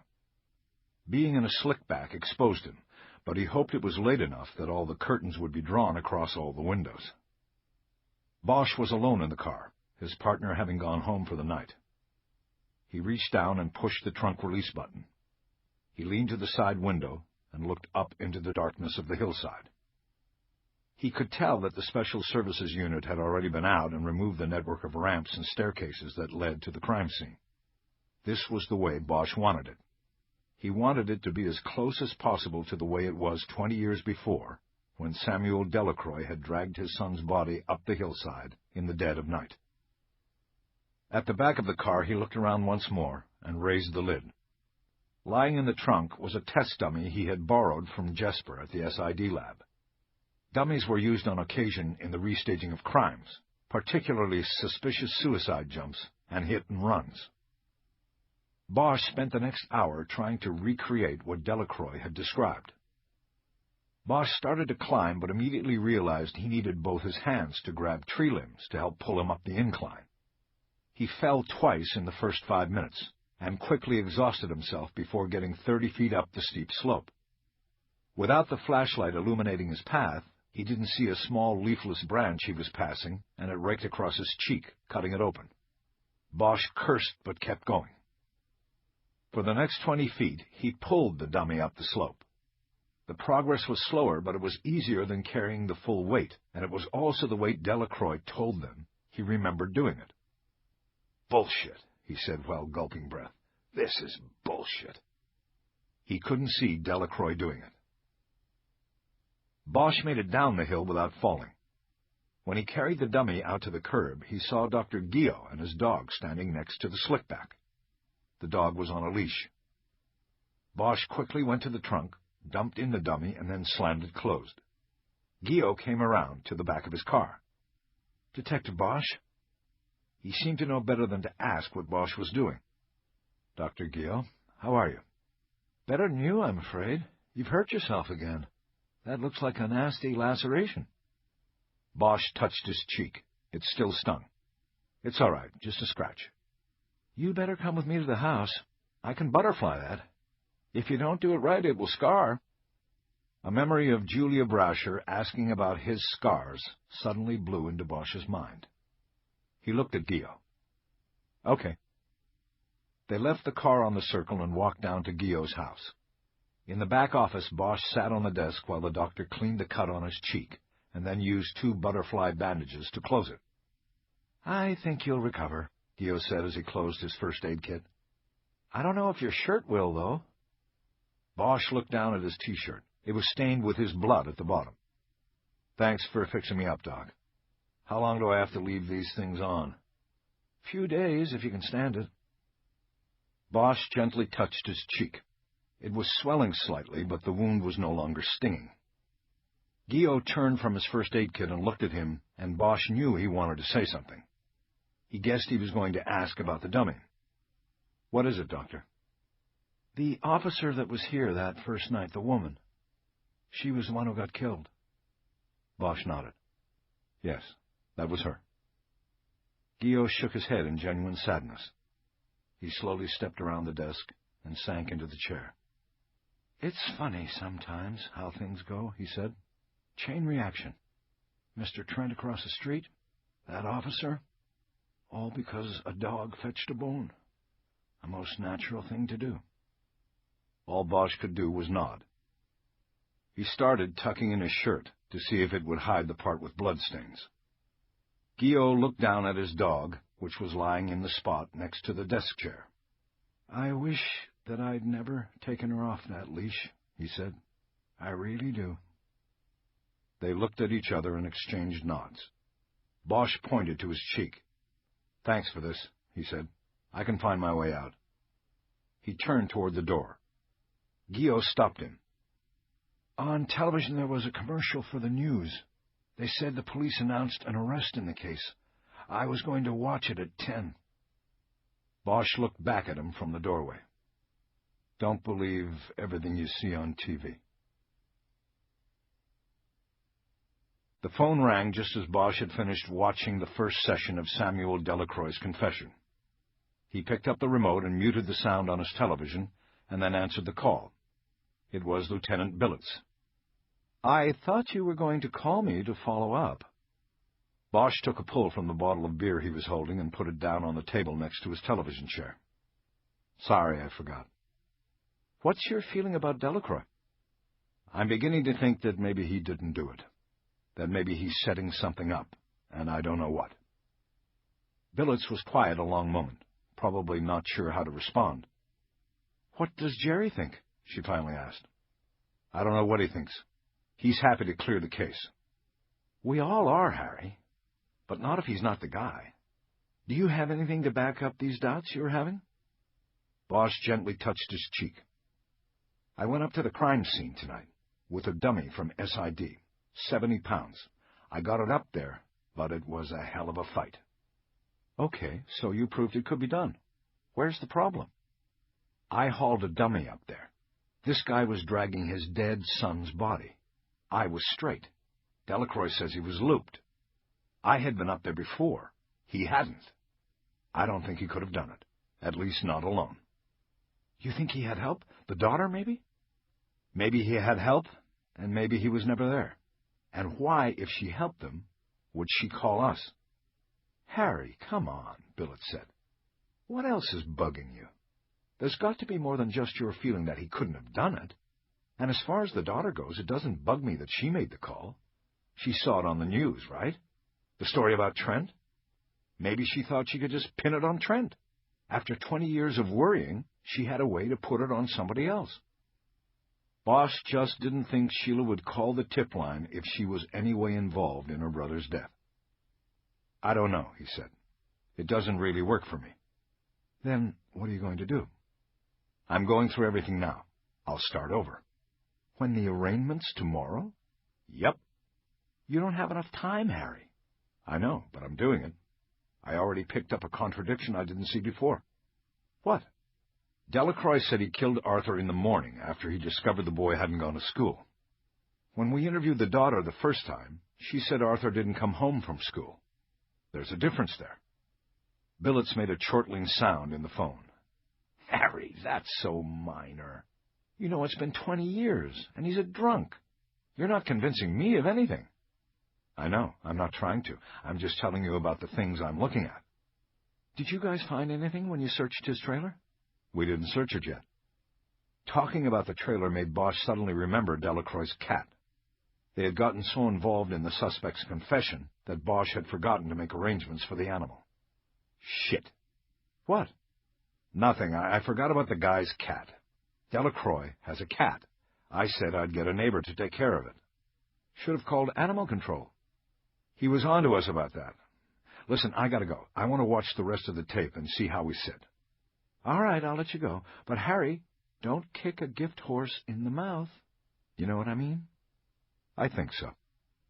They hung up then, and Bosch started the videotape of the confession again.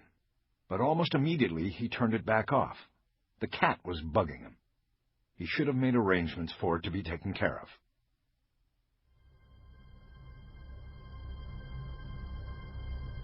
As Bosch approached Delacroix's trailer, he saw light on behind every curtain of every window.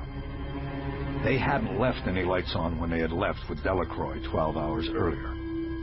He slipped his gun out of its holster and went to the door. He carefully tried the doorknob. It turned. He pulled the door open while raising his weapon. The living room was empty. Bosch stepped in and swept the trailer with his eyes. No one. He pulled the door closed without a sound. He heard banging sounds, like somebody closing drawers. He started moving through the kitchen. He moved into the hallway and was 6 feet from the bedroom door when it opened and a head-down figure came toward him. Sheila Delacroix screamed when she looked up and saw Bosch. Bosch raised his gun and then immediately lowered it when he recognized who it was. Sheila raised her hand to her chest, her eyes growing wide. "What are you doing here?" she said. Bosch holstered his weapon. "I was going to ask you the same thing."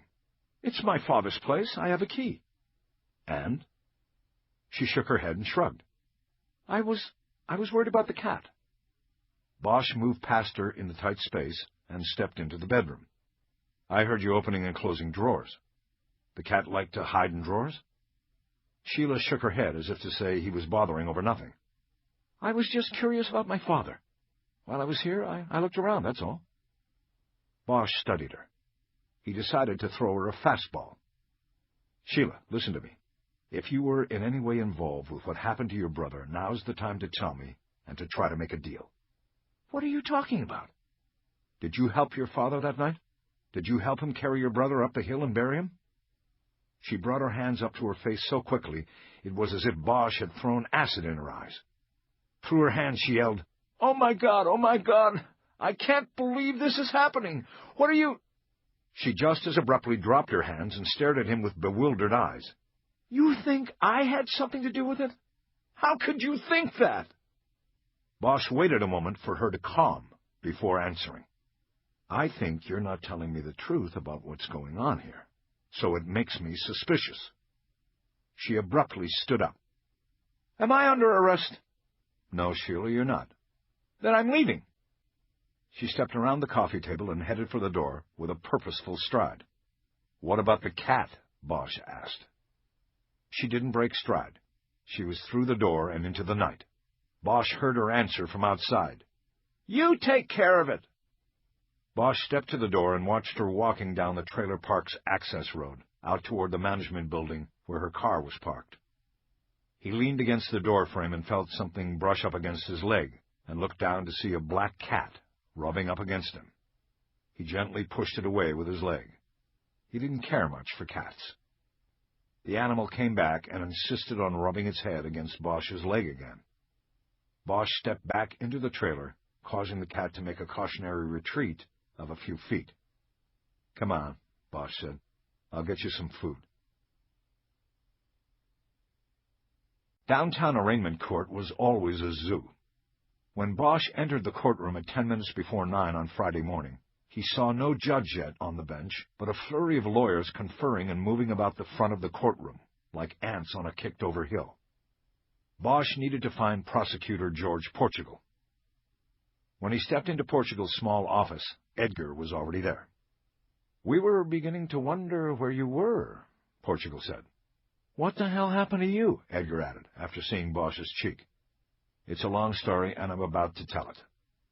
He took the other chair in front of Portugal's desk and opened his briefcase on his lap and took out a folded section of the Los Angeles Times. He then closed the briefcase and put it on the floor. "So, what's going on?" Portugal said, clearly anxious about the reason Bosch had called the meeting. Bosch started unfolding the newspaper. "What's going on is we charged the wrong guy, and we better fix it before he gets arraigned." "I knew you were going to say something like that," Portugal said. "I don't know if I want to hear this. You're messing up a good thing, Bosch." "I don't care what I'm doing. If the guy didn't do it, he didn't do it." "But he told us he did it. Several times." "Look," Edgar said to Portugal, "let Harry say what he wants to say." Bosch told them about taking the dummy up to Wonderland Avenue and recreating as much as he could Delacroix's supposed trek with his son's body up the steep hillside. "I made it, but just barely," he said, gently touching his cheek. "But the point is, Yeah, you made it," Portugal said. "You made it, so Delacroix could have made it. What's the problem with that?" "The problem is that I was sober when I did it, and he says he wasn't. I also knew where I was going. I knew it leveled off up there. He didn't. This is all minor bullshit." "No. What's bullshit is Delacroix's story. Nobody dragged that kid's body up there. He was alive when he was up there. Somebody killed him up there." Portugal shook his head in frustration. "This is all wild conjecture, Detective Bosch. I'm not going to stop this whole process because it's conjecture, not wild conjecture." Bosch looked over at Edgar, but his partner didn't look back at him. He had a glum look on his face. Bosch looked back at Portugal. "Look, I'm not done. There's more. After I got home last night, I remembered Delacroix's cat. We left it in his trailer and told him we'd take care of it, but we forgot, so I went back." Bosch could hear Edgar breathing heavily, and he knew what the problem was. Edgar had been left out of the loop by his own partner. It was embarrassing for him to be getting this information at the same time as Portugal. All I was going to do was feed the cat, but when I got there, somebody was already in the trailer. It was his daughter. "Sheila?" Edgar said. "What was she doing there?" "She was searching the place. She claimed she was there for the cat, too, but she was searching the place when I got there." "For what?" Edgar said. "She wouldn't tell me.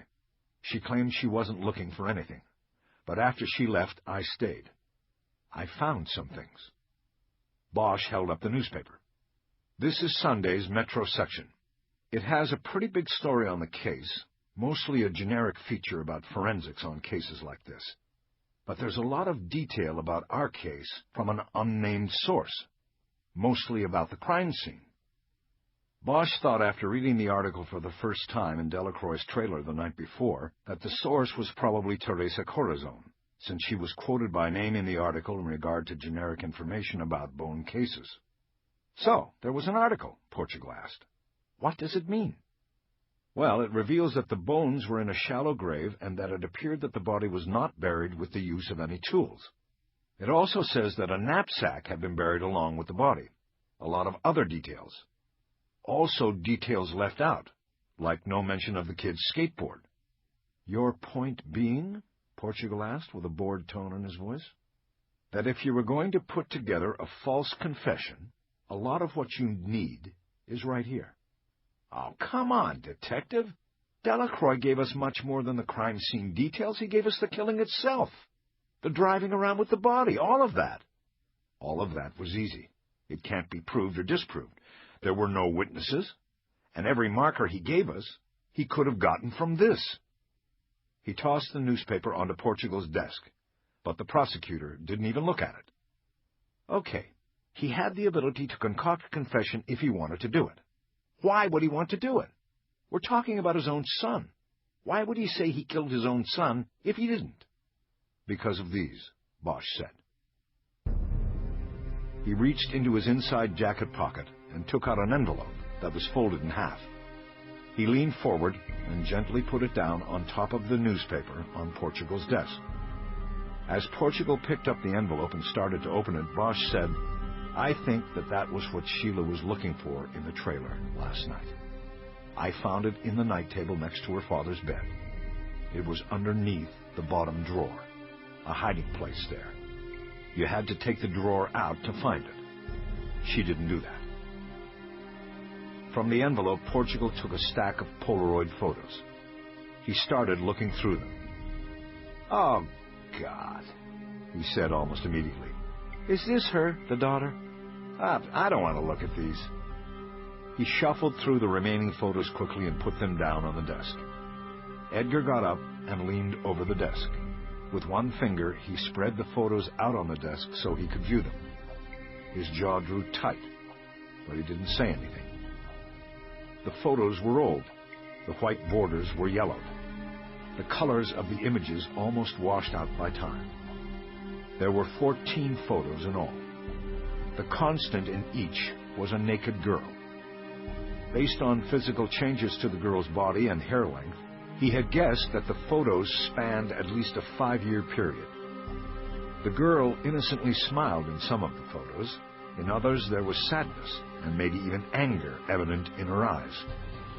It had been clear to Bosch from the moment he first looked at them that the girl in the photos was Sheila Delacroix. Edgar sat back down heavily. "Yesterday, this was a slam dunk," Portugal said. "Today, it's a can of worms. I assume you were going to give me your theory on these, Detective Bosch?" Bosch nodded, putting the photos back into the envelope. "You start with a family," he said. "For one reason or another, the mother's weak. Too young to marry, too young to have kids. The boy she has is too hard to handle. She sees where her life is going, and she decides she doesn't want to go there. She ups and splits, and that leaves Sheila to pick up with the boy and to fend for herself with the father. Obviously a hellish life. Sheila could blame her mother, her father, her brother. But who could she lash out against? Her mother was gone. Her father was big and overpowering, in control. That only left Arthur."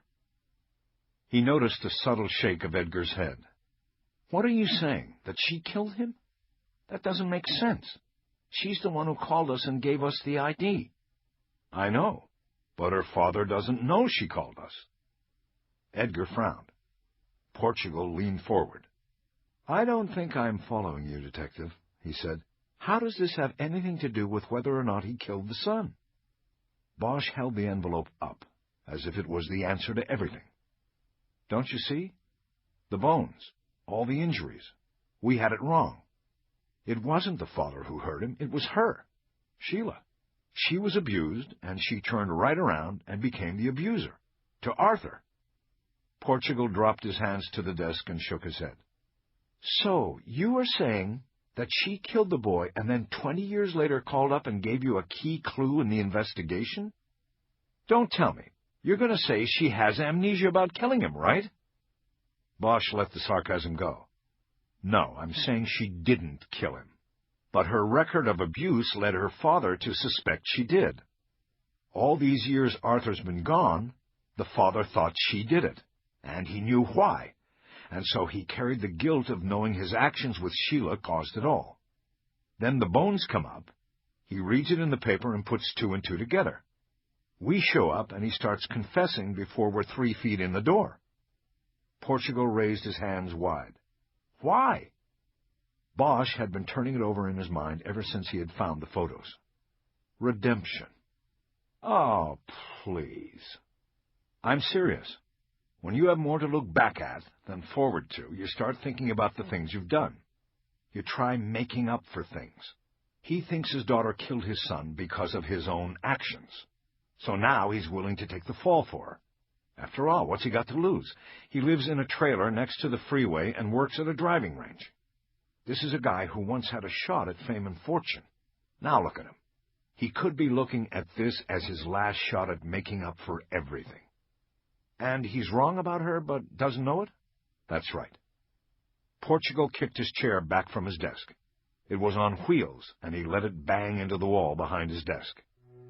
"I got a guy waiting down there I could put away with one hand tied to my balls, and you come in here and want me to kick him loose." Bosch nodded. "If I'm wrong, you could always charge him again, but if I'm right, he's going to try to plead guilty down there. No trial, no lawyer, nothing.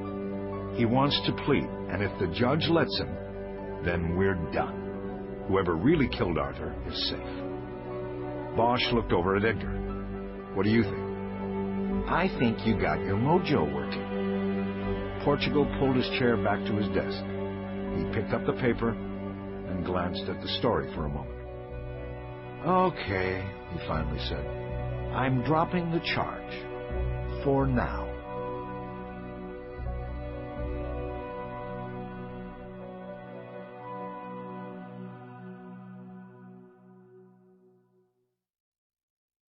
Through an assistant in Sheila Delacroix's office, Bosch and Edgar learned that she was working out of a temporary production office on the West Side, where she was casting a television pilot about detectives called The Closers. When they reached the office, they came into a long hallway that was lined with men in dark suits that were rumpled and out of style. Some of the men wore raincoats and fedoras. Some were pacing by themselves and gesturing and talking quietly to themselves. Bosch and Edgar followed the arrows and turned into a large room lined with chairs holding more men in bad suits. At the far end of the room, a young woman sat, studying the names on a clipboard. "We need to see Sheila Delacroix," Bosch said. "And your names?" "Detectives Bosch and Edgar." She started to smile, and Bosch took out his badge and let her see it. "You guys are good," she said. "We're not actors. Would you please tell her we need to see her right away?" The woman continued to smile. "Is that real? That cut on your cheek?" she said. "It looks real." Bosch looked at Edgar and nodded toward the door. Simultaneously, they went around both sides of her desk and approached the door. "Hey, she's taking a reading. You can't—" Bosch opened the door and stepped into a small room where Sheila Delacroix was sitting behind a desk, watching a man seated on a folding chair in the middle of the room. He was reading from a page of script. Another young woman was in the corner behind a video camera on a tripod. In another corner, 2 men sat on folding chairs, watching the reading. The man reading the script didn't stop when Bosch and Edgar entered. "The proof's in your pudding, you mutt," he said. "Now get up against—" Okay, Delacroix said. "Stop there, Frank." She looked up at Bosch and Edgar. "What is this?" "We need to talk to you, Sheila," Bosch said. "Right now." She threw a pen down on the desk and pushed her hands up through her hair. She turned to the woman on the video camera, which had been turned to focus on Bosch and Edgar. "Okay, Jennifer, turn that off," she said. Everybody shuffled out of the room, leaving Bosch and Edgar alone with Sheila. "Well," she said after the door closed, "what is so important that you had to come bursting in here?" "Couple things. I thought you might want to know that I found what you were looking for last night, and—" "I told you I wasn't—" "Your father was released from custody about an hour ago." "What do you mean, released? He confessed." "Well, he deconfessed this morning. That was after we told him we were going to put him on a polygraph machine and mentioned that it was you who called us up and gave us the tip that led to the ID of your brother." She shook her head slightly. "I don't understand." "I think you do, Sheila. Your father thought you killed Arthur. You were the one who hit him all the time, who hurt him, who put him in the hospital that time, after hitting him with the bat. When he disappeared, your father thought maybe you'd finally gone all the way and killed him." Sheila put her elbows on the desk and hid her face in her hands. "So when we showed up, he started confessing. He was willing to take the fall for you, to make up for what he did to you. For this." Bosch reached into his pocket and took out the envelope containing the photos. He dropped it onto the desk. She didn't open the envelope. She didn't have to. "You people, is this what you do? Invade people's lives like this? I mean, their secrets? Everything?" "We're the closers, Sheila. Sometimes we have to." She didn't respond. "Whatever baggage you carry with you, now is the time to lose it, to tell us what happened. Everything. I think there is more than what you told us before. We're back at square one, and we need your help. This is your brother we're talking about." Sheila spoke slowly. "I understand something now." "What is that?" She was staring down at her hands. When she spoke, it was like she was speaking to herself, or to nobody. "After Arthur was gone, my father never touched me again. I thought it was because I had become undesirable in some way. I was overweight, ugly. I think now maybe it was because he was afraid of what he thought I had done, or what I might be able to do." Bosch leaned forward. "Sheila, is there anything else about that time, about that last day, that you didn't tell us before? Anything that can help us?" She nodded very slightly and then bowed her head, hiding her face behind her raised fists. "I knew he was running away," she said slowly. "When I came home from school that day, he was there, in his room." "So he did come home?" "Yes, for a little bit. His door was open a crack, and I looked in. He didn't see me. He was putting things into his book bag, clothes, things like that. I knew what he was doing. He was packing and was going to run. I went into my room and closed the door. I wanted him to go. I guess I hated him. To me, he was the cause of everything. I just wanted him to be gone. I stayed in my room until I heard the front door close. She raised her face and looked at Bosch. Her eyes were wet, but Bosch had often before seen that in a purging of guilt and truth came a strength.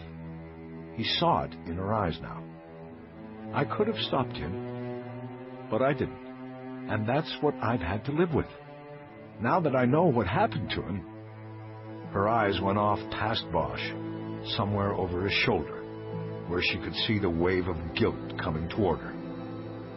Thank you, Sheila, Bosch said softly. Is there anything else you know that could help us? She shook her head and slowly picked up the envelope and reached down with it to her purse, which was on the floor next to her chair. Is it all right if I burn these? Yes, that would be fine, Sheila. And burn the memories with them.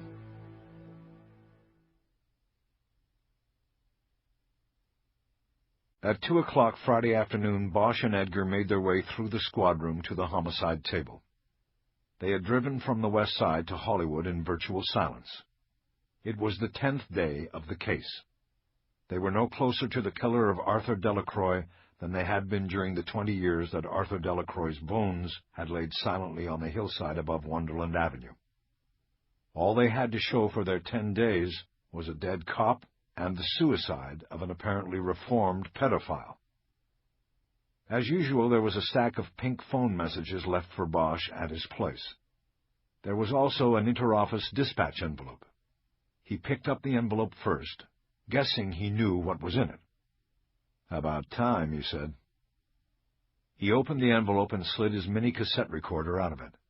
He pushed the play button to check the battery. He immediately heard his own voice. He lowered the volume and turned off the device. There was a message from the family counselor at the medical examiner's office telling Bosch that the remains of Arthur Delacroix had been released to his family for burial on Sunday. Bosch put it aside so he could call back to find out about the funeral arrangements and which member of the family had claimed the remains. He went back to the messages and came upon a pink slip that immediately gave him pause. The message came in at 10:35, and it was from a Lieutenant Bolenbach in the Office of Operations, the 03 as it was more popularly known by the rank and file. The 03 was from where all personnel assignments and transfers were issued. Bosch took the message as a sign he was being transferred out of Hollywood. His new assignment would likely involve some freeway therapy, a posting far from his home and requiring long drives each day to and from work. It was a frequently used management tool for convincing cops they might be better suited turning in the badge and doing something else. Bosch looked at Edgar. His partner was going through his own collection of phone messages. The last one in Bosch's stack, meaning it was the first one received, was from Antoine Jesper in SID. He had called at 10 that morning. "Shit," Bosch said. "What?" Edgar said. "I'm going to have to go downtown. I still have the dummy I borrowed last night in my trunk. I think Jesper needs it back." He picked up the phone and was about to call SID when he heard his and Edgar's names called from the far end of the squad room. It was Lieutenant Billets. She signaled them to her office. "Here we go," Edgar said as he got up. "Harry, you can have the honors. You tell her where we're at on this thing. More like where we aren't at." Bosch did. In 5 minutes he brought Billets completely up to date on the case and its latest reversal and lack of progress. "So, where do we go from here?" she asked when he was finished. "We start over, look at everything we've got, see what we missed." Billets nodded. "I think the most important thing is that spot up there on the hill," Bosch added. "How so?" "I think the kid was alive when he got up there. That's where he was killed. We have to figure out what or who brought him up there. We're going to have to go back in time on that whole street, profile the whole neighborhood. It's going to take time." She shook her head. "Well, we don't have time to work it full time," she said. You guys just sat out of the rotation for 10 days. This isn't RHD. That's the longest I've been able to hold a team out since I got here. So, we're back in? She nodded. Bosch knew that by putting them back on the rotation, Billets was making a tacit acknowledgement that she wasn't expecting the case to clear. They went back to the table, and Bosch finally called Jesper. "The dummy's safe," he said when the criminalist picked up the phone. "I'll bring it down later today." "Cool, man. But that wasn't why I called. I just wanted to tell you I can make a little refinement on that report I sent you on the skateboard. That is, if it still matters." Bosch hesitated for a moment. "Not really, but what do you want to refine, Antoine?" "This particular board was made between 78 and 80. I don't know if that means anything to the case or not." Bosch scanned the report. "How'd you cut the time frame down?" "I took the trucks off. You know, the wheels. I saw that somebody had scratched the date in the wood. Like carved it in, on the underside of the board, and then it was covered up by the truck assembly." "You mean like when the board was made?" "No, I don't think so. It's not a professional job. In fact, it was hard to read. I had to put it under glass and angled light. I just think it was the original owner's way of marking his board in a secret way in case there was ever a dispute or something over ownership, like if somebody stole it from him. So the kid who had this one carved in the date, 1980 A.D. Bosch looked over at Edgar. He was on the phone speaking with his hand cupped over the mouthpiece, a personal call. "You said A.D.? "Yeah, you know, as in Anno Domini, or however you say it. It's Latin. Means the year of our Lord. I looked it up." "No, it means Arthur Delacroix." "Who's that?" "That's the Vic, Antoine. Arthur Delacroix, as in A.D. "Damn! I didn't have the Vic's name here, Bosch. You filed all of this evidence while he was still a John Doe and never amended it, man." Bosch wasn't listening to him. A surge of adrenaline was moving through his body. He knew his pulse was quickening. "Antoine, I'm coming down there to pick up the board." "I'll be here." At 4:30, Bosch returned to the station house carrying the file box containing the skateboard. He was heading quickly down the hallway to the squad room. Edgar had a large marker board lying flat across his desk and covering most of Bosch's as well. He had drawn what looked like a thermometer on it. It was Wonderland Avenue, the turnaround circle at the end being the bulb at the bottom of the thermometer. From the street there were lines drawn signifying the various homes. Extending from these lines were names printed in green, blue, and black marker ink. There was a red X that marked the spot where the bones had been found. Bosch stood and stared at the street diagram without asking a question. "We should have done this from the start," Edgar said. "How's it work?" "The green names are residents in 1980. The blue names are anybody who came after 80 but have already left. The black names are current residents. Anywhere you see just a black name, like Gio right here, that means they've been there the whole time." Bosch nodded. There were only two names in black, Dr. Gio and someone named Al Hutter, who was at the end of the street farthest from the crime scene. "Good," Bosch said, though he didn't know what use the chart would be now. "What's in the box?" Edgar asked. "The skateboard. Jesper found something." Bosch put the box down on his desk and took off the top.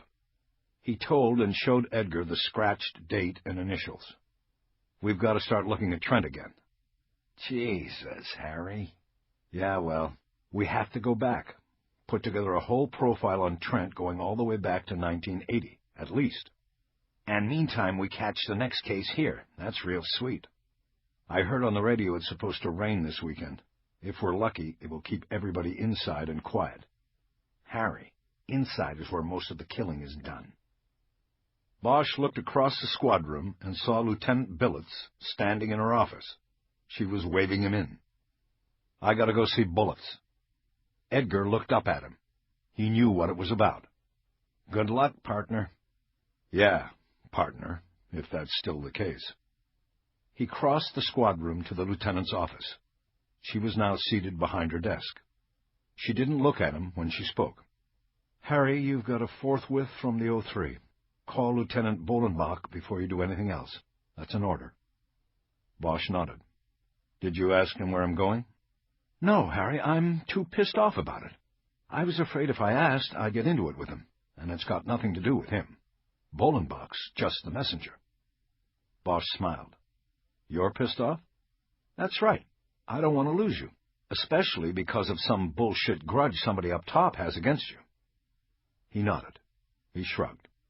Thanks, Lieutenant. Why don't you call him on speakerphone? We'll get this over with. Now she looked up at him. You sure? I could go get a coffee so you can have the office to yourself if you want. It's all right. Go ahead and make the call. She put the phone on speaker and called Bolenbach's office. He answered right away. Lieutenant, this is Lieutenant Billets. I have Detective Bosch in my office. Very good, Lieutenant. Just let me find the order here. There was the sound of papers rustling. Then Bolenbach cleared his throat. Detective Hieronymus Bosch, you are ordered to report for duty at Robbery Homicide Division at 0800 January 15. That is all. Are these orders clear to you? Bosch was stunned. RHD was a promotion. He had been demoted from RHD to Hollywood more than 10 years earlier. He looked at Billets, who also had a look of suspicious surprise on her face. Did you say RHD? Yes, Detective, Robbery Homicide Division. Are these orders clear? What's my assignment there? You'll have to get that from your new commanding officer on the morning of the 15th. That's all I have for you, Detective Bosch. You have your orders. Have a nice weekend. He clicked off, and a dial tone came from the speaker. Bosch looked at Billets. What do you think? Is this some kind of a joke? If it is, it's a good one. Congratulations. But 3 days ago, Irving told me to quit. Then he turns around and sends me downtown? Well, maybe it's because he wants to watch you more closely. They don't call Parker Center the Glass House for nothing, Harry. You better be careful. Bosch nodded. On the other hand, she said, we both know you should be down there. You should have never been taken out of there in the first place. Maybe it's just the circle closing. Whatever it is, we're going to miss you. I'll miss you, Harry. You do good work. Bosch nodded his thanks. He made a move toward leaving, but then looked back up at her. He smiled. You're not going to believe this, especially in light of what just happened, but we're looking at Trent again. The skateboard. SID found a link to the boy on it. Billets threw her head back and laughed loudly, loud enough to draw the attention of everyone in the squad room. Well, she said, when Irving hears that, he's definitely going to change RHD to Southeast Division for sure. Her reference was to the gang-infested district at the far end of the city, a posting that would be the pure form example of freeway therapy. I wouldn't doubt it, Bosch said. Billets dropped the smile and got serious. She asked Bosch about the latest turn in the case and listened intently while he outlined the plan to put together what would basically be a full-life profile on the dead set decorator. I'll tell you what, she said when he was finished. I'll take you guys off rotation. No sense in you pulling a new case if you're splitting for RHD. I'm also authorizing weekend OT. You've got 4 days, Harry. Don't leave this one on the table when you go. Bosch nodded and left the office. On his way back to his space, he knew all eyes in the squad room were on him. He gave nothing away. He sat down at his space and kept his eyes down. So, Edgar eventually whispered, what did you get? RHD. RHD? He had practically yelled it. It would now be known to all in the squad room. Bosch felt his face getting red. He knew everybody else would be looking at him. Jesus Christ, Edgar said. First Kiz, and now you? What am I, fucking chopped liver? Kind of Blue played on the stereo. Bosch held a bottle of beer in his hand and leaned back on the recliner chair in his living room with his eyes closed. It had been a confusing day at the end of a confusing week. He and Edgar had worked until 7 before deciding on an early night. Edgar couldn't concentrate. The news of Bosch's transfer had affected him more deeply than Bosch. Edgar perceived it as a slight against him because he wasn't chosen to go to RHD. Bosch tried to calm him by assuring him that it was a pit of snakes that Bosch would be entering, but it was no use. Bosch pulled the plug and told his partner to go home, have a drink, and get a good night's sleep. They would work through the weekend, gathering information on Trent. Now it was Bosch who was having the drink and falling asleep in his chair. The phone rang and Bosch bolted upright. He clicked off the stereo and went into the kitchen. When he answered, a woman's voice told him to hold for Deputy Chief Irving. After a long moment, Irving's voice came on the line. Detective Bosch? Yes. You received your transfer orders today? Yes, I did. Good. I wanted to let you know that I made the decision to bring you back to Robbery Homicide Division. Why is that, Chief? Because I decided after our last conversation to hold out one last chance to you. This assignment is that chance. You will be in a position where I can watch your moves very closely. What position is that? You were not told? I was just told to report to RHD next pay period. That was it. There was silence on the phone, and Bosch thought now he would find the sand in the engine oil. He was going back to RHD, but as what? He tried to think. What was the worst assignment within the best assignment? Irving finally spoke. You are getting your old job back, Homicide Special. An opening came up today when Detective Thornton turned in his badge. I'll be working with Kiz Ryder? That will be up to Lieutenant Enriquez. But Detective Ryder is currently without a partner, and you have an established working relationship with her. Bosch nodded. The kitchen was dark. He was elated, but did not want to transmit his feelings over the phone to Irving. As if knowing these thoughts, Irving said, Detective, you may feel as though you fell into the sewer but came out smelling like a rose. Do not think that. Do not make any assumptions. Do not make any mistakes. If you do, I will be there. Am I clear? Crystal clear. Irving hung up without another word.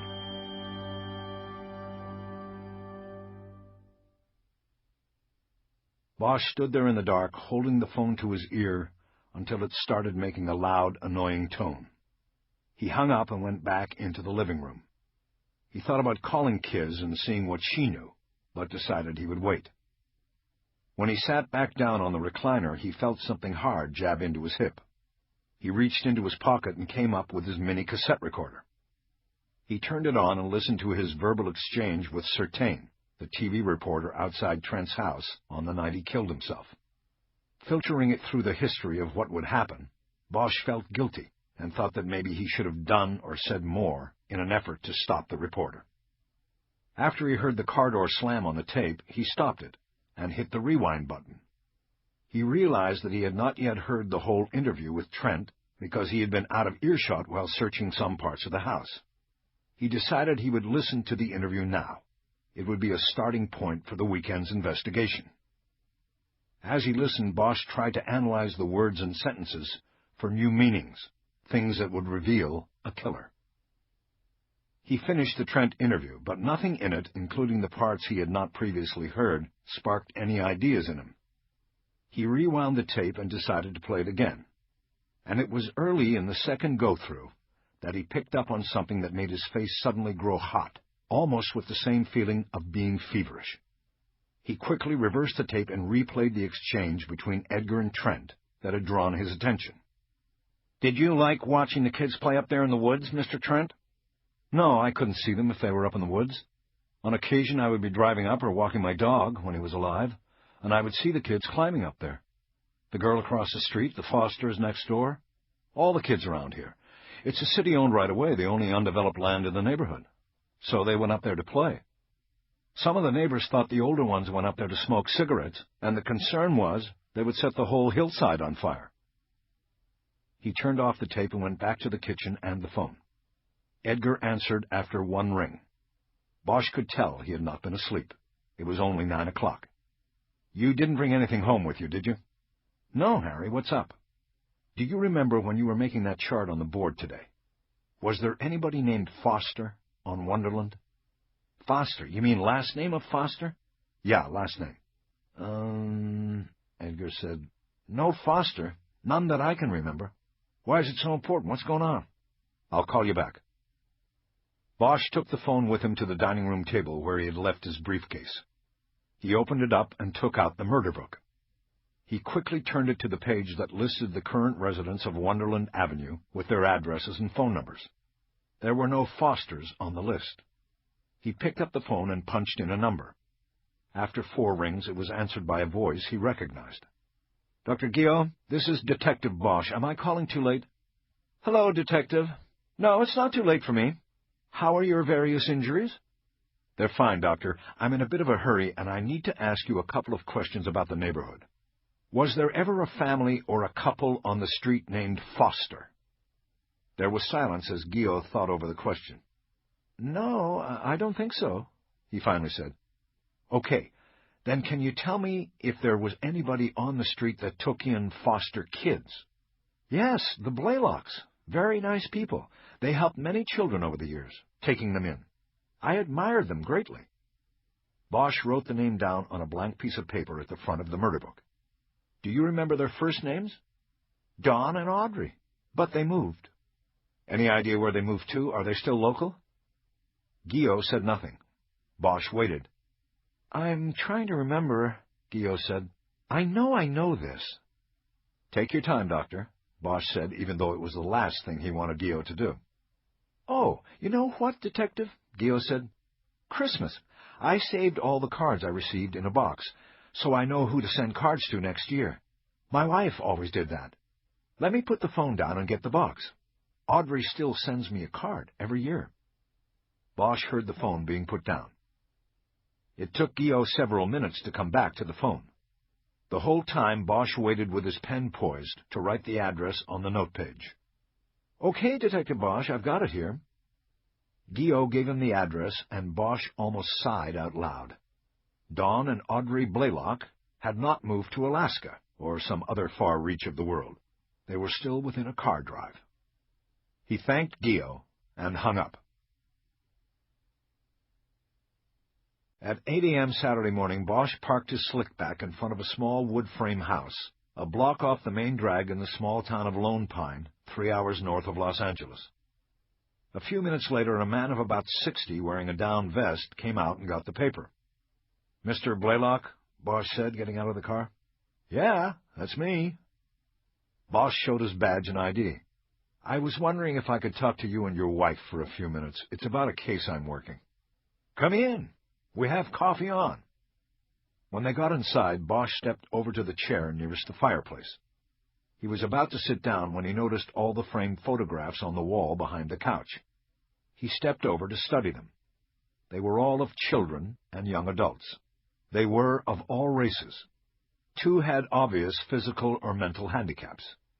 The foster children. Bosch didn't recognize any of them. Soon Blaylock returned with a large mug of steaming coffee. A woman came into the room behind him. She looked a little bit older than her husband. She had eyes still creased by sleep, but a kind face. "This is my wife, Audrey," Blaylock said. "Do you take your coffee black? Every cop I ever knew took it black." The husband and wife sat next to each other on the couch. "Black's fine. Did you know a lot of cops?" "When I was in L.A., I did. I worked 30 years for the city fire department. Quit as a station commander after the '92 riots. That was enough for me. Came in right before Watts and left after '92. "What is it you want to talk to us about?" Audrey asked, seemingly impatient with her husband's small talk. Bosch nodded. "I'm on a case, a homicide up in Laurel Canyon. Your old neighborhood, actually, and we're contacting people who lived on the street back in 1980. "Why then?"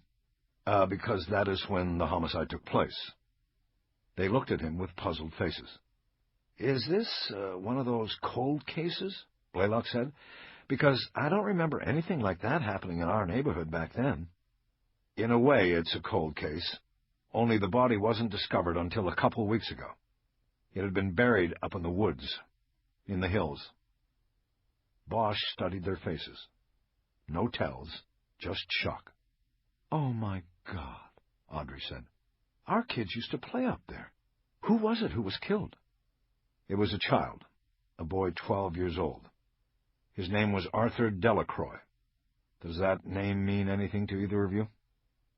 The husband and wife first searched their own memory banks, and then looked at each other and confirmed the results, each shaking their head. No, not that name, Don Blaylock said. How was he killed? Audrey Blaylock asked. He was beaten to death. If you don't mind, I know you're curious about it, but I need to ask the question starting out. Oh, I'm sorry, Audrey said. Please go on. What else can we tell you? Well, we are trying to put together a profile of the street, Wonderland Avenue, at that time. So we know who was who and who was where. It's really routine. Bosch smiled and knew right away it didn't come off as sincere. And it's been pretty tough so far. The neighborhood has sort of turned over a lot since then. In fact, Dr. Gio and a man down the street named Hutter are the only residents still there since 1980. Audrey smiled warmly. Oh, Paul, he is such a nice man. We still get Christmas cards from him, even since his wife passed away. Bosch nodded. Of course, he was too expensive for us. We mostly took our kids to the clinics. But if there was ever an emergency on a weekend or when Paul was home, he never hesitated. Some doctors these days are afraid to do anything because they might get... I'm sorry, I'm going off like my husband, and that's not what you came here to hear. It's all right, Mrs. Blaylock. You mentioned your kids. I heard from some of the neighbors that you two had a foster home. Is that right? Oh, yes, she said. Dawn and I took in children for 25 years. I admire that. How many children was it? We counted it up once, he said. We had a total of 38 kids at one time or another. But realistically, we say we raised 17 of them. These were kids that were with us long enough for it to have an impact. Anywhere from 2 years to... One child was with us 14 years. He turned so he could see the wall over the couch and reached up and pointed to a picture of a boy in a wheelchair. He was slightly built and had thick glasses. His wrists were bent at sharp angles. His smile was crooked. That's Benny, he said. That's amazing, Bosch said. He took a notebook out of his pocket and flipped it open to a blank page. He took out a pen. I was wondering if you could tell me what children you had living in your home in 1980. There was a moment where everyone looked at each other and said nothing. Is one of our kids involved in this? Audrey asked. I don't know, ma'am. I don't know who was living with you. Like I said, we're trying to put together a profile of that neighborhood. We need to know exactly who was living there, and then we'll go from there. Again, there was a pause, as they all looked at each other. Well, Don Blaylock finally said, it's going to be kind of hard to remember exactly who was with us at any given time. There are some obvious ones, like Benny and Jody and Francis, but every year we'd have a few kids that, like Audrey said, would be dropped in and then taken out.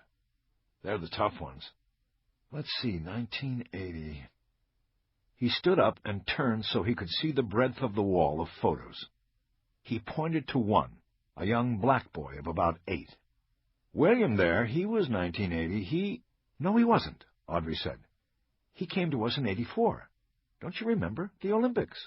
You made him that torch out of foil. Oh, yeah, 84. Bosch leaned forward in his seat. The location near the fire was now getting too warm for him. Didn't you keep records of who came and for how long? We did, but we don't have them here, Blaylock said. They're in storage in L.A.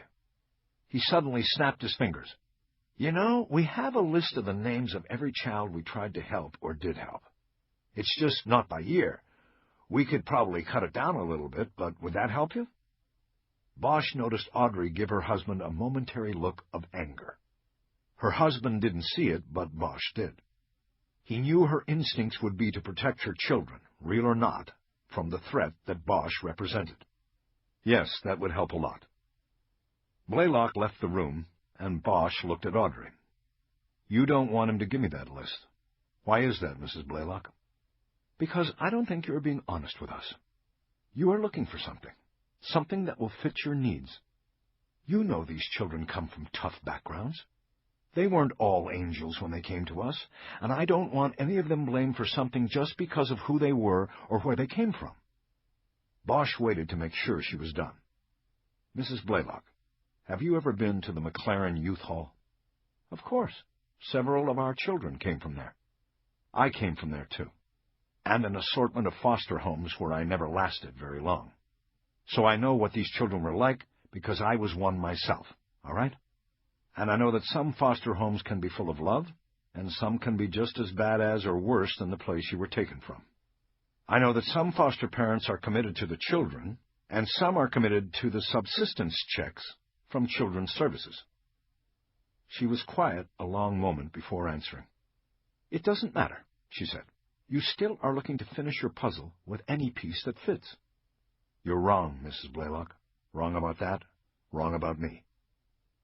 Blaylock came back into the room with what looked like a green school folder. He offered a sheet of paper. There was a list of handwritten names on it. Before Bosch could read them, Blaylock took the page back and put it down on the table. He went to work on it with a pencil, putting check marks next to some of the names. He spoke as he worked. We made this list just so we could sort of keep track of everybody. You'd be surprised you can love somebody to death, but when it comes time to remember 20, 30 birthdays, you always forget somebody.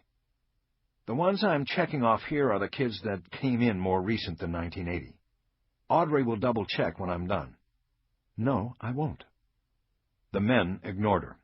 Bosch's eyes moved ahead of Blaylock's pencil and down the list. Before he was 2/3 to the bottom, he reached down and put his finger on a name. Tell me about him. Blaylock looked up at Bosch and then over at his wife. Who is it? She asked. Johnny Stokes, Bosch said. You had him in your home in 1980, didn't you? Audrey stared at him for a moment. There, you see, she said to her husband while looking only at Bosch. He already knew about Johnny when he came in here. I was right. He's not an honest man.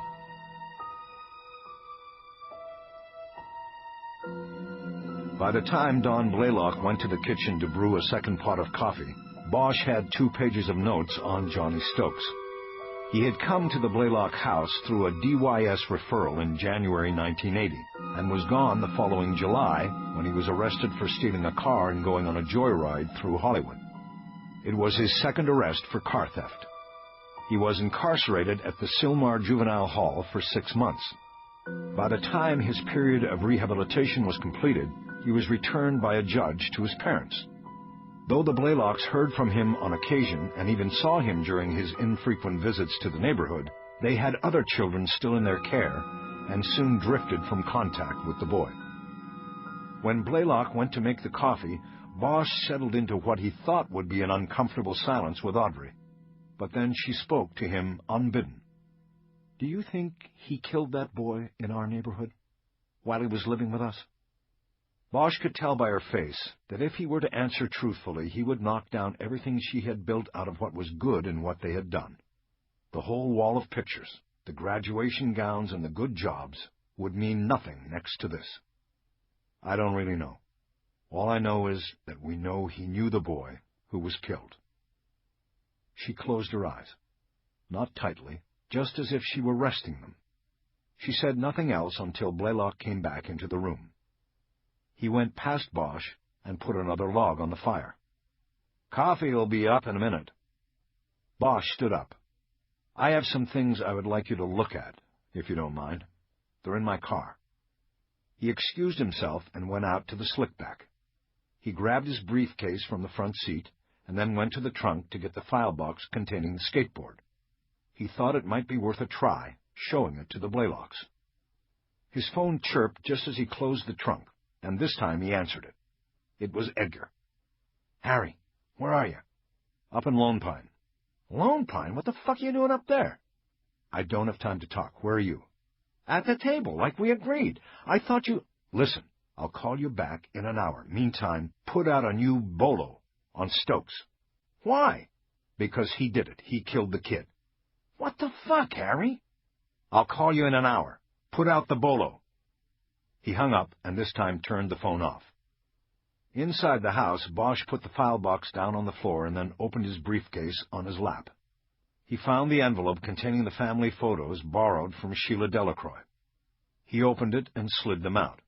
He split the stack in two and gave one half to each of the Blaylocks. Look at the boy in these pictures and tell me if you recognize him, if he ever came to your house, with Johnny or anybody else. He watched as the couple looked at the photos and then exchanged stacks. When they were finished, they both shook their heads and handed the photos back. "Don't recognize him," Don Blaylock said.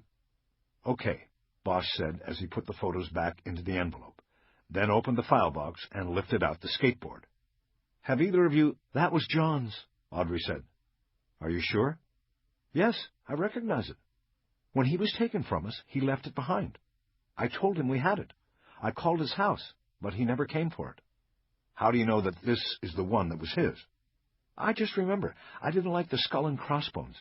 I remember those." Bosch put the skateboard back in the box. "What happened to it if he never came for it?" "We sold it," Audrey said. "When Don retired after 30 years, and we decided to move up here, we sold all of our junk. We had a gigantic garage sale." "More like a house sale," her husband added. "We got rid of everything." "Do you remember who you sold it to?" "Yes, the man who lived next door, Mr. Trent." "When was this?" "Summer of '92, right after we sold the house. We were still in escrow, I remember." "Why do you remember selling the skateboard to Mr. Trent? '92 was a long time ago." "I remember because he bought half of what we were selling, the junky half. He needed it all for his work. He was a set decorator." Bosch scribbled some notes in his pad. He had just about everything he needed from the Blaylocks. It was almost time to head south, back to the city, to put the case together. "How did you get the skateboard?" Audrey asked him. Bosch looked up from his notepad. It was in Mr. Trent's possessions." "He's still on the street?" Don Blaylock asked. "He was a great neighbor. Never a problem at all with him." "He wasn't till recently," Bosch said. "He passed away, though." "Oh, my gosh," Audrey proclaimed. "What a shame. And he wasn't that old a man." "I just have a couple more questions," Bosch said. "Did John Stokes ever tell either of you how he came to have the skateboard?" "He told me that he had won it during a contest with some other boys at school," Audrey said. "The Brethren School?" "Yes, that's where he went. He was going when he first came to us, and so we continued it." Bosch nodded and looked down at his notes. He had everything. He closed the notebook and put it into his coat pocket. He stood up to go.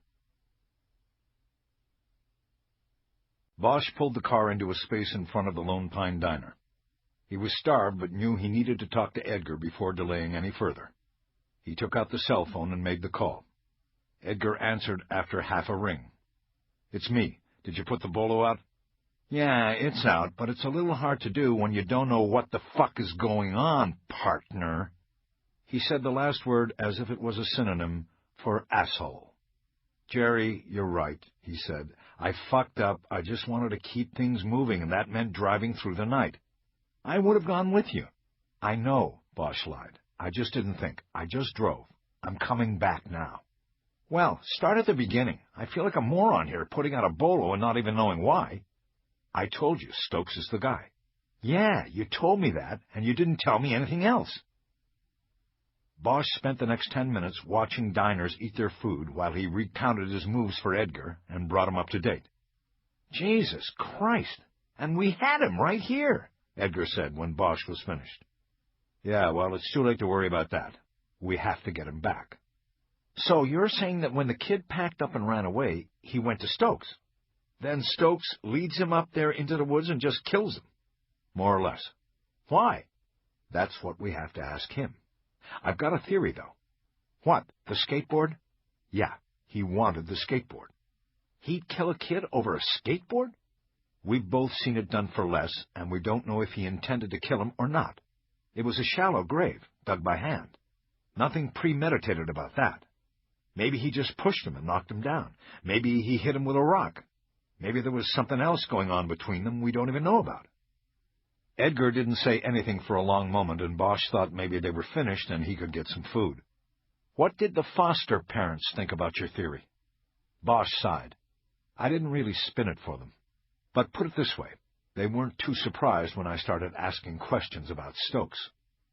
"You know something, Harry? We've been spinning our wheels, is what we've been doing." "What do you mean?" "This whole case. It comes down to what? A 13-year-old killing a 12-year-old over a fucking toy. Stokes was a juvie when this went down. Ain't nobody gonna prosecute him now." Bosch thought about this for a long moment. "They might. Depends on what we get out of him after we pick him up. You just said yourself there was no signs of pre-med. They're not going to file it, partner, I'm telling you. We've been chasing our tail. We close the case, but nobody goes away for it. Bosch nodded. He knew Edgar was probably right. Under the law, it was rare that adults were prosecuted for crimes committed while they were juveniles as young as 13. Even if they pulled a full confession out of Stokes, he would probably walk. I should have let her shoot him, he whispered. What's that, Harry? Nothing. I'm going to grab something to eat and get on the road. You going to be there? Yeah, I'm here. I'll let you know if anything happens. Bosch was just coming down out of the squiggle of treacherous freeway called the Grapevine when his phone chirped, and it was Edgar. Harry, I've been trying to call you. Where are you at? I was in the mountains. I'm less than an hour out. What's going on? They've got a fix on Stokes. He's squatting in the Usher. Bosch thought about this. The Usher was a 1930s hotel a block off Hollywood Boulevard. Bosch flipped on the emergency lights on the car and put his foot hard on the pedal. How do we know he's in there? He asked. From last week when we were looking for him, some guys in narcs were working something in there and got a line on him squatting all the way up on the 13th floor. Okay, what's the plan? We're going to go in big. 4 teams from patrol, me and the narcs. We start at the bottom and work our way up. When do you go? We're about to go into roll call now and talk it out. Then we go. We can't wait for you, Harry. We have to take this guy before he gets out and about. Bosch wondered for a moment if Edgar's hurry was legitimate or simply an effort to get even with Bosch for his cutting him out of several of the investigative moves on the case. I know, he finally said. You going to have a rover with you? Yeah, we're using Channel 2. Okay, I'll see you there. Put your vest on. Bosch closed the phone and pushed the pedal down even harder. Bosch pulled into a church parking lot near the Usher. There were 5 squad cars parked there along with a slickback and a narc car. The cars were parked up close to the church so that they were shielded from view of the windows of the Usher, which rose into the sky on the other side of the church. 2 officers sat in one of the patrol cars. Bosch parked and walked over to the driver's side window. The car was running. Bosch knew it was the pickup car. When the others grabbed Stokes in the Usher, a radio call would go out for the pickup. They would drive over and pick up the prisoner. Where are they? 12th floor, said the driver. Nothing yet. Let me borrow your rover. The cop handed his radio out the window to Bosch. Bosch called Edgar on Channel 2. Harry, you here? Yeah, I'm coming up. We're almost done. I'm still coming up. He gave the radio back to the driver and started walking out of the parking lot. There were 2 main stairway channels at either end of the building. Bosch assumed there would be a team of uniformed officers posted at the bottom of each in case Stokes somehow slipped through the search and tried to escape. Bosch took out his badge and held it up and out as he opened the exterior stairwell door on the east side of the building. As he stepped into the stairwell, he was met by 2 officers who held their weapons out and at their sides. Bosch nodded, and the cops nodded back. Bosch pointed upward and started up the stairs. He tried to pace himself. Each floor had 2 runners of stairs and a landing for the turn. He had 24 to climb. The smell from the overflowing toilets was stifling. The hallway doors had been removed, and with them the floor markings. Though someone had taken it upon himself to paint numbers on the walls of the lower landings, as Bosch got higher, the markings disappeared, and he lost count and became unsure what floor he was on. Bosch listened, but he heard no human sounds. He knew the search teams had to be on the top floor by now. He was wondering if the tip on Stokes had been wrong. Finally, he stepped up onto the last landing and the open door of the penthouse, the 13th floor. He blew out his breath when he heard shouts coming from the hallway. There! Right there! Stokes! No! Police! Free! 2 quick and brutally loud gunshots sounded and echoed down the hall, obliterating the voices. Bosch drew his gun and quickly moved to the doorway. As he began to peek around the jam, he heard 2 more shots and pulled back. The echo prevented him from identifying the origin of the shots. He leaned around the jam again and looked into the hallway. It was dark, with light slashing through it from the doorways of the rooms on the west side. He saw Edgar standing in a combat crouch behind two uniformed officers. Their backs were to Bosch, and their weapons were pointed at one of the open doorways. They were 50 feet down the hall from Bosch.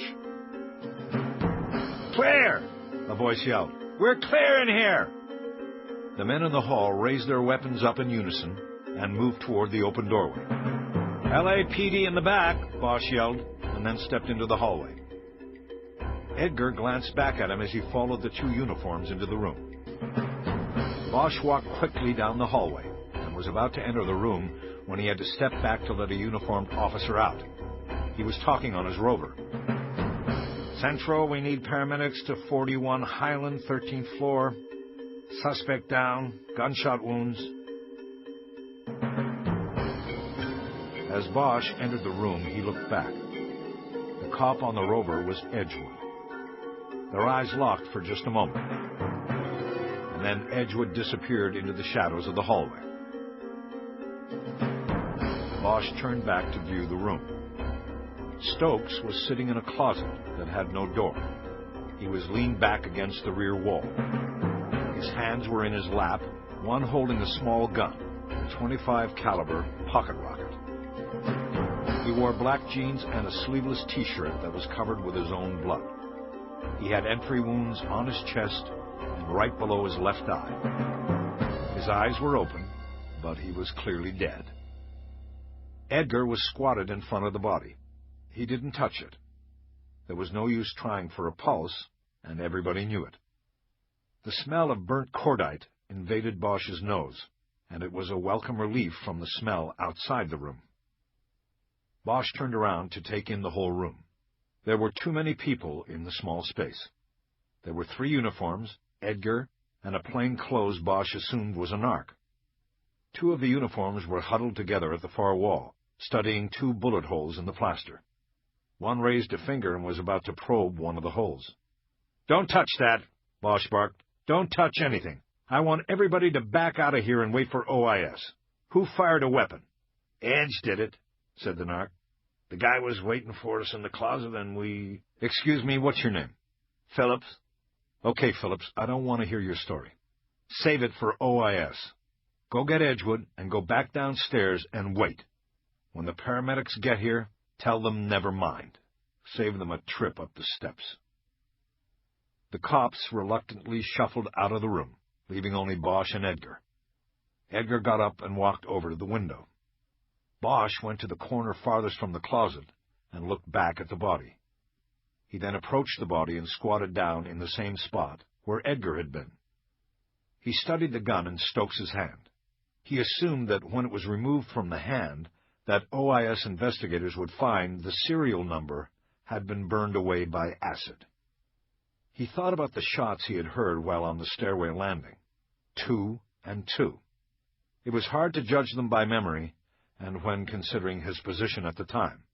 But he thought the first 2 rounds had been louder and heavier than the second 2.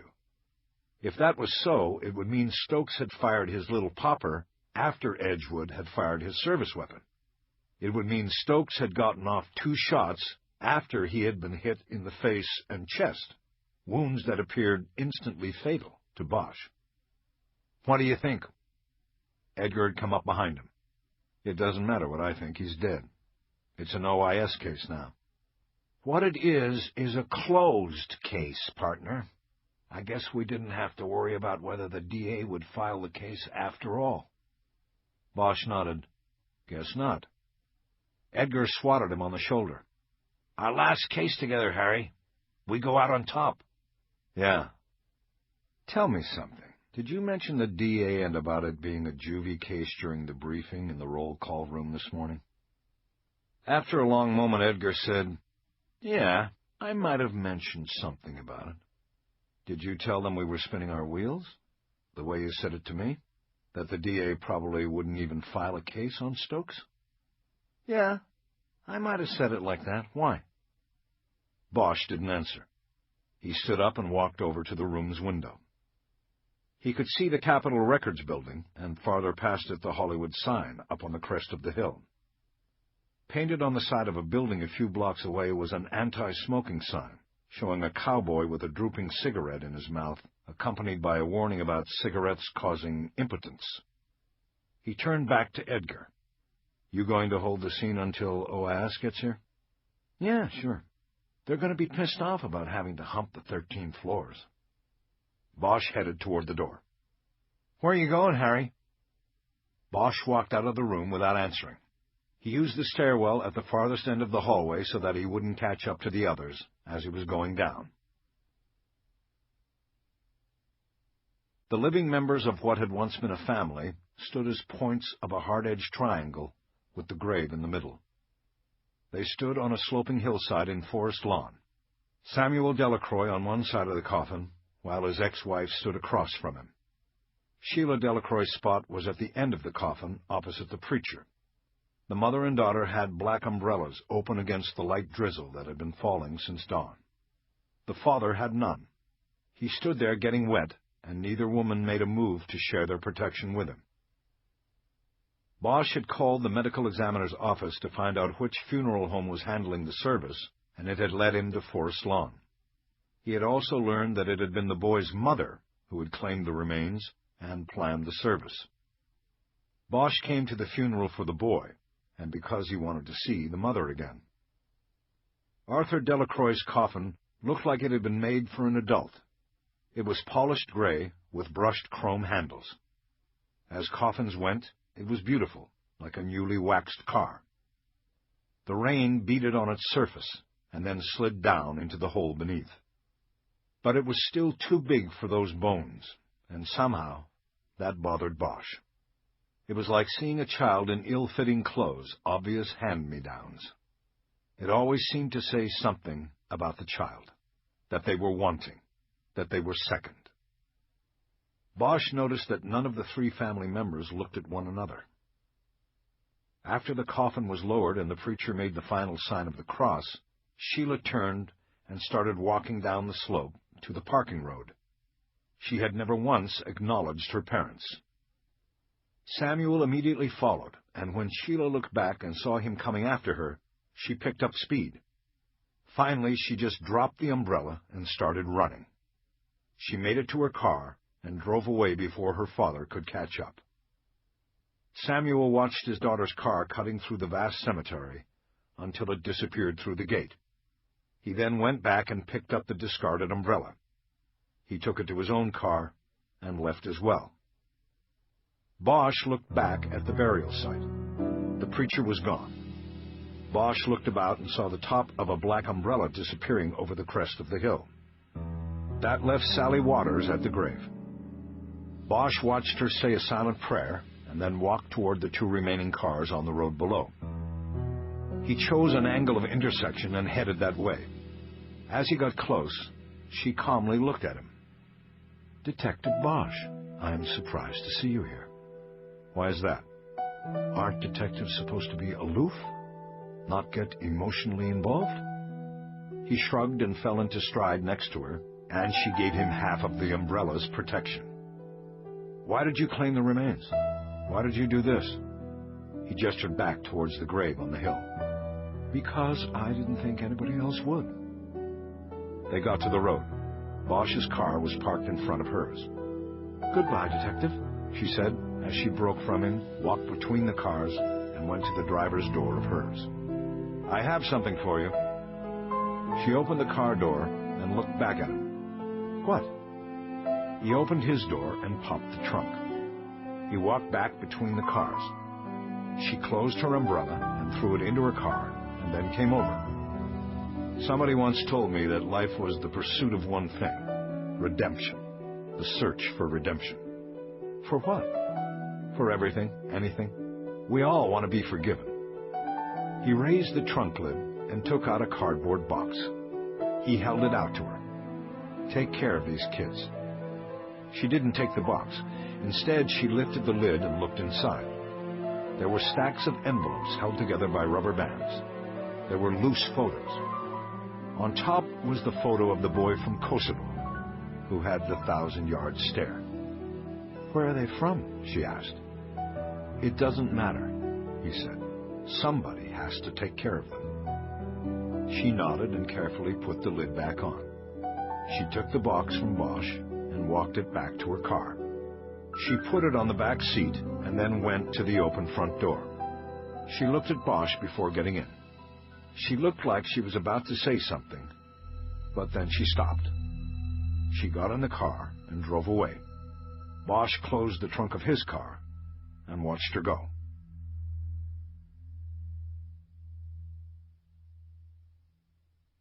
Bosch turned on the squad room lights and went to his spot at the homicide table. He put down 2 empty cardboard boxes. It was late Sunday, near midnight. He decided to come in and clear out his desk and files when no one else would be around to watch. He still had one more day in Hollywood Division, but he didn't want to spend it packing boxes and exchanging insincere goodbyes with anyone. His plan was to have a clean desk at the start of the day and a 3-hour lunch at Musso and Frank's to end it. He'd say a few goodbyes to those who mattered, and then slip out the back door before anyone even knew he was gone. It was the only way to do it. He started with his file cabinet, taking the murder books of the open cases that still kept him awake some nights. He wasn't giving up on them just yet. His plan was to work the cases during the downtimes in RHD, or to work them at home alone. Next, he started with the desk. Old phone messages and business cards from people he had met on cases were scattered throughout the top drawer. Bosch checked each one before deciding whether to keep it or drop it into the trash can. After he had a stack of keepers, he put a rubber band around it and dropped it into the box.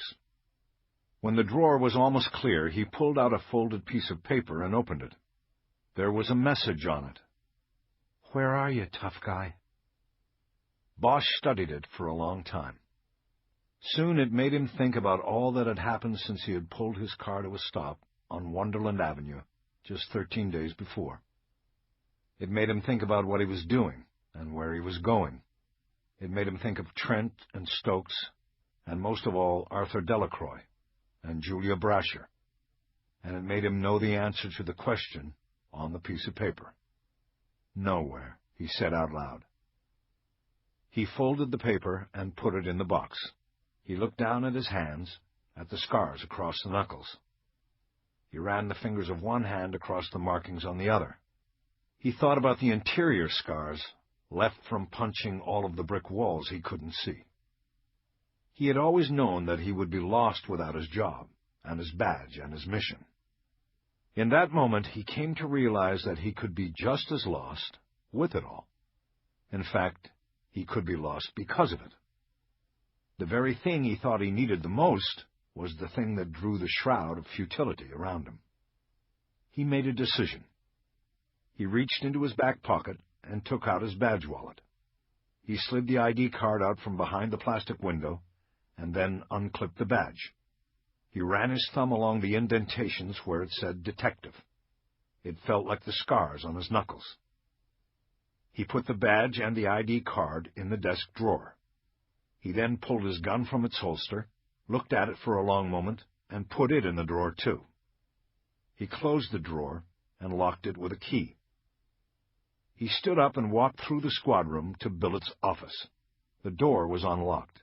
He put the key to his desk drawer and the key to his slickback down on her blotter. When he didn't show up in the morning, he was sure she would get curious and check out his desk. She'd then understand that he wasn't coming back. Not to Hollywood Division, and not RHD. He was turning in his badge, going Code 7. He was done. On the walk back through the squad room, Bosch looked about and felt a wave of finality move through him. But he didn't hesitate. At his desk, he put one box on top of the other and carried them out through the front hallway. He left the lights on behind him. After he passed the front desk, he used his back to push open the heavy front door of the station.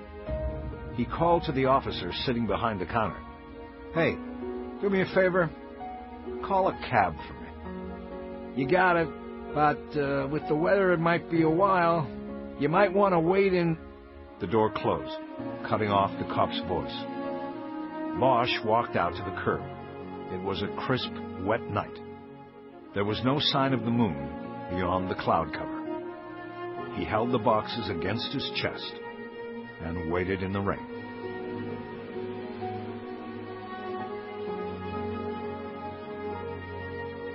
This has been a Time Warner Audiobooks production of City of Bones, written by Michael Connelly and performed by Len Cariou. Executive producer, Maya Thomas. Produced and directed by Bob Walter. Text abridged by William Whittington. Production supervised by Dennis Kao. City of Bones is also available in hardcover from Little Brown and Company. This book is a work of fiction. Names, characters, places, and incidents are either the product of the author's imagination or are used fictitiously, and any resemblance to actual persons, living or dead, events, or locales is entirely coincidental.